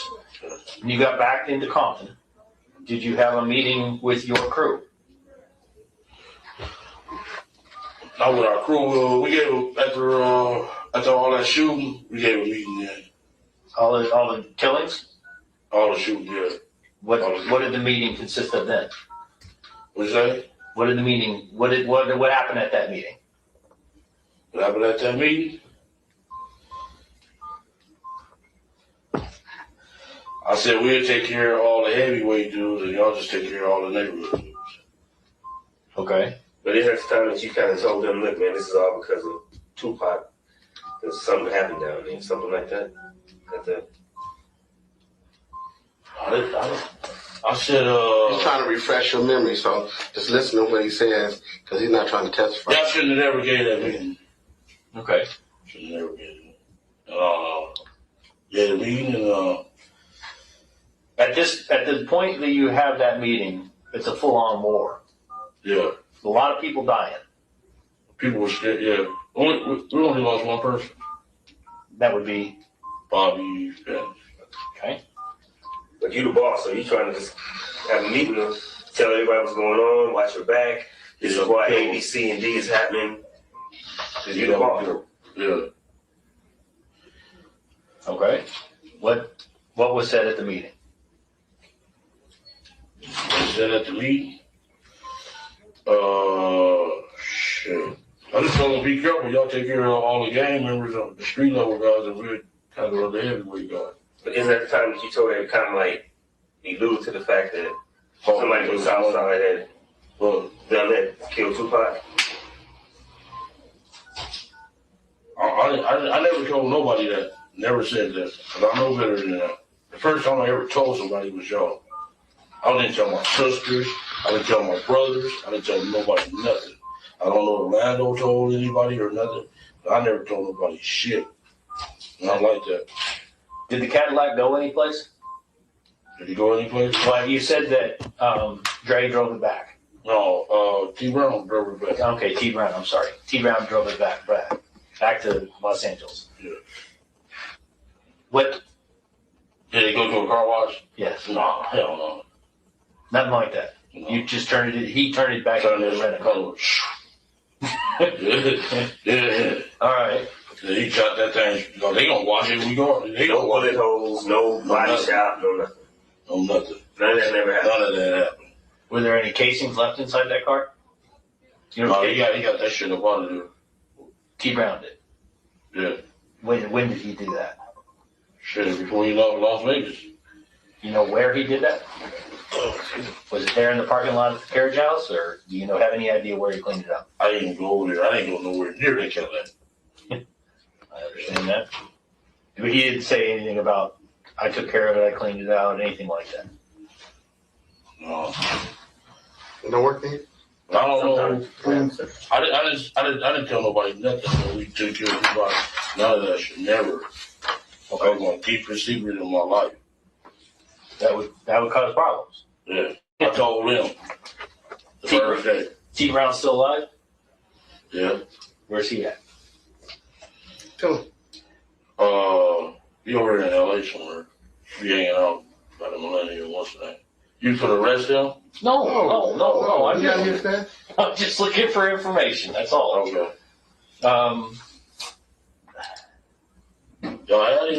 Y'all had him laying the first. Y'all didn't give me. Keefe, did he ask you a question? Let me ask you a question. All right. Have you discussed this with T Brown since Tupac died? Man, I'm the only one alive. I know. Have you two discussed it? Yeah, all the time. Would T Brown talk to me? What? He might. I don't know. Okay. He might. But yeah. Do you think he stashed that gun? I'm just asking for your opinion at this point. Even that gun is an interesting thing. You know how many years I've been hunting that fucking thing? Yeah, it seems to be. It hasn't popped up. Tell him what you know about the gun. Like, where could it be? Or if you have any idea who might have took it. If just thinking off the top of your head, someone come back and got it? Anything you can think of? I didn't go nowhere near that kind of thing. I understand that. What I'm saying is, do you have an impression that anyone mentioned something about maybe they went back and got it, or someone took a special interest with it, so you might think, is there a particular person you think that went and took the gun? I don't know. That's T. Brown probably didn't know. You know more. Is T. Brown the kind of person that would keep a gun like that because Hell no. He got rid of it. You think he got rid of it? He would not keep it as a trophy. Hell no. Shit no. Not at all. I mean, that's me and him the only one we be talking about. We'd only do 2 dudes alive. And woo. He never said nothing about the gun though, never. Yeah, that's what he's trying to figure out. Never. But we know who all told on us because we got. He asked you that question. Okay. He asked a question about gun, okay? Damn, Steve. Oh. Be here all day. Just, it's cool. You got as much time as you want, but okay, come on. Okay, go on. Answer the question. What's hold on? Corey hours. How many times do we? Can I just say something real quick? Sure. Okay, just a minute. How many times do we got to talk about Corey? Okay. Okay, this is not, but just give to him whatever you want. But he got a fixation on Corey. Every time we got to talk about any subject, you're bringing up Corey. Okay, so now get what you want. Okay, but I'm just saying I'm tired of this Corey personal stuff. Okay. Then go on, say what you're gonna say. Man, that man didn't say nothing, man. When are you gonna stop on the dude? You got a person he just thinks hates him and cinching, and I wouldn't care what you talk about. He gonna bring up Corey's name. Leave the dude alone. He was jealous of Keefe from what I heard. Yeah. He didn't tell nobody. Right? Yeah, just leave the dude alone. But go and answer. Okay. All right. All right. I'm at this point. What I'd like to do is ask you about the rumors I've heard over the years about him. About him. Oh, okay, yeah. That's where I'm going to go. Okay. Now, we need to take a break for a second so I can explain something to him. Because, and not just tell you, I don't have a problem with that.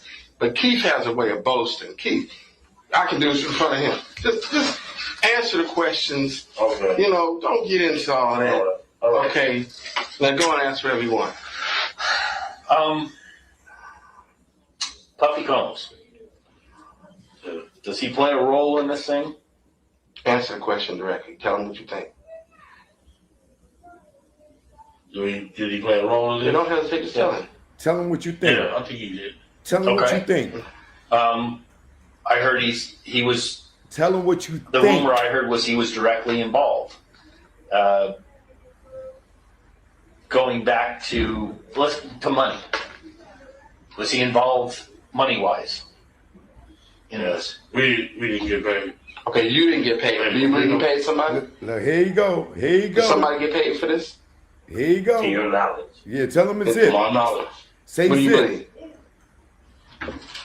Say zip. We didn't get no money in California. Okay. You think you get somebody at some other point? Someone else or what? Yeah. Then answer the question. I'm saying, tell them what you think. You think somebody got paid? Yeah. Tell him what you think. Zip. Not a fact. Zip got paid. That's what we think. Yeah. That's what we the word think. on the street. You think Zip set it up and Zip got paid? You think Okay, that's what he's telling me. you think Zip set it up or Zip No got shit. paid? Listen to this You think motherfucker. Zip got paid? Yeah. That was About the how- word on the street. How much money do you think Zip got paid? I don't know. Nothing. You have no idea. But Zip's living pretty good right now. Yeah. So it's These niggas is crooked. Puffy. What's his name told me, what's his name? D-Mac? T-Mac. Who's D-Mac? Barry's right. Oh, okay. Okay. All right. What did D-Mac tell you? He said, they fell out behind that fucking Zip did because he got paid. And he felt, we pulled that, Biggie's back out here when he got killed. So they fell out, they ain't been speaking or nothing. So yeah, the boy got the money, I heard. So is that right? Okay. Have you ever had personal contact with Puffy? Since that happened? No. Anytime. Oh, God. Yeah, For a long time. Oh, you know Puffy. Yeah. Okay. You know him? And he knows you. Yeah. So you had contact with him prior to the events in Las Vegas. Yeah. Okay. did Puff ever indicate to you? Keith, let me just, you don't mind me butting in. No. Yeah, Keith, explain to him your relationship with Puff and Zip, and did Puffy take an interest in having Suge or anybody killed over here? No, that's the story I told him to say. Lying motherfuckers. Yeah, he was kind of scared of the guy. And we was at a hotel, and he was like, man, I'll give anything for that dude here. Now he's at the Who we talking hotel. about saying that? I thought it was Green Black. He said that in front of our whole. Which one, Puffy or Zip said it? Yeah, Puff Puffy was said- talking about. Okay, go on. I would do anything For that boy's head. for that boy's head. Referring to who? Sure.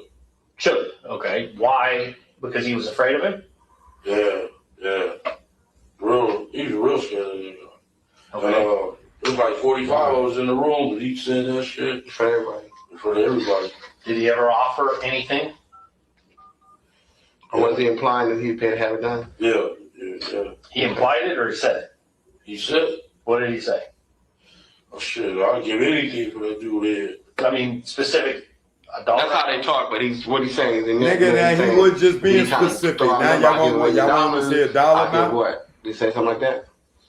He was just like, he'd give anything, so motherfucker, millions, too. That means big to some little gamblers on the street. Like, okay, we'll turn that. Ooh. But he never had, Puff, as far as you know, never said, I'll give you a specific dollar amount. He didn't say no specific dollar amount, but he wanted the man's head gone. Okay. What about, did Puff have any I problems? thought Puffy Puff have any said he'd problems give him with $1 million, Tupac? y'all. I thought it was $1 million. How about that, that record came out, told him he's a faggot and all that shit. Right. Did he ever say anything specific? Did Puff ever say anything specific about Tupac? That you know of? Put it this way, what he's saying is, you have the issue with Suge, and that he wanted Suge there, but did Puffy seem to express an interest in Tupac? Was like maybe something happened in the Tupac. Did he say punk ass Tupac? Yeah. Did he say punk ass Tupac? Did he think we got to have something done? He got all this shit started. I'll say Tupac was the one that started. Yeah, got this shit started. That's what that's. Now he's telling us to throw Tupac in. Yo, this is ridiculous, bro. The night of the events in Las Vegas. Yeah. Did Puffy ever come up? Did anything in the conversation with Puffy come up? I'm sorry, did I? No, he wasn't hungry. No. Oh, go ahead. If we were in my office, we would be having snacks and anything you want, because I got it like that. But over here, it's like low budget. You don't even get windows in the room. Why do you think he's so thin for? Oh, I'm telling you, you start messing with him, you starve to death. Yeah, here we go, Get some y'all. water. Leading. Did anything come up about Puffy that night? Leading. That night? Yes. About Puffy that night? Yes. Did any conversation about Puffy the night of the incident in Who Las is Vegas? he interviewing? Okay. TPD or Darren the shooting? During, after anything? After we was like, damn, we get paid now. Okay. And that was meant with Well, we didn't even know the boy was shot. But you meant paid. Right. But when you say paid, been paid by Puffy, right? Yeah. Paid by Puffy. To Orlando and your crew. Yeah. Were there ever any? Did he ever give us some money? Okay. Did he ever give you any money? No, he didn't ever give us no money. Was there any efforts made to get paid by Puffy? Yeah. Okay, and tell me about that. We went and met Zip a few months afterwards. Zip being, and where was Same one who get Zip came down, Yeah. Like we. Where'd y'all meet at? At the hot wing place on La Brea and 3rd Street. Okay. Describe the conversation.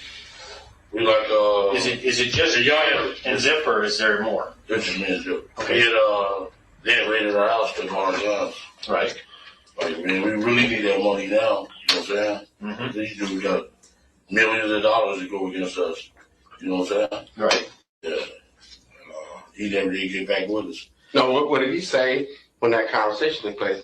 Did he say, I'm going to check with you, I'm going to check with Puffy? Yeah. Why you keep telling him what to say, sir? Sir, Zip why said you he keep was doing going to it? make sure who sent you some money. Puff. Okay. And is there any talk about how much? No, we didn't say how much. I had a lot of money back then myself. He asked you that question. What you had? That's okay. Did Zip ever indicate how much he was going to try to get from Puff? No, he never indicated. We need some money. Okay. But the point is, wait, since you mentioned you had your money, you meant money. It's really Orlando's and money for what they did. Yeah. Oh, okay. Okay. Now you think Zip got paid by Puff at some point? Yeah. What makes you think that? As I got out the feds, I would have met him maybe like 2 years. What do you mean you got the feds? He was in the feds visiting for a while. Oh, yeah. Okay. So when did you go in? Yeah. 98. When did you come out? 2002.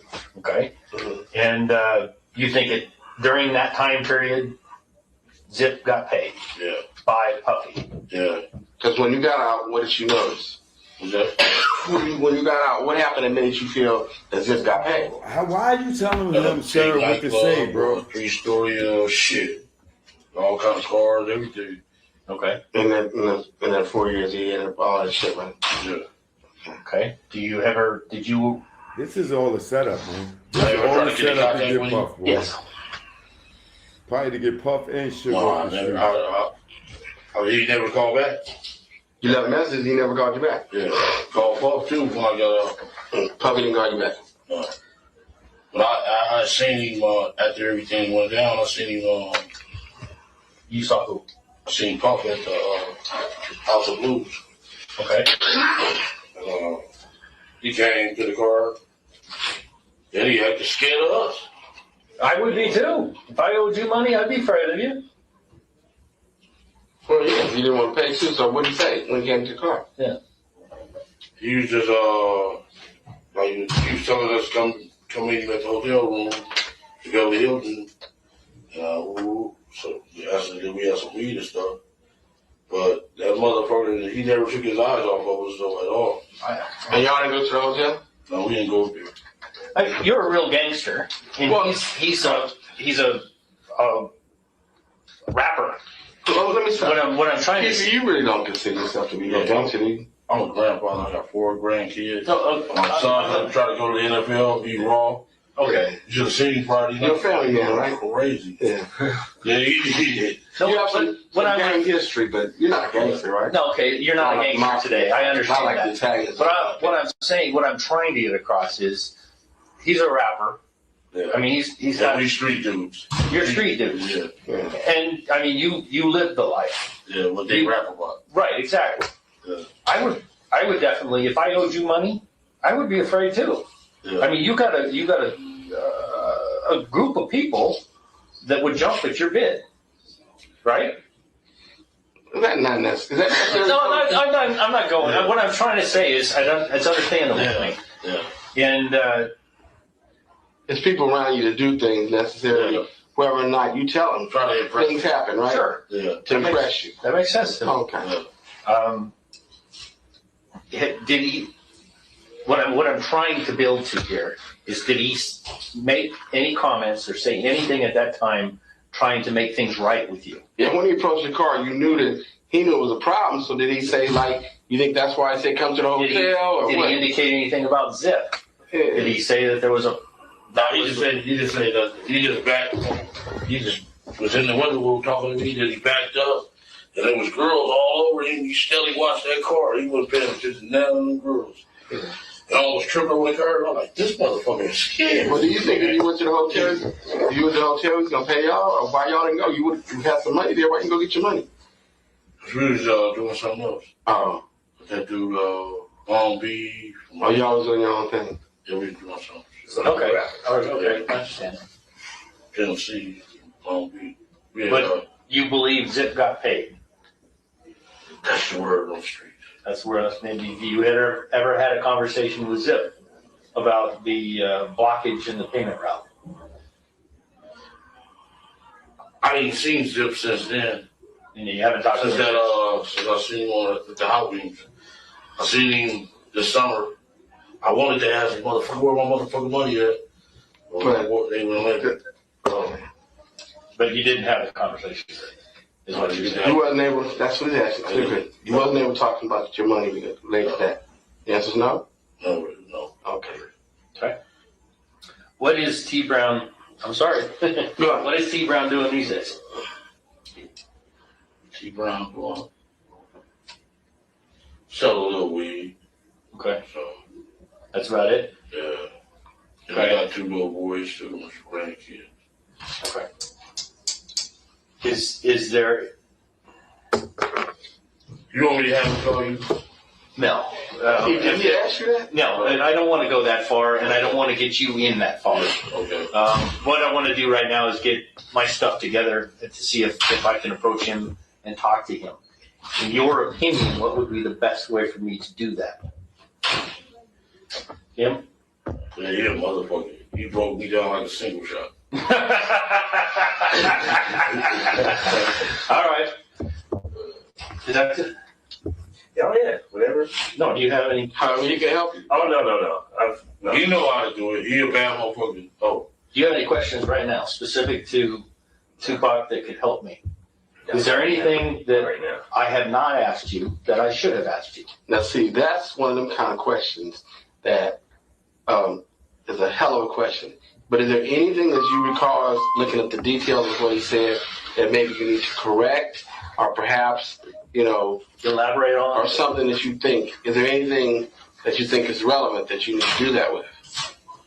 Also, I'm gonna ask you guys were you down there to specifically go do something to Tupac or Oh no. Not at all. You were here for the fight. For the fight. We've been going to the fights. But after Baby Lane was beat up, you went to the 662 club to possibly get a hold of Sugar. But once that was over, you were done. Once that liquor got bought, So we smoking weed and everything. It's party time. Yeah, it's party time. Yeah. And Lane was like, man, I'm fucked up. They beat the shit out of me. Yeah, and then Suge and Tupac presented themselves to you, and the opportunity was too great. For Baby Lane. For Baby Lane. Yeah, he couldn't pass on it. Everybody else, like I say, T Brown hesitated. You didn't have a gun in your hand. Yeah. The other guy had a gun. Man, and Orlando just went crazy. There's a question. Yeah. What were your thoughts when Baby Lane started shooting? Oh, fuck. I get that, but any other? It was surprising. It was surprising. Okay. Then when we got home, that little BET news. Every time we see that, like, God, they wasn't saying Baby Lane, he was saying, KPD nephew. KPD nephew. I'm like, motherfucker. You know what I'm saying? Understandable. They didn't know his name. He was like, KPD nephew. Yeah. They just kept dropping your name. Yeah. I saw quite a bit of it. When did you hear that Tupac was dead? On the 7th. No, he didn't die for about a week. Yeah. Yeah. About the 14th.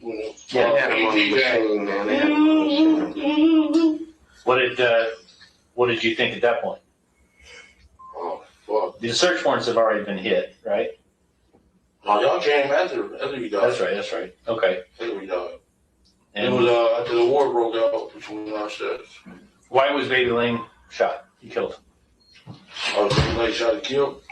The guy owed his for half a key and ran out the back door. It had nothing to do with Tupac. Nothing. You don't think, huh? I'm telling you what it was. What said? We went to sell this dude a half a key. He went to sell dude a half a key. Yeah, he went to sell this dude a half a key. And the dude went out the back door. With the half a key. He acted like he had a customer. I don't take it in there. And he went straight to the front door to the back door. And he happened to run into his ass at that car wash. Okay. And they just had a straight shootout. Yeah. He just shot better than Baby Lane. They were dead. They 2 of them died. They both ended up dead. Oh, 2 died and 1 Baby Lane. Yeah. 2 for 1. Okay. Maybe a little while. Yeah. But it had nothing to do with Tupac. No. Okay. Yeah, nobody was looking for Baby Lane or anything like that. And I guess the police. Okay, so what I'm saying is you wasn't giving me back. Can I ask one question? Okay. Just so when we go, I guess There wasn't no backlash coming from Sugar them towards y'all because of that?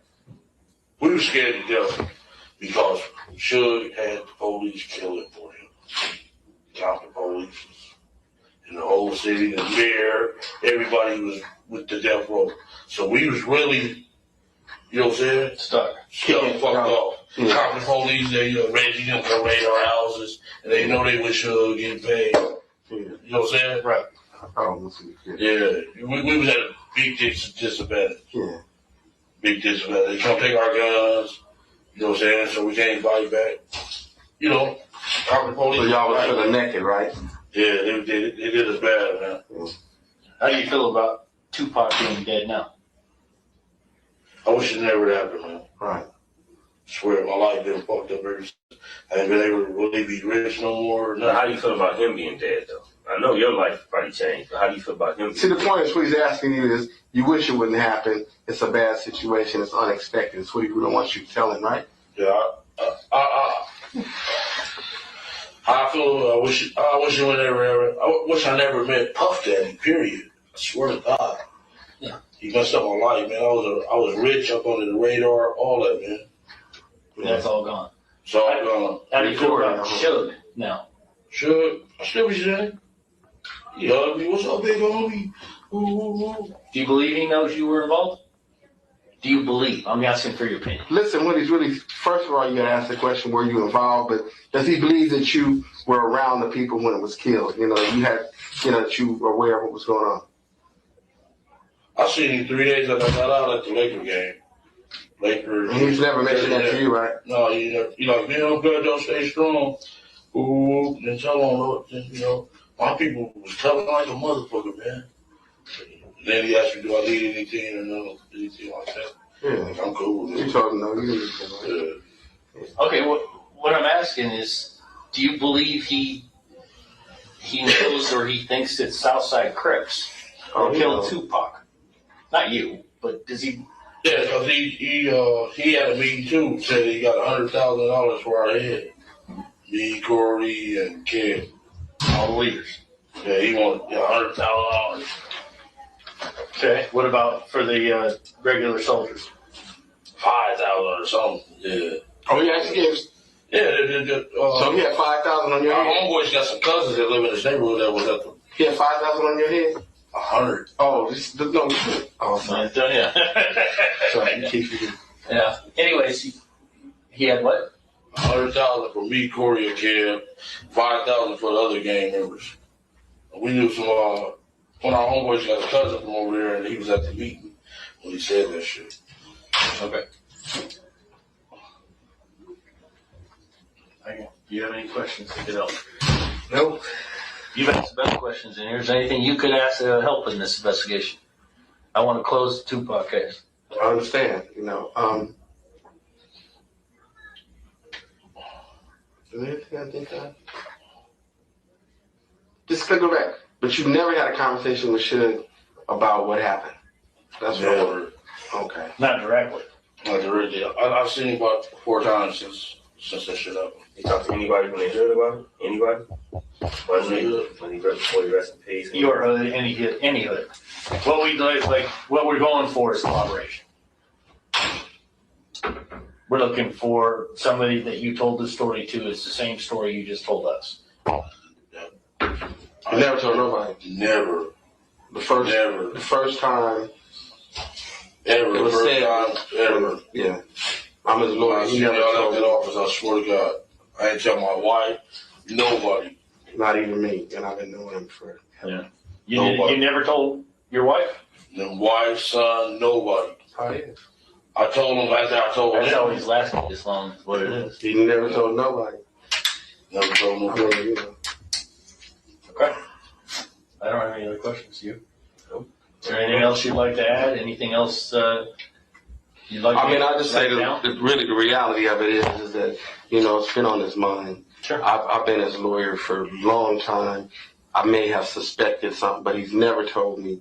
And, you know, on the faith of trying to resolve it, like you want to resolve it, Yeah. That's why he's here. Yeah, no, I've suspected it for many years You now. know, he's here, and you know, first time he said it, because he want to get it off his chest, you know. Sure. Sure. Already get what they wanted and everything the first day. Didn't I tell y'all? So I know what y'all want. Yeah. Just I'm gonna give y'all what y'all want and leave the fuck alone. The last couple bills here is, have we threatened you or made you any promises in regard to this conversation we had? Have I made any threats to you? No. Have I promised you anything? No. No. Answer the question. That's correct. What do you think should happen now? Should happen now? Yeah. I don't know. Let me ask, has anybody promised you anything regarding this case? Yeah, yeah. No. Has anybody promised you anything regarding this The murder of Tupac. Has anybody promised you anything in regard to the murder of Tupac? Keefe. The first day they said anything. Keefe. Listen regarding this case? There's been no promises on this case that you can recall. Do you recall someone saying something about this case? Okay. That's what I was asking. That's what I'm saying. That's what I was asking. Regarding this Tupac murder, were you ever, to get it clarity, promised anything regarding Tupac? He's from Las Vegas. He's from the Las Vegas Police Department. Nobody has told you that the Las Vegas Police Department has promised you anything. Or did any other agency promise you anything regarding the Tupac case? That's what I'm going going to to say this. They said anything I talk about. It's confidential and covered, right? Yeah, and they said, you cannot be charged on it. No. Regarding the Tupac. I'm talking to you now. Did we ever promise him anything regarding the Tupac? No, we've never had that conversation about the Tupac case. Nothing. About promising. The Tupac case is different than some other issues. But your conversation with him is because you weren't involved in shooting Tupac. That's the reason you're here. Yeah. That's correct? Right. You weren't involved in shooting him in any way. You didn't, although things happened, it wasn't because you was out there trying to shoot Tupac. I wasn't trying to shoot him. You had some issues about Suge and some things was told to you, but it wasn't about shooting Tupac. It wasn't about shooting. Okay. Yeah. All right. In fact, what? And I mean, for clarification, I think who's the other guy in the back that had the gun?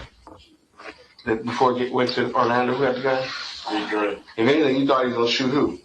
Huh? You thought he was going to shoot Suge, is that correct? Okay. Okay.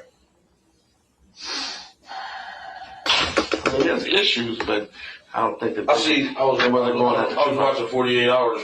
Mm-hmm. The San Antonio case. This dude, they killed his old man at the park. So they went. They picked him up, talked to him and shit. Said, "You ain't going to jail." Ooh. But they let him go out there. You gonna walk out? You good? You going home? 3 hours later. How long does it take you to get home? For me to get home? Here. It's gonna take about 3 hours to get home. Don't go home, okay? Man, he know I'm bad. Don't go home, okay? You have to worry about that. But that's not the reason for this meeting. I mean, Keefe, it's a real serious case, and obviously there's issues, and there's issues of accountability, but the point is, this is a unique set of facts. If you guys actually, which is true, wasn't shooting, Orlando had a problem with Tupac, and he grabbed a gun and shot Tupac, and y'all wasn't looking for him, it is what it is. That's my opinion. But if y'all was looking for Tupac, and that's what your intent was, then I think that there's a different issue. Yeah. Okay. All right. I mean, Orlando was very upset, and I mean, I get that. But this is what it's believable because it's always been what we believed it to be. But what amazed me is that's what I couldn't figure out. It's like it seemed like the first thing you thought when I was looking at the news is the guy just got beat up. He went and killed him, but I couldn't understand how it wasn't connected that fast. Because he went to the hospital. No, we connected it. I mean, y'all knew it, but they raided our houses. Yeah. But what? It just wasn't any. We were under the impression that there was different people in the car. Oh, okay. Some of the same, some of different. But I've always believed Orlando was a shooter. Yeah. The problem in the car? Was I always in the car? Sometimes yes, sometimes no. Yeah. Your name came up a lot. Yeah. And there, there's a lot of stuff going on. We just. But I mean, I'm more kind of from the street, D is, suburban dude. But the reality of it is that I believe, in his situation, usually gang leaders, people that are top of this gang, they usually have beef. Like his beef would have been with Suge. Right. Tupac would be, and I'm speaking for Keefe, but Keefe tell you, it would be like something minor to him. He wouldn't even be in the same ballpark with him. So Keefe really wouldn't have a beef with Tupac. Because his thing would be like, Orlando or whatever y'all little problem is, you need to straighten out on the street. But if it was more him and Suge, that would be him, Suge, or somebody in a leadership role would be somebody he would really focus on. Good. Because it would be kind of demeaning for him to focus on that. Yeah, okay. I'm sorry. I'll be right back. Yeah. Where's your restroom? I'm dying here. Oh, this way.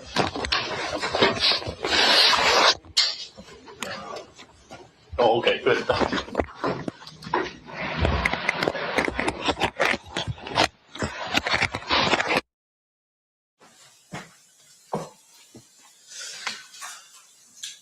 Okay, state who's your next witness. Mike Dorsey. Okay.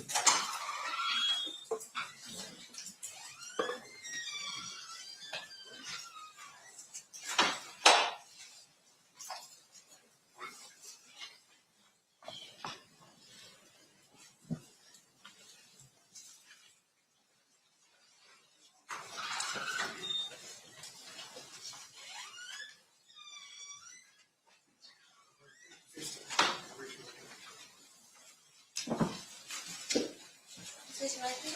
You do solemnly swear the testimony you're about to give in this action shall be the truth, the whole truth, and nothing but the truth, so help you God. I do. Please be seated. Please state your name and spell your first and last name for the record.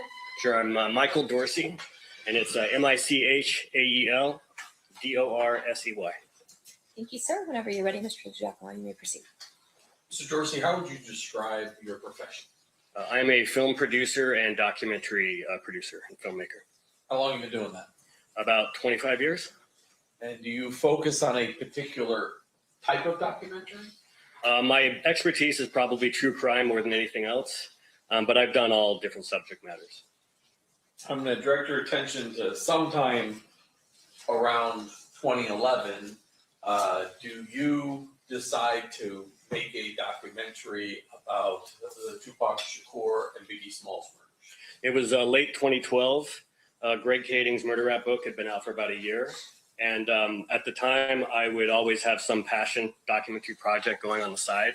And I just finished the most recent one, and I was looking for a new project. And I came across a couple of articles about Greg Kading's murder rap book. And they had some quotes from Keefe's 2008 proffer in them. And it just sounded legit to me. I don't cater to conspiracy theories, but it sounded very well backed up, and it sounded like the real deal. So I just reached out to Greg Kading and asked if he was interested in making a documentary, and he said, yeah. And we went from there. So you reached out to Kading and asked him if he wanted to do the documentary, and he said yes. Correct. Describe your process. Well, do you have to do research to do a documentary like this? Yes, it took me over 2 years to make the film, in large part because of all the extra research that I did. I needed to interview Greg Kading for it. He was kind of the main person walking us through the story. But I also wanted to make sure that what he was telling me was legitimate, and also needed to make sure that I covered the whole story, so I understand it, and it's not just him, deciding what we're going to cover. And part of that, he turned over to me digital copies of the entire LAPD case file for the Biggie Smalls and Tupac cases, and gave me unfettered access to those files, so I could check basically on my own what he was telling me.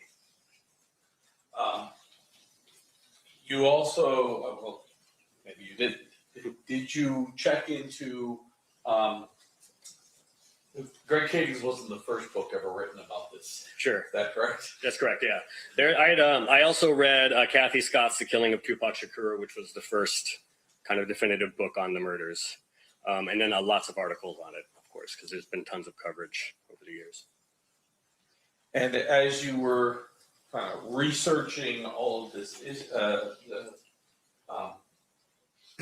this information, What is your ultimate goal in creating a documentary? Well, there's like the kind of philosophical aspect of it, which is my goal is to get at the truth. But also my goal is to tell the public a good story, something that I think is of the public interest that they should know. And in this case, it seems like they had solved this murder, and yet the world was carrying on like it was still unsolved and like we still didn't know what happened. And it was like, it sounds like we do know what happened. And so that was my goal, was to put that out there. Did you have any concerns about accusing anybody of murder?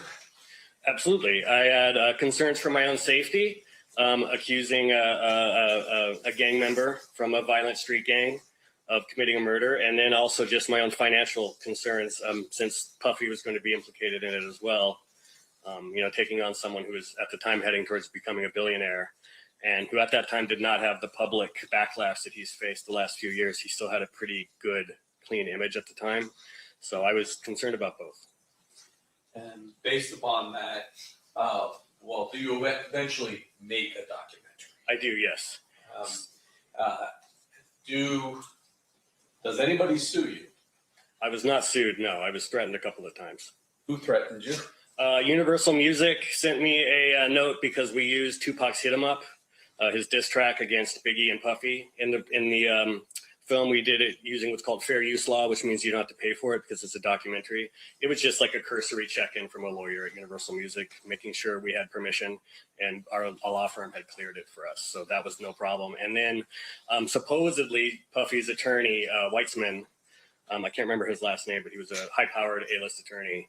He sent a note to Apple TV over it because that was one of our distribution companies, and basically saying that the film was defamatory towards his client Puffy Combs, and that they had like 5 business days to pull it down. And Apple, they're indemnified, so they don't care. It's up to us. It's up to me as the producer if I want to pull it down or not, because I'm the one that's going to get sued, not them. And we said, no, we're leaving it up. And that was the last we ever heard of it. So you never wound up getting sued by Puffy? You were never sued by Puffy, no. Now I want to sort of fast forward past 2012. Does there come a point in time when you see something that causes you to want to get involved with Mario Diaz? Yes. I can't remember the exact date, but it was probably early 2017 would be my guess. Earlier in 2017. I was actually in Tulsa, Oklahoma for a film screening of one of my films. And I was out at dinner, and I think someone sent me a link to this YouTube video, and it was Keefe in a studio. It's a short video. It's just him saying he's going public. He wants the world to know he was there for Tupac's murder. He says he has cancer. He wants the truth to come out. And I couldn't believe it. I immediately realized I was at a restaurant. I went outside and started calling people. And I talked to, I think, Greg Kading and some others, and we just thought, Keefe has to know he can't go public with this information because it can be used against him. But it sounded like he was going to go and talk, publicly about this murder and repeat possibly what he had said in his proffer in 2008. So we went from there. And then that's when I decided, I wanted to get involved with it.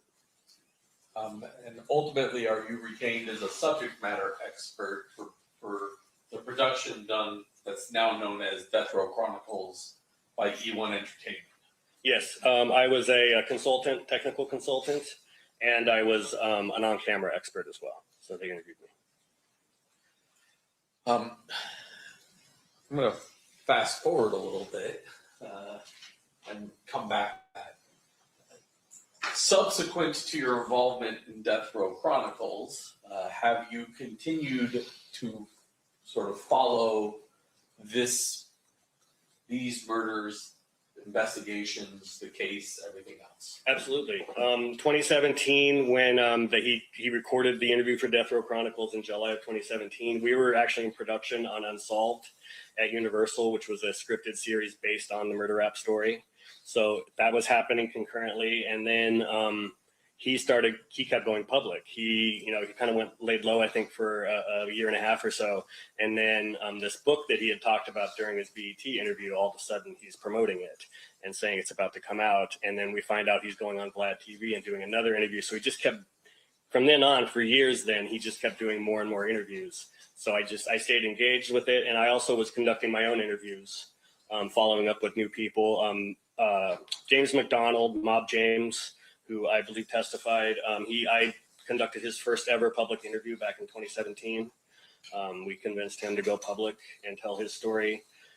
Since then, I talked to multiple gang members, gang detectives from Compton, detectives out of the LAPD, anybody who might have information, either Biggie's case or Tupac's.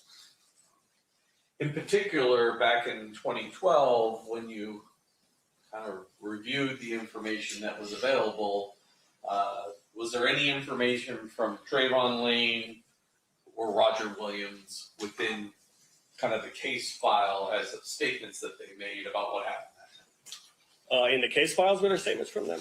Yeah. Not really, no, because Trayvon, they don't cooperate with the police. There was an FI card from Buntry, Alton McDonald, who's James McDonald's brother, that they had talked to him at the scene and he refused to cooperate, but they noticed that there was a bullet hole in his car. And then subsequently, I've interviewed Williams, Neckbone. I interviewed him a few months ago, and I've had private conversations with Trayvon Lane. In particular,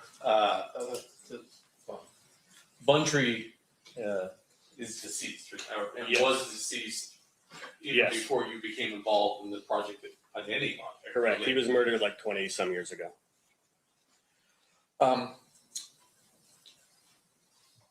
During the course of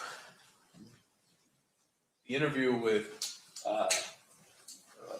Mr. Roger Williams, aka Neckbone, do you provide some video that was taken of Mr. Shakur and Suge as they're leaving the Tyson?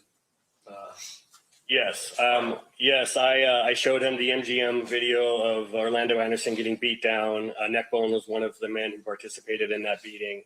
And then I showed them the footage of them then fleeing the casino with Tupac in the lead with his bodyguard, Frank Alexander, and Suge. And there's a moment where Neckbone kind of reaches out and kind of punches Trayvon, kind of like we got him kind of a thing. And he confirmed for me in my interview that that's what it was. That's what he was doing. And he also told Trayvon. Let me. I was like. It is. We'll I'll sustain and you'll rephrase. Yeah. So stricken. As you see both Neckbone and Trayvon Lane running through on the video, you can see Neckbone kind of either dap or punch Trayvon. Exactly. And at that point, Trayvon Lane removes the black hat he's wearing. His fedora that he had on, yes. I was actually talking about somebody else's video. Was there some high quality video of Tupac and Suge leaving Yes, when they first leave the arena, there's some footage. I think it was actually shot by BET. A BET photographer was there and shot, and it's footage of them coming out of the arena, and Tupac is in his gold shirt, and he's all hyped up because he just watched his friend Mike Tyson knock somebody out, and he's playing to the camera, and he says something about, if you go to jail, you come out and you win, or something like that, because Tyson had also gone to prison, and Tupac had as well, so you could tell he was just super amped up. And then last night we watched that portion of that video out of your Neckbone interview. Right. And then that one, Neckbone is the person speaking while that video is playing. Yes. Judge, I have marked in my hand the clip of just the Tupac and Suge at the MGM coming out of the fight. Has the audio removed. Okay. It's just the video portion of that I'd offer at this time. Any objection? No objection. Okay, you may play it. Or sorry, it's admitted, you may publish. Thank you.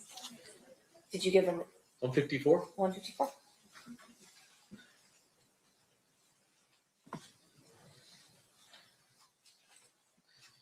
What happened to my exhibits? They disappeared.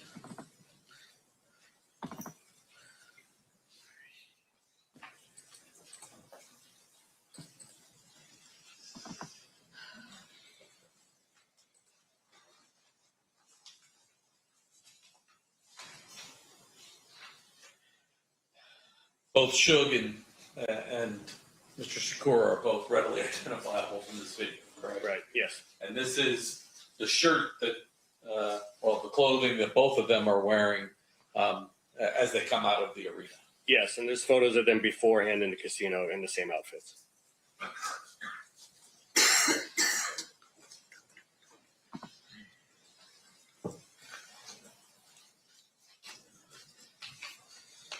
May I approach, Judge? You may. Showing you as marked as state's proposed exhibit number 149. Have you ever seen the photograph of these men sitting on the curb sometime after the homicide occurred? Yes, I've seen this. And you recognize the people that are in those photos? I recognize them more because I've been told who they are, although Trayvon Lane is very easily recognizable because I know that that's the outfit that he was wearing that night. Okay. Mr. Cole, can you take down the listing of what's on that? Oh, sorry. You may proceed. Thank you. So that's Trayvon Lane. Mm-hmm. We've previously heard testimony that's Idi Amin and Leonard Jefferson. Correct. Have you ever spoke to Kevin Woods? I've never talked to Kevin Woods. And do you even know who Castro is? Yes, another member of the Outlaws. Okay. Yes. Were Kevin Woods, Castro, and Idi Amin all members of the Outlaws? No, Kevin Woods, I believe, was one of the Pyrus, also known as KW. So just Castro and Idi Amin are. As far as, yes. Okay.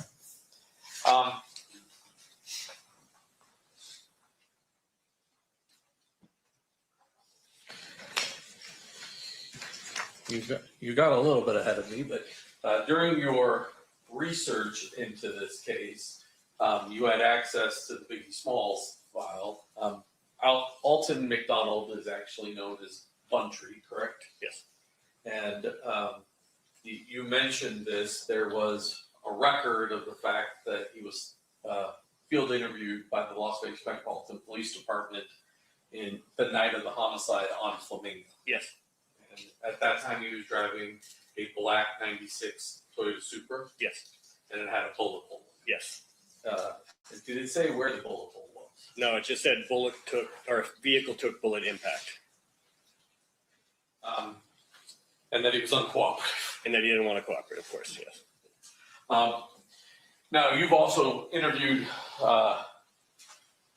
Reggie Williams, is that correct? Or Reggie Wright Jr.? Reggie Wright Jr., yes. I interviewed him for a murder rap, over a decade ago when we were making that movie.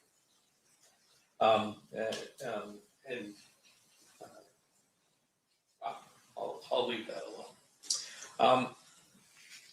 I just want to get a few other pictures into evidence with you. So during the course of the 2008 proffer, there's a mention of greenblatts. Yes. And sometimes it sounds like greenbacks. Yes. Were you able to eventually identify that location? Yes, it's very obvious. It's a New York deli. It's been there since the 20s. It's very famous. It's on Sunset. It matched the description. And also the way Keefe described the upstairs and downstairs and where the liquor area was, it was clear that he was talking about Greenblatt's. Showing you with the mark the state's proposed exhibit number 152. You recognize that? Yes, this is the front of Greenblatt's on Sunset Boulevard. There's some blue writing on there. You recognize that as well? Yes, those are subtitles that I added. That's a screenshot off of your interview, I think, with Neckbone. Yes. Were you aware of a person by the name of Eric Zip Martin, also known as Equan Williams, maybe Eric Von Zip Martin? He went by a bunch of names. Yes. Who was he? Zip has a long story. He's kind of a Harlem legend, a hustler from Harlem. He was a drug dealer, trafficker. He, I believe, also was a trafficking women. Was a pimp.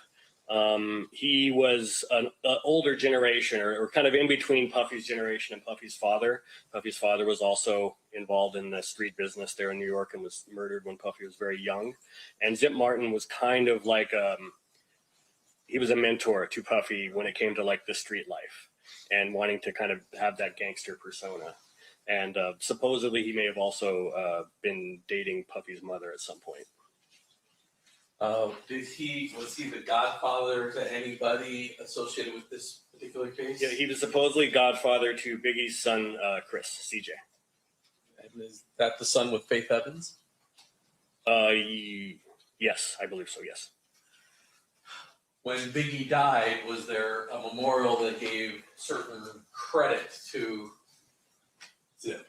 Yes, actually, on his second album that came out a few weeks after he died, Life After Death, in the back there's a thank you, a list of all the people to thank, and in there's Uncle Zip, and then in parentheses it says the spiritual advisor. You also, I'll put this in 151, showing you as marked as state's proposed exhibit number 151. You recognize that? Yes. And who are those two individuals? That is Sean Puffy Combs on the left and Zip Martin on the right, and this was supposedly at a New Year's Eve party in 94 or 95. Move to admit 151. Any objection?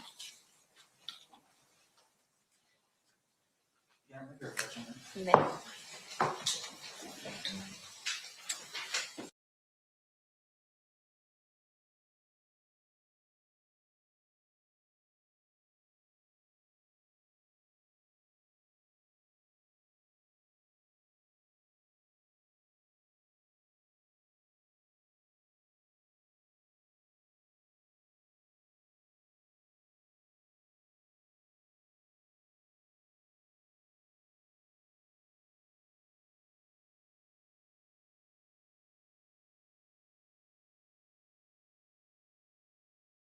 Pursuant to the conversation of the bench, no objection, it'll be admitted.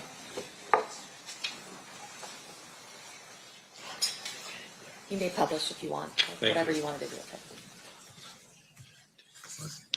I think we got to do both. I'm not sure I did 152 yet. So 152. That's one of the shots that you had of Greenblatt's. Yes. And then 151. That's Mr. Martin. Yes, on the right. And who's the guy on the left? The left is Sean Puffy Combs.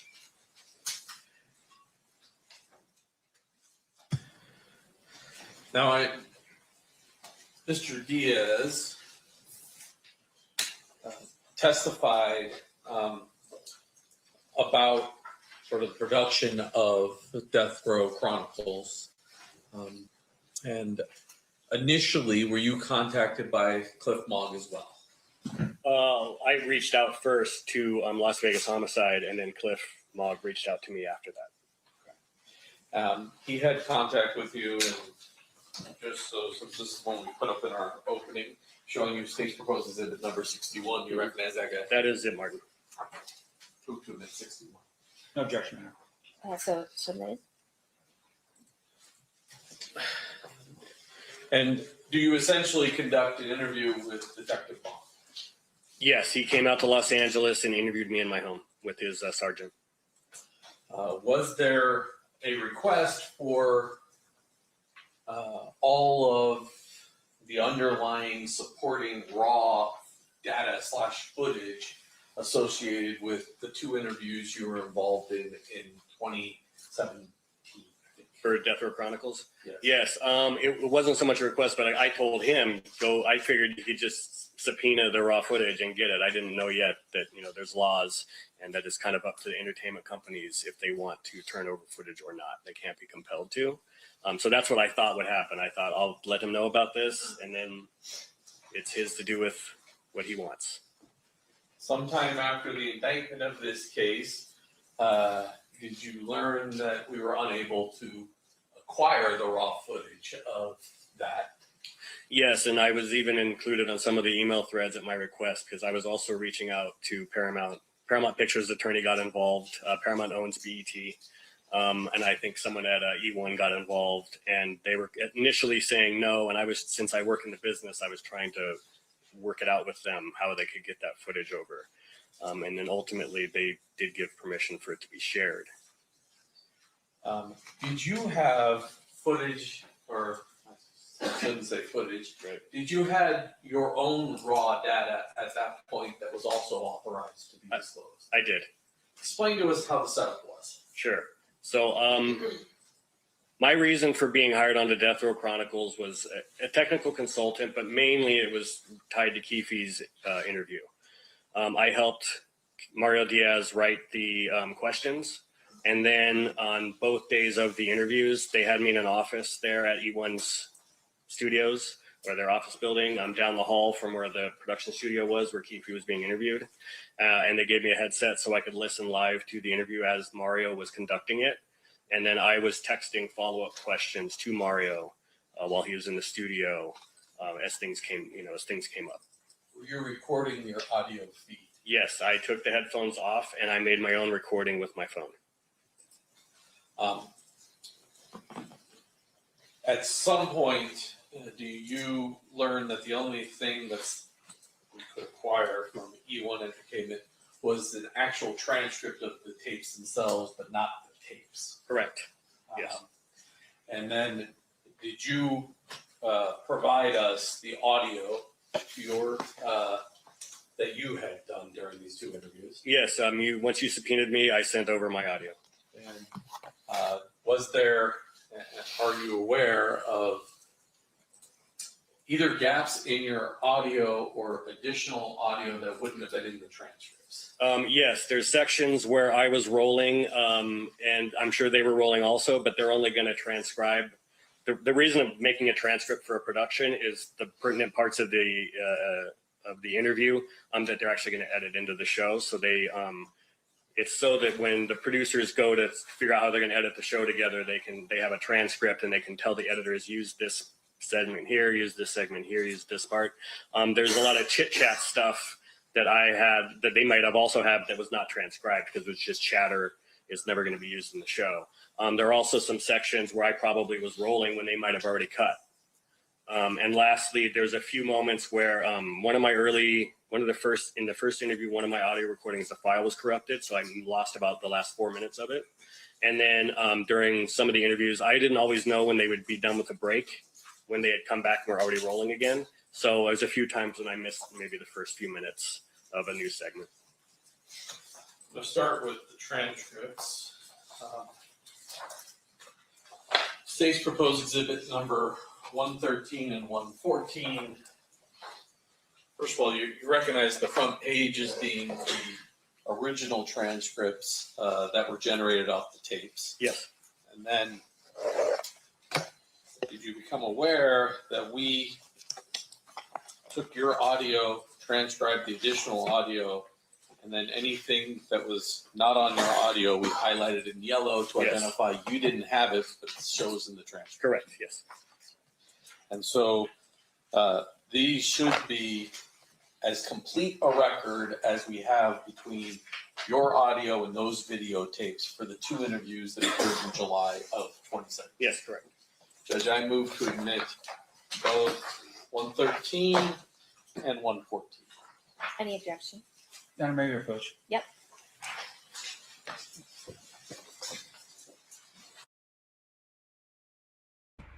This is some bullshit. If I ever see some bullshit, this is it. Yo, if KVD, man, you talking about coercion, involuntary statements?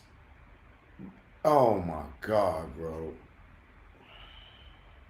This is, speculation. This nigga ain't no Zip.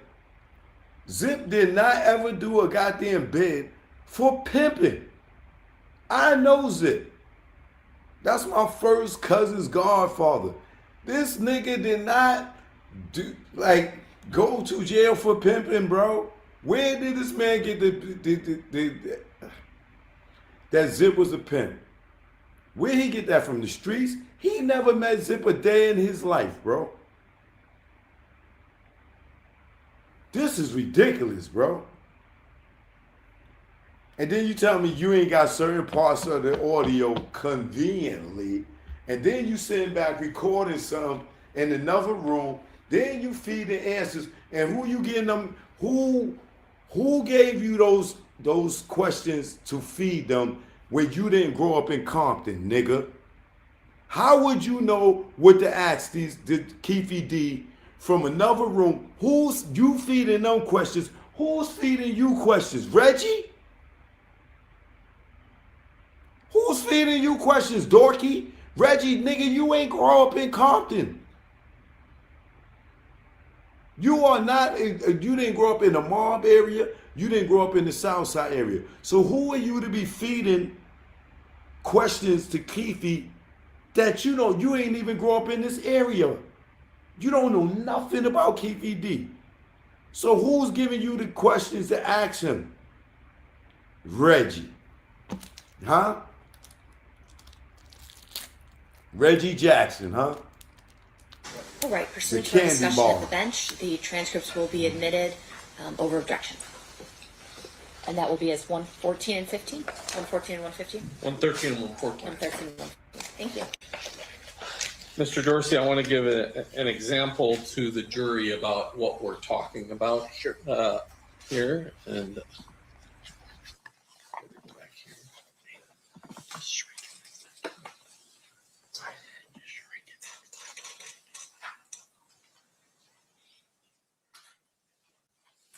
let me put my glasses on. We're in 113. So if we go to 113,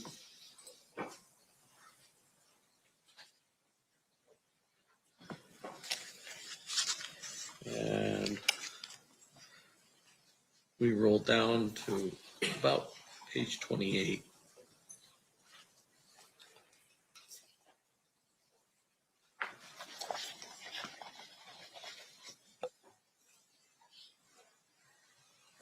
Oop, there it is. It's page 28. Time cutoff is about 30 minutes and 16 seconds in. The yellow part is the part that's not on your audio tape. Is that correct? Yes. And that was transcribed from the original videos that we don't have. Right. And everything else that's unhighlighted, we should hear on the audio. You should hear, yes. Okay. And that would be the same for both of these. Yes.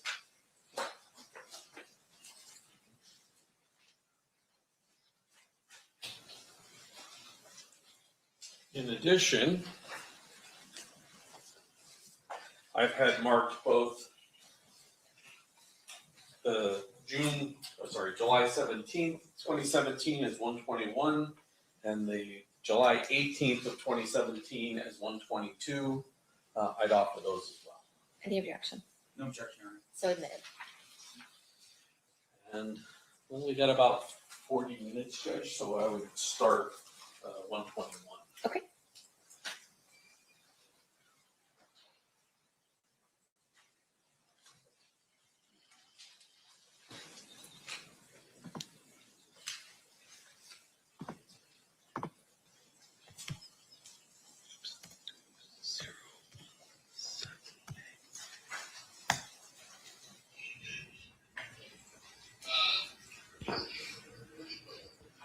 I grew up in the city of Compton. Yeah. Southside over there in Compton College right there. What was Compton like? It was when I first started. Compton was when I was I moved here when I was like 3, and it was literally white, all white. It was the first black family on the street. Yeah. We moved from Watts. Oh, right. But you still grew up in LA. I don't think he's lying yet. And how did it change during the 60s, 70s, and 80s? In the 60s, it was mostly all white. But 69, 70, 71, they started moving out. And more black families was coming in. And then when did it get dangerous? When did it start getting dangerous? When did it start to get dangerous? Yeah. Oh, about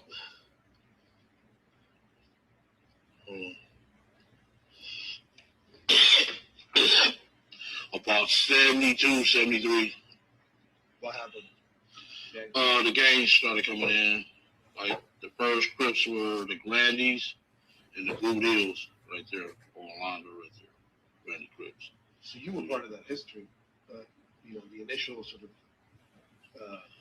gang Yeah, I was there when it first, when it first started. That noise, and I'm stopping this at 1 minute and 45 seconds, it looks like. Yes. Was that your phone That is making my noise? phone making that noise. Yes. And there's going to be a few times here where you're going to hear me loudly texting, and you're not going to be able to hear the audio very well because I was probably texting a message to Mario in that moment. So sometimes it cuts out in this first interview.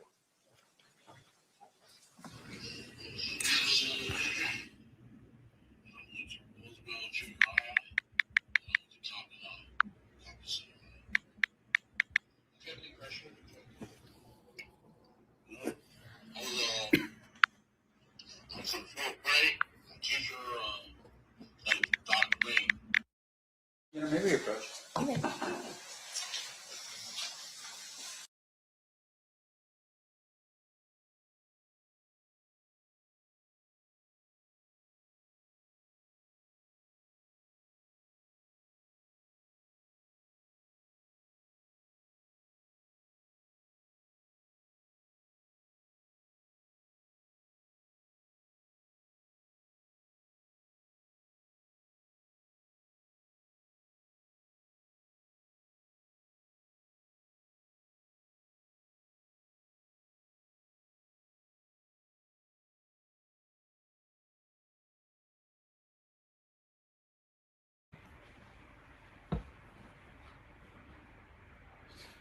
I tell you one thing. Keefe did get out of jail. Woo, boy. There's gonna be some lawsuits. Keefe D gonna be rich. Man, these crackers is something else, boy.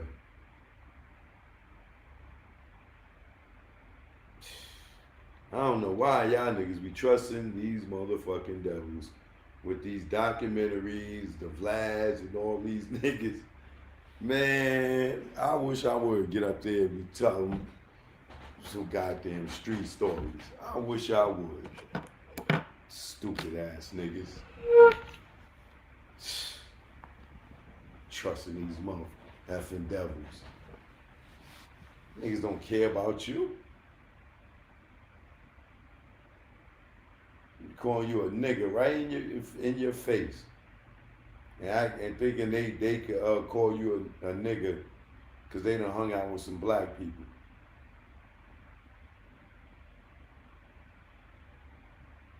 Feeling entitled to call you a nigga because they heard 3 hip hop songs.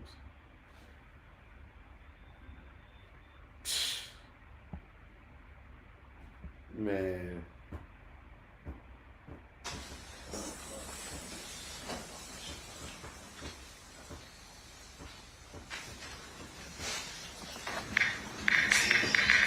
I done heard enough of this BS. This nigga over here texting them what to say, or texting Porky back. You know, what else to ask him, Porky? That's him and Porky texting, him giving him, Porky giving him the question.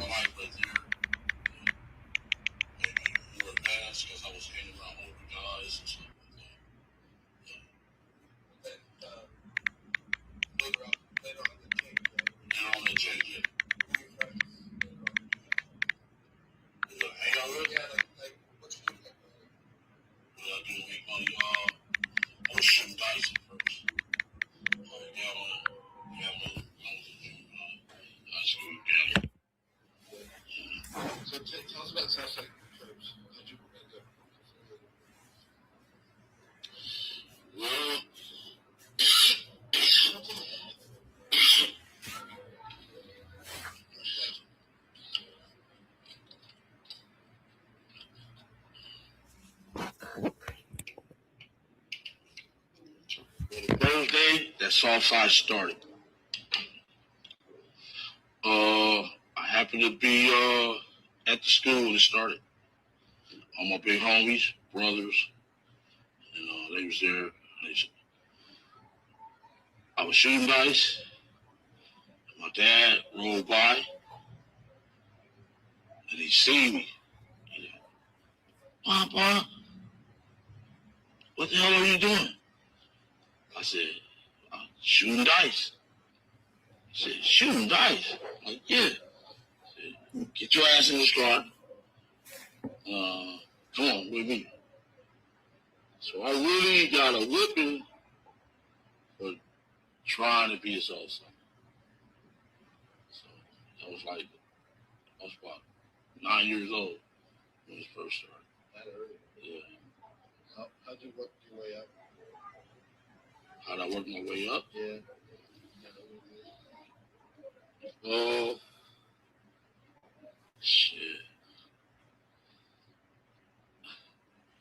I don't feel comfortable saying No. You don't have to go into detail. You can just say, look. You don't talk too much about his gang affiliation, what he did to get his way up. Okay, so answer the question again. Yeah, how'd you work your way up to that organization? What, to be the boss? Yeah. Well, money, really. You know what I'm saying? Money gave me the power and stuff like that. The dope game, really. Dope game. The coach, one of the coaches at Compton College, I was 17 years old. Got to start with that. So you will respect him. Yeah.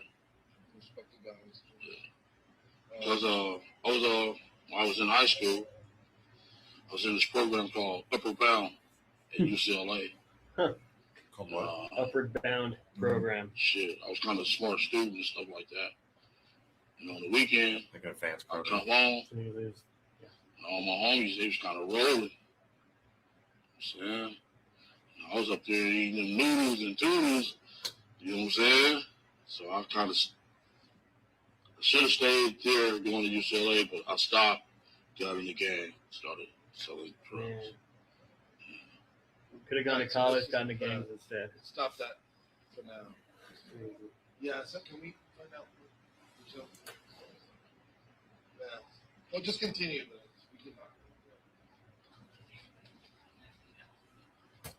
Yeah, can you keep an eye on that? I'm not paying attention yet. That looks good. Oh. We talked about it, man. I was like 9 years old, 10 years old, 10, playing Paul Warner football. That's and then I was a running back on the team, and he was the center, right the ball. His dad and his uncle was our coach. So after we would win games, we would go over their houses, go swimming, have hot dogs, chips, and everything. And I was like the star running back, running out and all the touchdowns. Number 20. Yeah. And she was what? Huh? What was she? She was the center. Who's the center? Yeah, hiked the ball. Right. Yeah.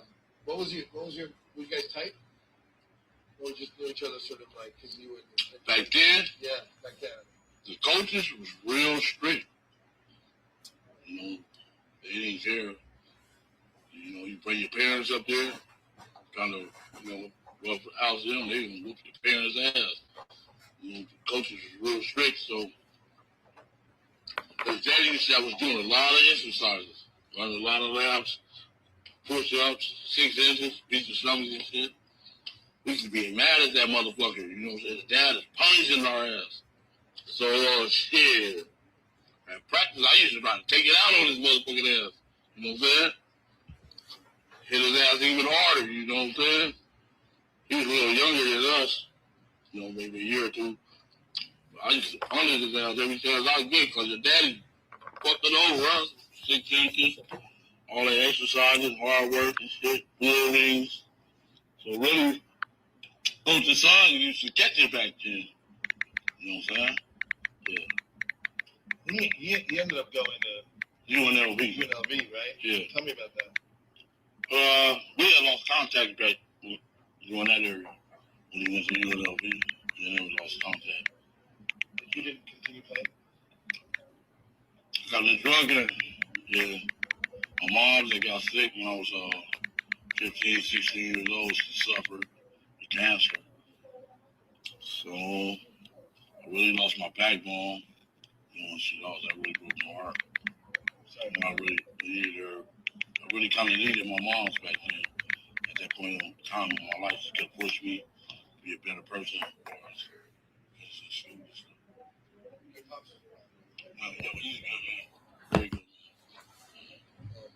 So when did you get when did you connect with Sugar again? Like Death Row days? I can't tell you all this. You know what I'm saying? Because these dudes is still in the street, homie. Oh, right. Yeah. So, okay, so forget about that. Now, talk to me about Death Row. When he started Death Row, were you connected? Yeah. I was rolling, yeah. Business? Yeah. I was big time, man. Real big time. I was bigger than him and Papi. I've heard that before at the beginning. Oh, really? Yeah, because they're like when they started hanging out with Puffy in like 93, 94. They're Can't say like, what I want to say because my you wife. go to a concert with him, would Puff pay for your room? Be like, I didn't even fucking pay for my room. We had more money than they did. They were just a little startup company, music label. Right. Like we were rolling. Like, what are you talking about? I don't need to pay my hotel room. The other way around, if anything. Yeah.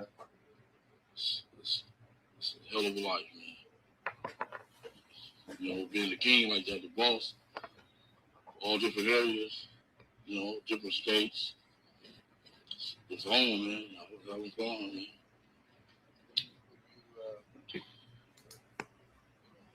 Seeing a lot of money from your hands? Yeah, really. Like 3-4 million every month. All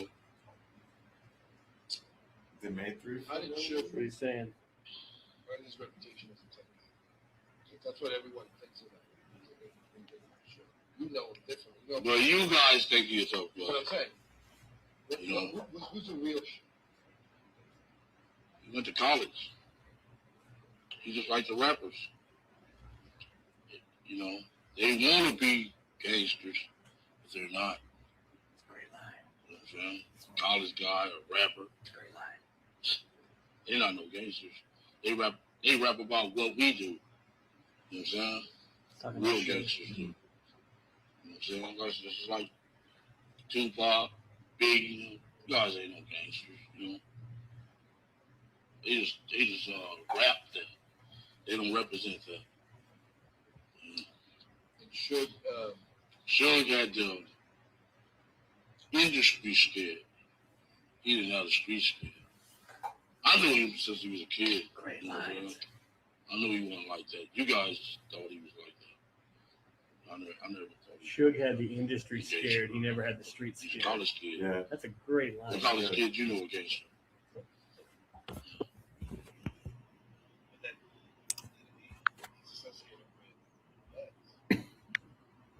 You ready to get $1 million to be associated with blood? Come on, man. You wasn't in the streets, dude. Knock it off. I want to get the real story. You know what I mean? Yeah. What this is what this film is about. Just like the guy knocked him out at the barbershop, the barber. Come on, man. Yeah. I been knew that. Since we played football together. You know, you find out a person's heart, especially in a football game. Football, you know what I'm saying? Yeah.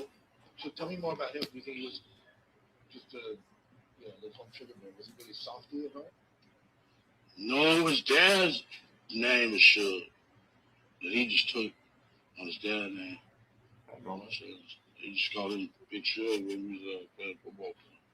That's his dad's name. His name is Yeah, his Mary. dad's name is Suge. But I mean, what was his personality? Was he? His name was like, Sugar Bear. You That's say what he his was mom a called gangster. him. Was he like And then it got shortened to Suge. softy at heart? Like was he like a soft guy? Oh, he's a good kid. Went to college.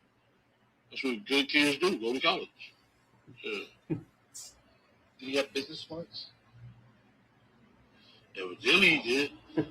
You know, he took you know, a record company from the ground up and made it $100 million, you know what I'm saying? Yeah. He shouldn't have been trying to be no gangster. You're not no gangster. You should have just stuck with the business.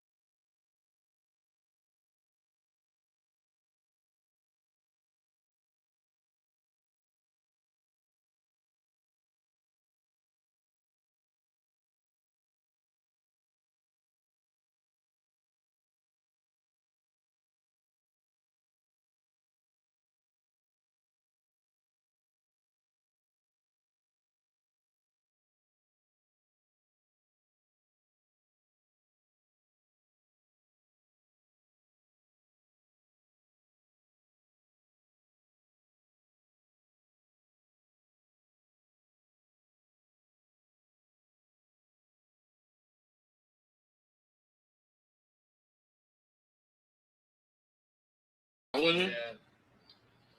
Oh, shit. I did a shooting. I had a drug case. I went to Tracy Corcoran, and then I went to the feds. I went about 4 times to the feds. This last little bit, they raided my house, came in. Said, the guy didn't know who the fuck I was at first. He like, raided my house, looked for my daughter's boyfriend. So, damn, he like, what you got in here? So I got a pistol and some money. Okay, don't worry. I'm glad you declared it. So the motherfucker got I had that on my drawers, my slingshot t-shirt, while he had me in handcuffs. So he went in the room and got my pants, and he found out who the fuck I was. Called me back in there, he like, man, I know who you are. I'm like, I said, man, you QBD. You the leader of this gang. I'm like, man, I ain't been out there in about 5 years. He like, oh, fuck that. I'm taking you to jail. I said, man, you ain't a man of your word. Dude. You said you're gonna, declare my shit. No. I had to take you in, so I just did a little bit in law school for that, for a little gun case. Yeah. How long ago was that? That was in 2015. Okay. Stuff with pool and the whole offer deal that I made before. Is that it? All right, let's just move on. Yeah, let's switch it. So this is what I was talking about. You guys to stop and change your color. You're good? You need water? I'm good. Yeah. More mints?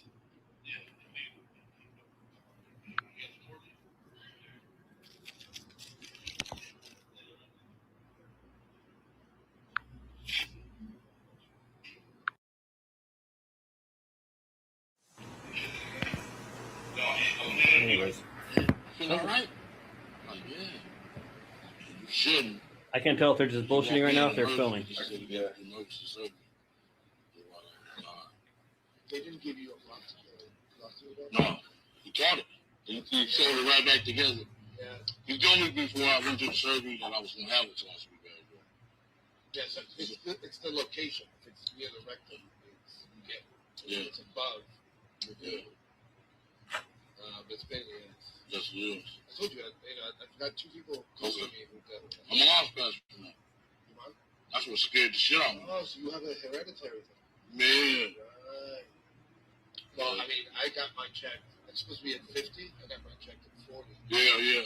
I've been going every year now. You do it every year? Yeah. I do it every 5. Yeah. All right, let's continue. Are you guys cool? Hey, so, there's a bunch of Southsiders in 90s music videos. You guys know a bunch of music videos. Great. Do you remember which ones you were in? Like,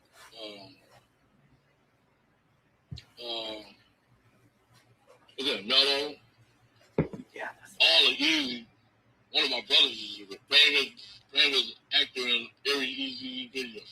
He come get him every time Easy used to give a video. Pick up my older brother every time. Every single time in every single Easy video. So was that fun? Was that something you guys did all the time? Keefe, I didn't want to get exposed like that because of the type of business. I was in one the Mellow video. Just that Mellow. That's the only one I ever got in. But other than that, I didn't want to be exposed like that. Try to stay undercover under the thing. Is it true that you guys provided lowriders for some of the video directors? Yeah. How's that work? We had only a hydraulic place in Compton called Compton Hydraulics. So people used to call up there and ask for lowrider cars. Like, what's the dude named Batman? Little dude, Chris Stowe's boy, what's his name? Batman? Batman. The little dude, what's his name? Marcus Houston. He was my car before. He was in a little group. What was that little group called?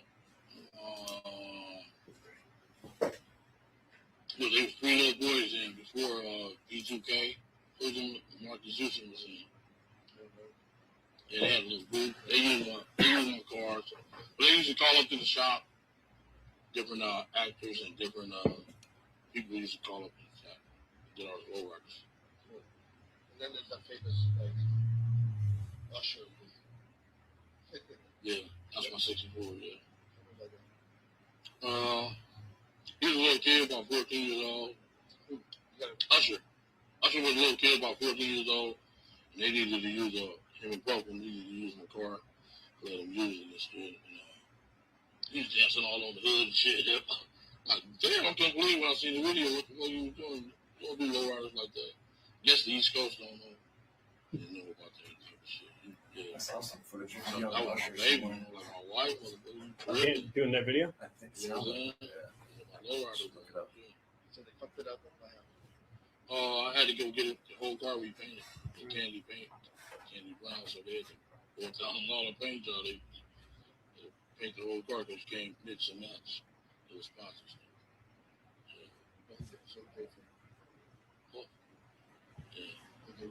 And little Usher was telling his mom, "Hey, you buy this car. Can't buy my girl." You know what I'm saying? Not today.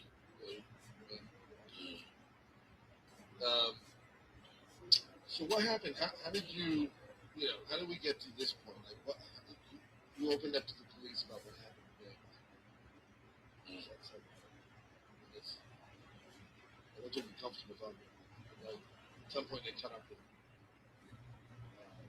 Why did you tell them what happened? I was up against it. Definitely. Are you comfortable talking about what they had on you? Is that? Are you comfortable talking about what they had on you? Or is it drugs? Yeah. As far as like, proof.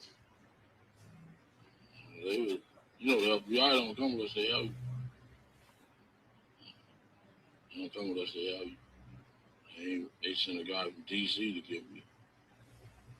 Formed a task force. But I figured I was targeted behind all shit friends, they police and shit. So they was like kind of, we was fighting on real war. So the mayor, he was even with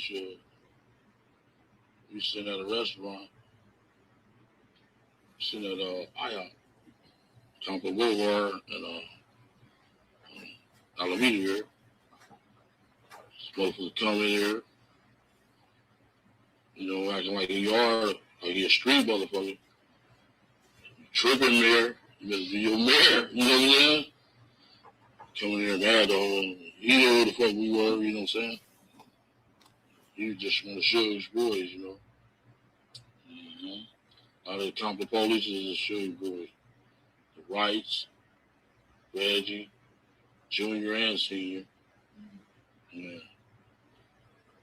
So, before any of that happened, the Tupac murder was in '96. Did you ever feel like it was going to catch up with you? Is that? Did you ever feel like it was going to catch up with you? That people would come and talk to you about it?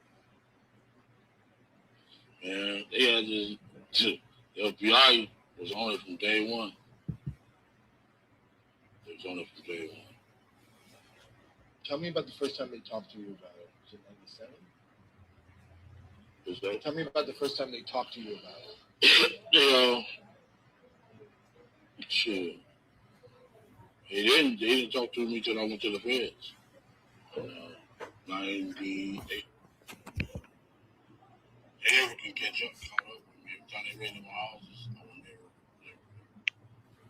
And at that time, you didn't tell them anything. You just told them Barking up the wrong tree. I was just, but they got all the bottom feeders. You know how they do. They get all the bottom feeders. All of them motherfuckers that sold me out. They kind of hurted me, So all I did was help them dudes out. Had they back, no matter what. Make sure the money, pockets were right, families were right. They sold me out. You know how the feds do. Get all the bottom feeders. Lead them up to the big man. Like you go down the snow, go down the hill. Everything you caught over, Shit. Just said Mario. Yeah, motherfucker. Just said Mario. The first note. You talked to the cops in 98. You said they're barking up the wrong tree. You thought you were done. No. When I was in the feds, they came up there every month, making my life miserable as hell. And then, but at least you got, 12 years until they caught up with you, 2010 or whatever. I was a little smart, I guess. But the dude said he was gonna give me promises. That motherfucker was so cold. His eyes was piercing. This fat dude named Holiday. That dude made my life a miserable hell. Living hell on. But ever since that night, it seemed like dude stuck his head up my ass on me. You know what I'm saying? He's a special agent in charge of the major crime unit. Ever since that night, that dude's been making my life miserable. I did 5.5. Motherfucker came up there at least 10 times. Told the warden, who you got up here? He's a serial killer. Like, oh, fuck. You know what I'm saying? For them rappers. What was your relationship with Puffy like? How did it evolve? Like you guys were cool and then you hung out a lot together. When he used to come to California, we used to meet up and have fun. I was a baller, in fact, I was doing better than him back then. Shit. Fun, man. Did he ever talk about Suge? Did he ever talk about getting scared? You fucked up. Is that? I said, did he ever talk about Suge? Did he ever talk about being scared and all the bullshit, go back and forth, the East Coast, West Coast shit? You talked about that later on in our relationship. That's right. Well, that's what I mean. Like, when did we get to that spot, that place where you guys were talking about that? I remember my boy Zip was rolling up, he was going to the club one night, rolling up Green Lake in the neighborhood. His phone rang. He was like, I guess they must have fucking played it. Something, I don't know. He's like, man, let me speak to Keefe. Got on the phone. What's up, dog? Like, man, I'm giving a concert out there. You want to tour on the West Coast? He asked me, think it's cool to come out there? I said, why it wouldn't be cool? He's like, the big CEO guy. CEO guy? He's like, yeah, the big guy. I knew what he was talking about. Like, cold and shit. I guess he was like scared of the guy. So we went to the Irvine Mellors. It was something. Oh, let's get Irvine. We had the hottest song out of the world. You know what I'm saying? Shit, I think that song was One More Chance. Boogie on the stage. Suge was right there. I came off the stage, he asked me, how you know that? Same way I know you. I'll tell you after that. So then, after that, we went to the San Diego concert. Matter of fact, the Dallas Cowboys stayed in the same hotel we stayed in. God, he's down all the same details. He did 10 years ago. Amazing. All the balls would go all around that for the Dallas Cowboys. Football team. Ready for Troy Aikman. Saying, I don't know if we'll get you in trouble or not, but the balls were all around the Then we went to the Anaheim. That was on the Halloween night. Perfect. Halloween. Halloween night was cool there too. And he just give you passes for everyone. Like everyone would go concerts. I just go get the tickets with the little homies. I was riding in the van. I was on the stage with them every time. You get to hang out with Big E, obviously. Right? Yeah, Big was cool. cool dude and everything like that. So when did Puffy start talking about, Suge on a real serious level?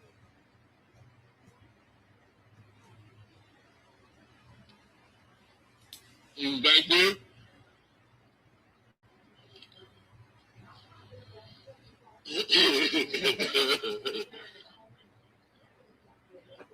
Yeah, we already established that. Yeah. Now, what'd you say? I said, when did he start talking about Suge, like, on a real serious level? Puffy. Oh, being scared of Suge? Well, of doing something more than that.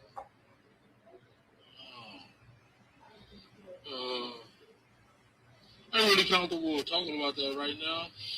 When you see me in that suit, you got me. Right? Okay. I really thought that out. Okay. So let's take a break. So you can go smoke. Can you be back here in 10 minutes? I want to get warm before the 2 o'clock. Yeah. You got to give me to my wife. She did take me back. I couldn't. Might have not been here. What do you mean? You want me to? I said I might have not been here.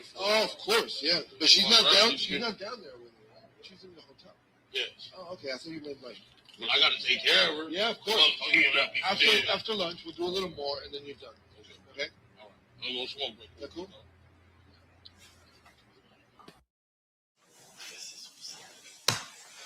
Sure, that's probably a really good breaking point. Where are we at time-wise, so we can put that on record? 35 minutes, 17.7 seconds. Okay. Ladies and gentlemen of the jury, we're going to recess for the day. We're going to have you guys back at 9:30 a.m. on Monday. During this recess, you are admonished not to talk or converse amongst yourselves or with anyone else on any subject connected to the trial, or read, watch, or listen to any recorded or commentary on the trial of any person connected with this case by any medium of information, including without limitation, newspaper, television, the internet, and radio, or form or express any opinion on any subject connected with the trial until the case is submitted to you. Please rise for the jury, everyone.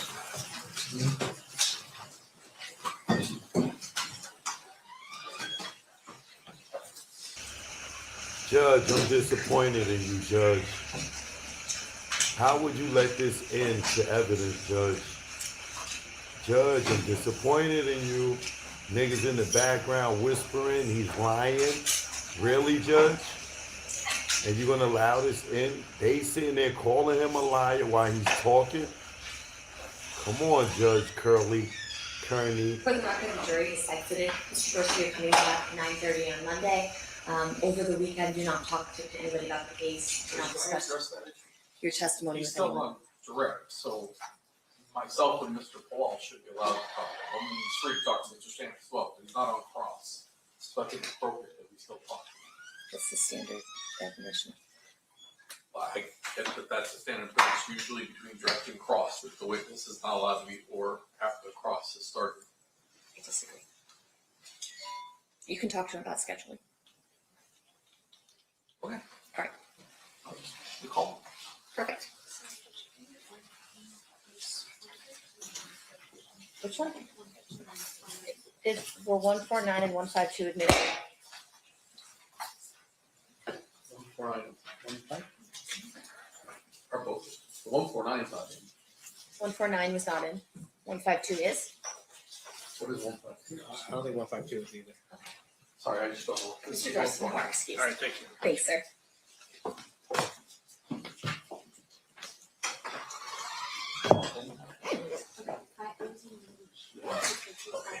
And that is 152. Okay.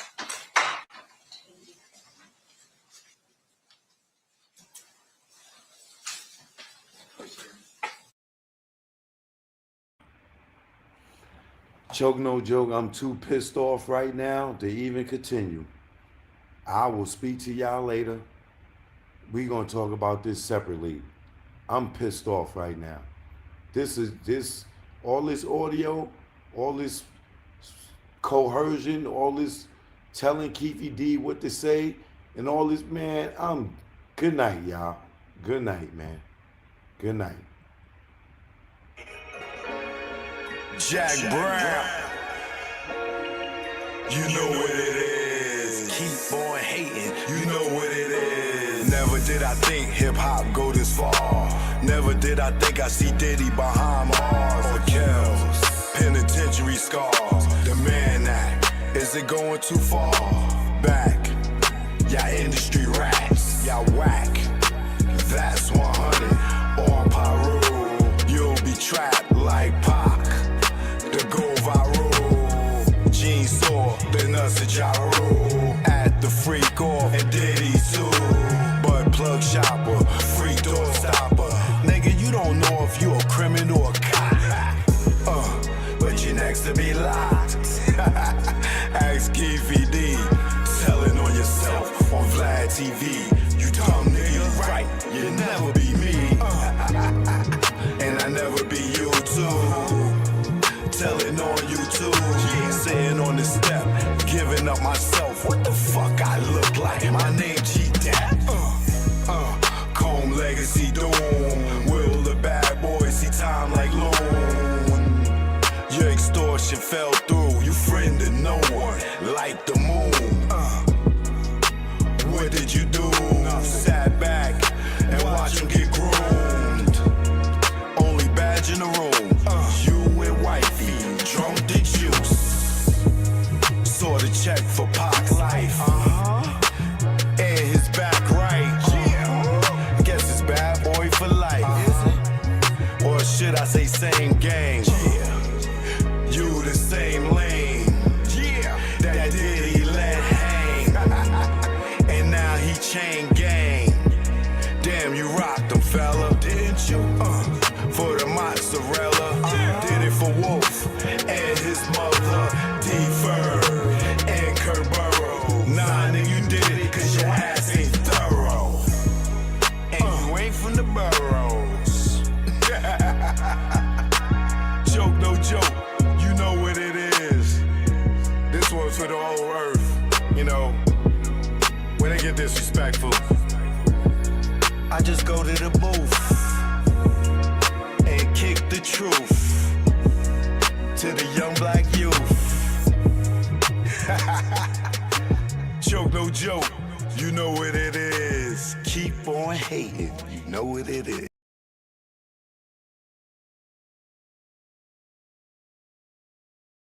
Man had to come through and make sure it went through.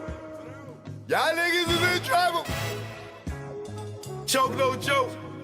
I ain't no joke, the mixtape. We here now. You already know. Let's go.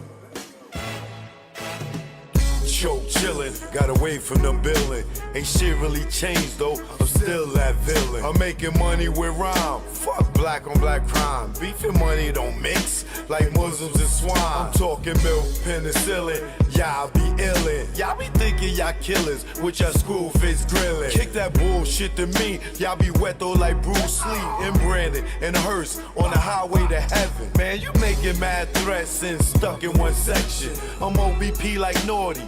Making connections, talking under your breath, get you something you don't need. 2 fully loaded Macs, filled up with heat. Nigga, you sweeter than 30 days for a body. Pop shit to these niggas, see me walk by me. But I ain't looking for no beef, I don't eat bologna. But I bring a whole cow if you run up on me. Shiesty, try me and hype me to peel your wig back like 10 cent icy. Bring it, stop bluffing, I got your threats, they mean nothing. I respond like Bond, I come through, I'm bombing. Playing bodegas, flipping Montega. You tan in the Jacks, I tan in Jamaica.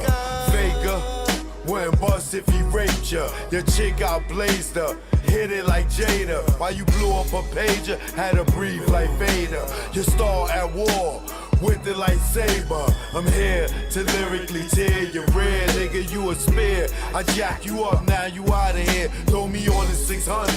Now fucking nigga humming, blowing down 8th Ave with a bad bitch blunted. I take it there. Y'all niggas don't want it. Y'all niggas don't want it. Y'all niggas don't want it with no joke. Who you thought it big? Represent the NYC. Bring it on if you niggas want some of me. Have y'all niggas feeling it like Jay-Z. no joke, who you thought it be? Represent the NYC. Bring it on if you niggas want some of me. Bronx King like the LORDFINESSC. And that bullshit y'all do, y'all niggas don't stress me. Oh yeah, and you already know, either war what it is. Choke, no joke. I ain't no joke. The mixtape. We here now. Yeah. You know what it is. Choke, no joke. Either war. Rest in peace, Grego. Don't ask me why. We here now. Choke, no joke. Grego, rest in peace. You know what it is. I say I neglect her. I love my child. You make me go wild with your parenting style. Only for her, I wear this smile. Cause inside, it's really a grin. If I was a drink, I'd be drunk off gin. I'm not a quitter, I fight to the end. You not gonna dictate who life I'm in. Just mad cause I went from boys to men. Like Wanya and Brandy, the road end. I say it in French, we are thin. I do not like you, you're not my friend. You make me cringe, get under my skin like veins, blood, bagging up cane. Don't know too many dudes that go through these things. Deal with your bullshit and still stay sane. Your brains with a blue early in the game. Yeah, deadbeat, I'll make you dead me. You wanna see me locked up like me, so I kick back and let the preacher preach. Wisdom of his word, get me through each day. Emancipation on the way. I'ma celebrate from September to May. Till the casket close, we go our way. I just pray she love me one day. Happy Father's Day, I love my child. Happy Father's Day, I love my child. Happy Father's Day, I love my child. Happy Father's Day, I love my child. Happy Father's Day, I love my child. Happy Father's Day, I love my child. Happy Father's Day, I love my child. Happy Father's Day, I love my child. The worst type of chick, bottom of the pile. Tell him it's his and know that it's mine.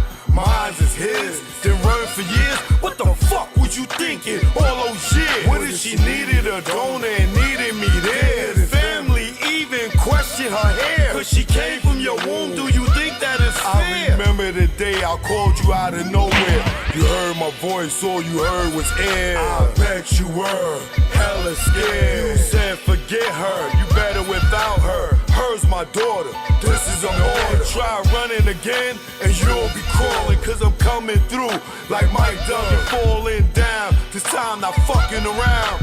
I wanna see it now and I don't care how. You do it, I do it, move quickly. All the years that you ditched me, and right now you going to hitch me to your back.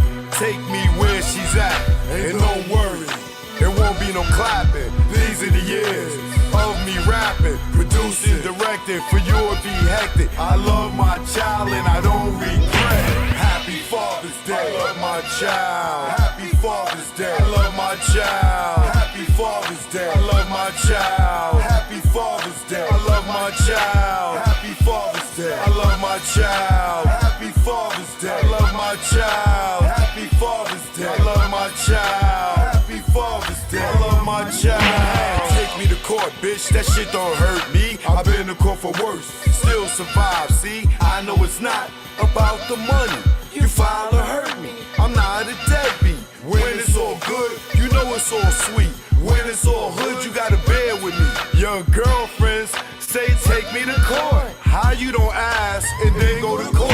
You know when you ask, things get brought or paid. Emancipation on the way, we'll hang out any given day. Your relationship will fade away. We will get close, you will fade away. Like the baby mama that ran state to state and had to run for about 8 years. Some say how she lived. I might satisfy the father but ruin the kid.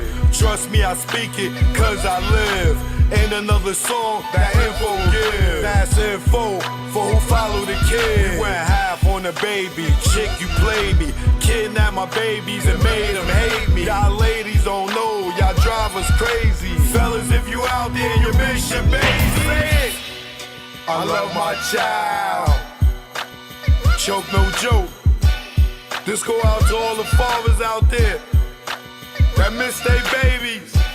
They took our babies from us over money, child support. Now they don't even know us. This go out to you.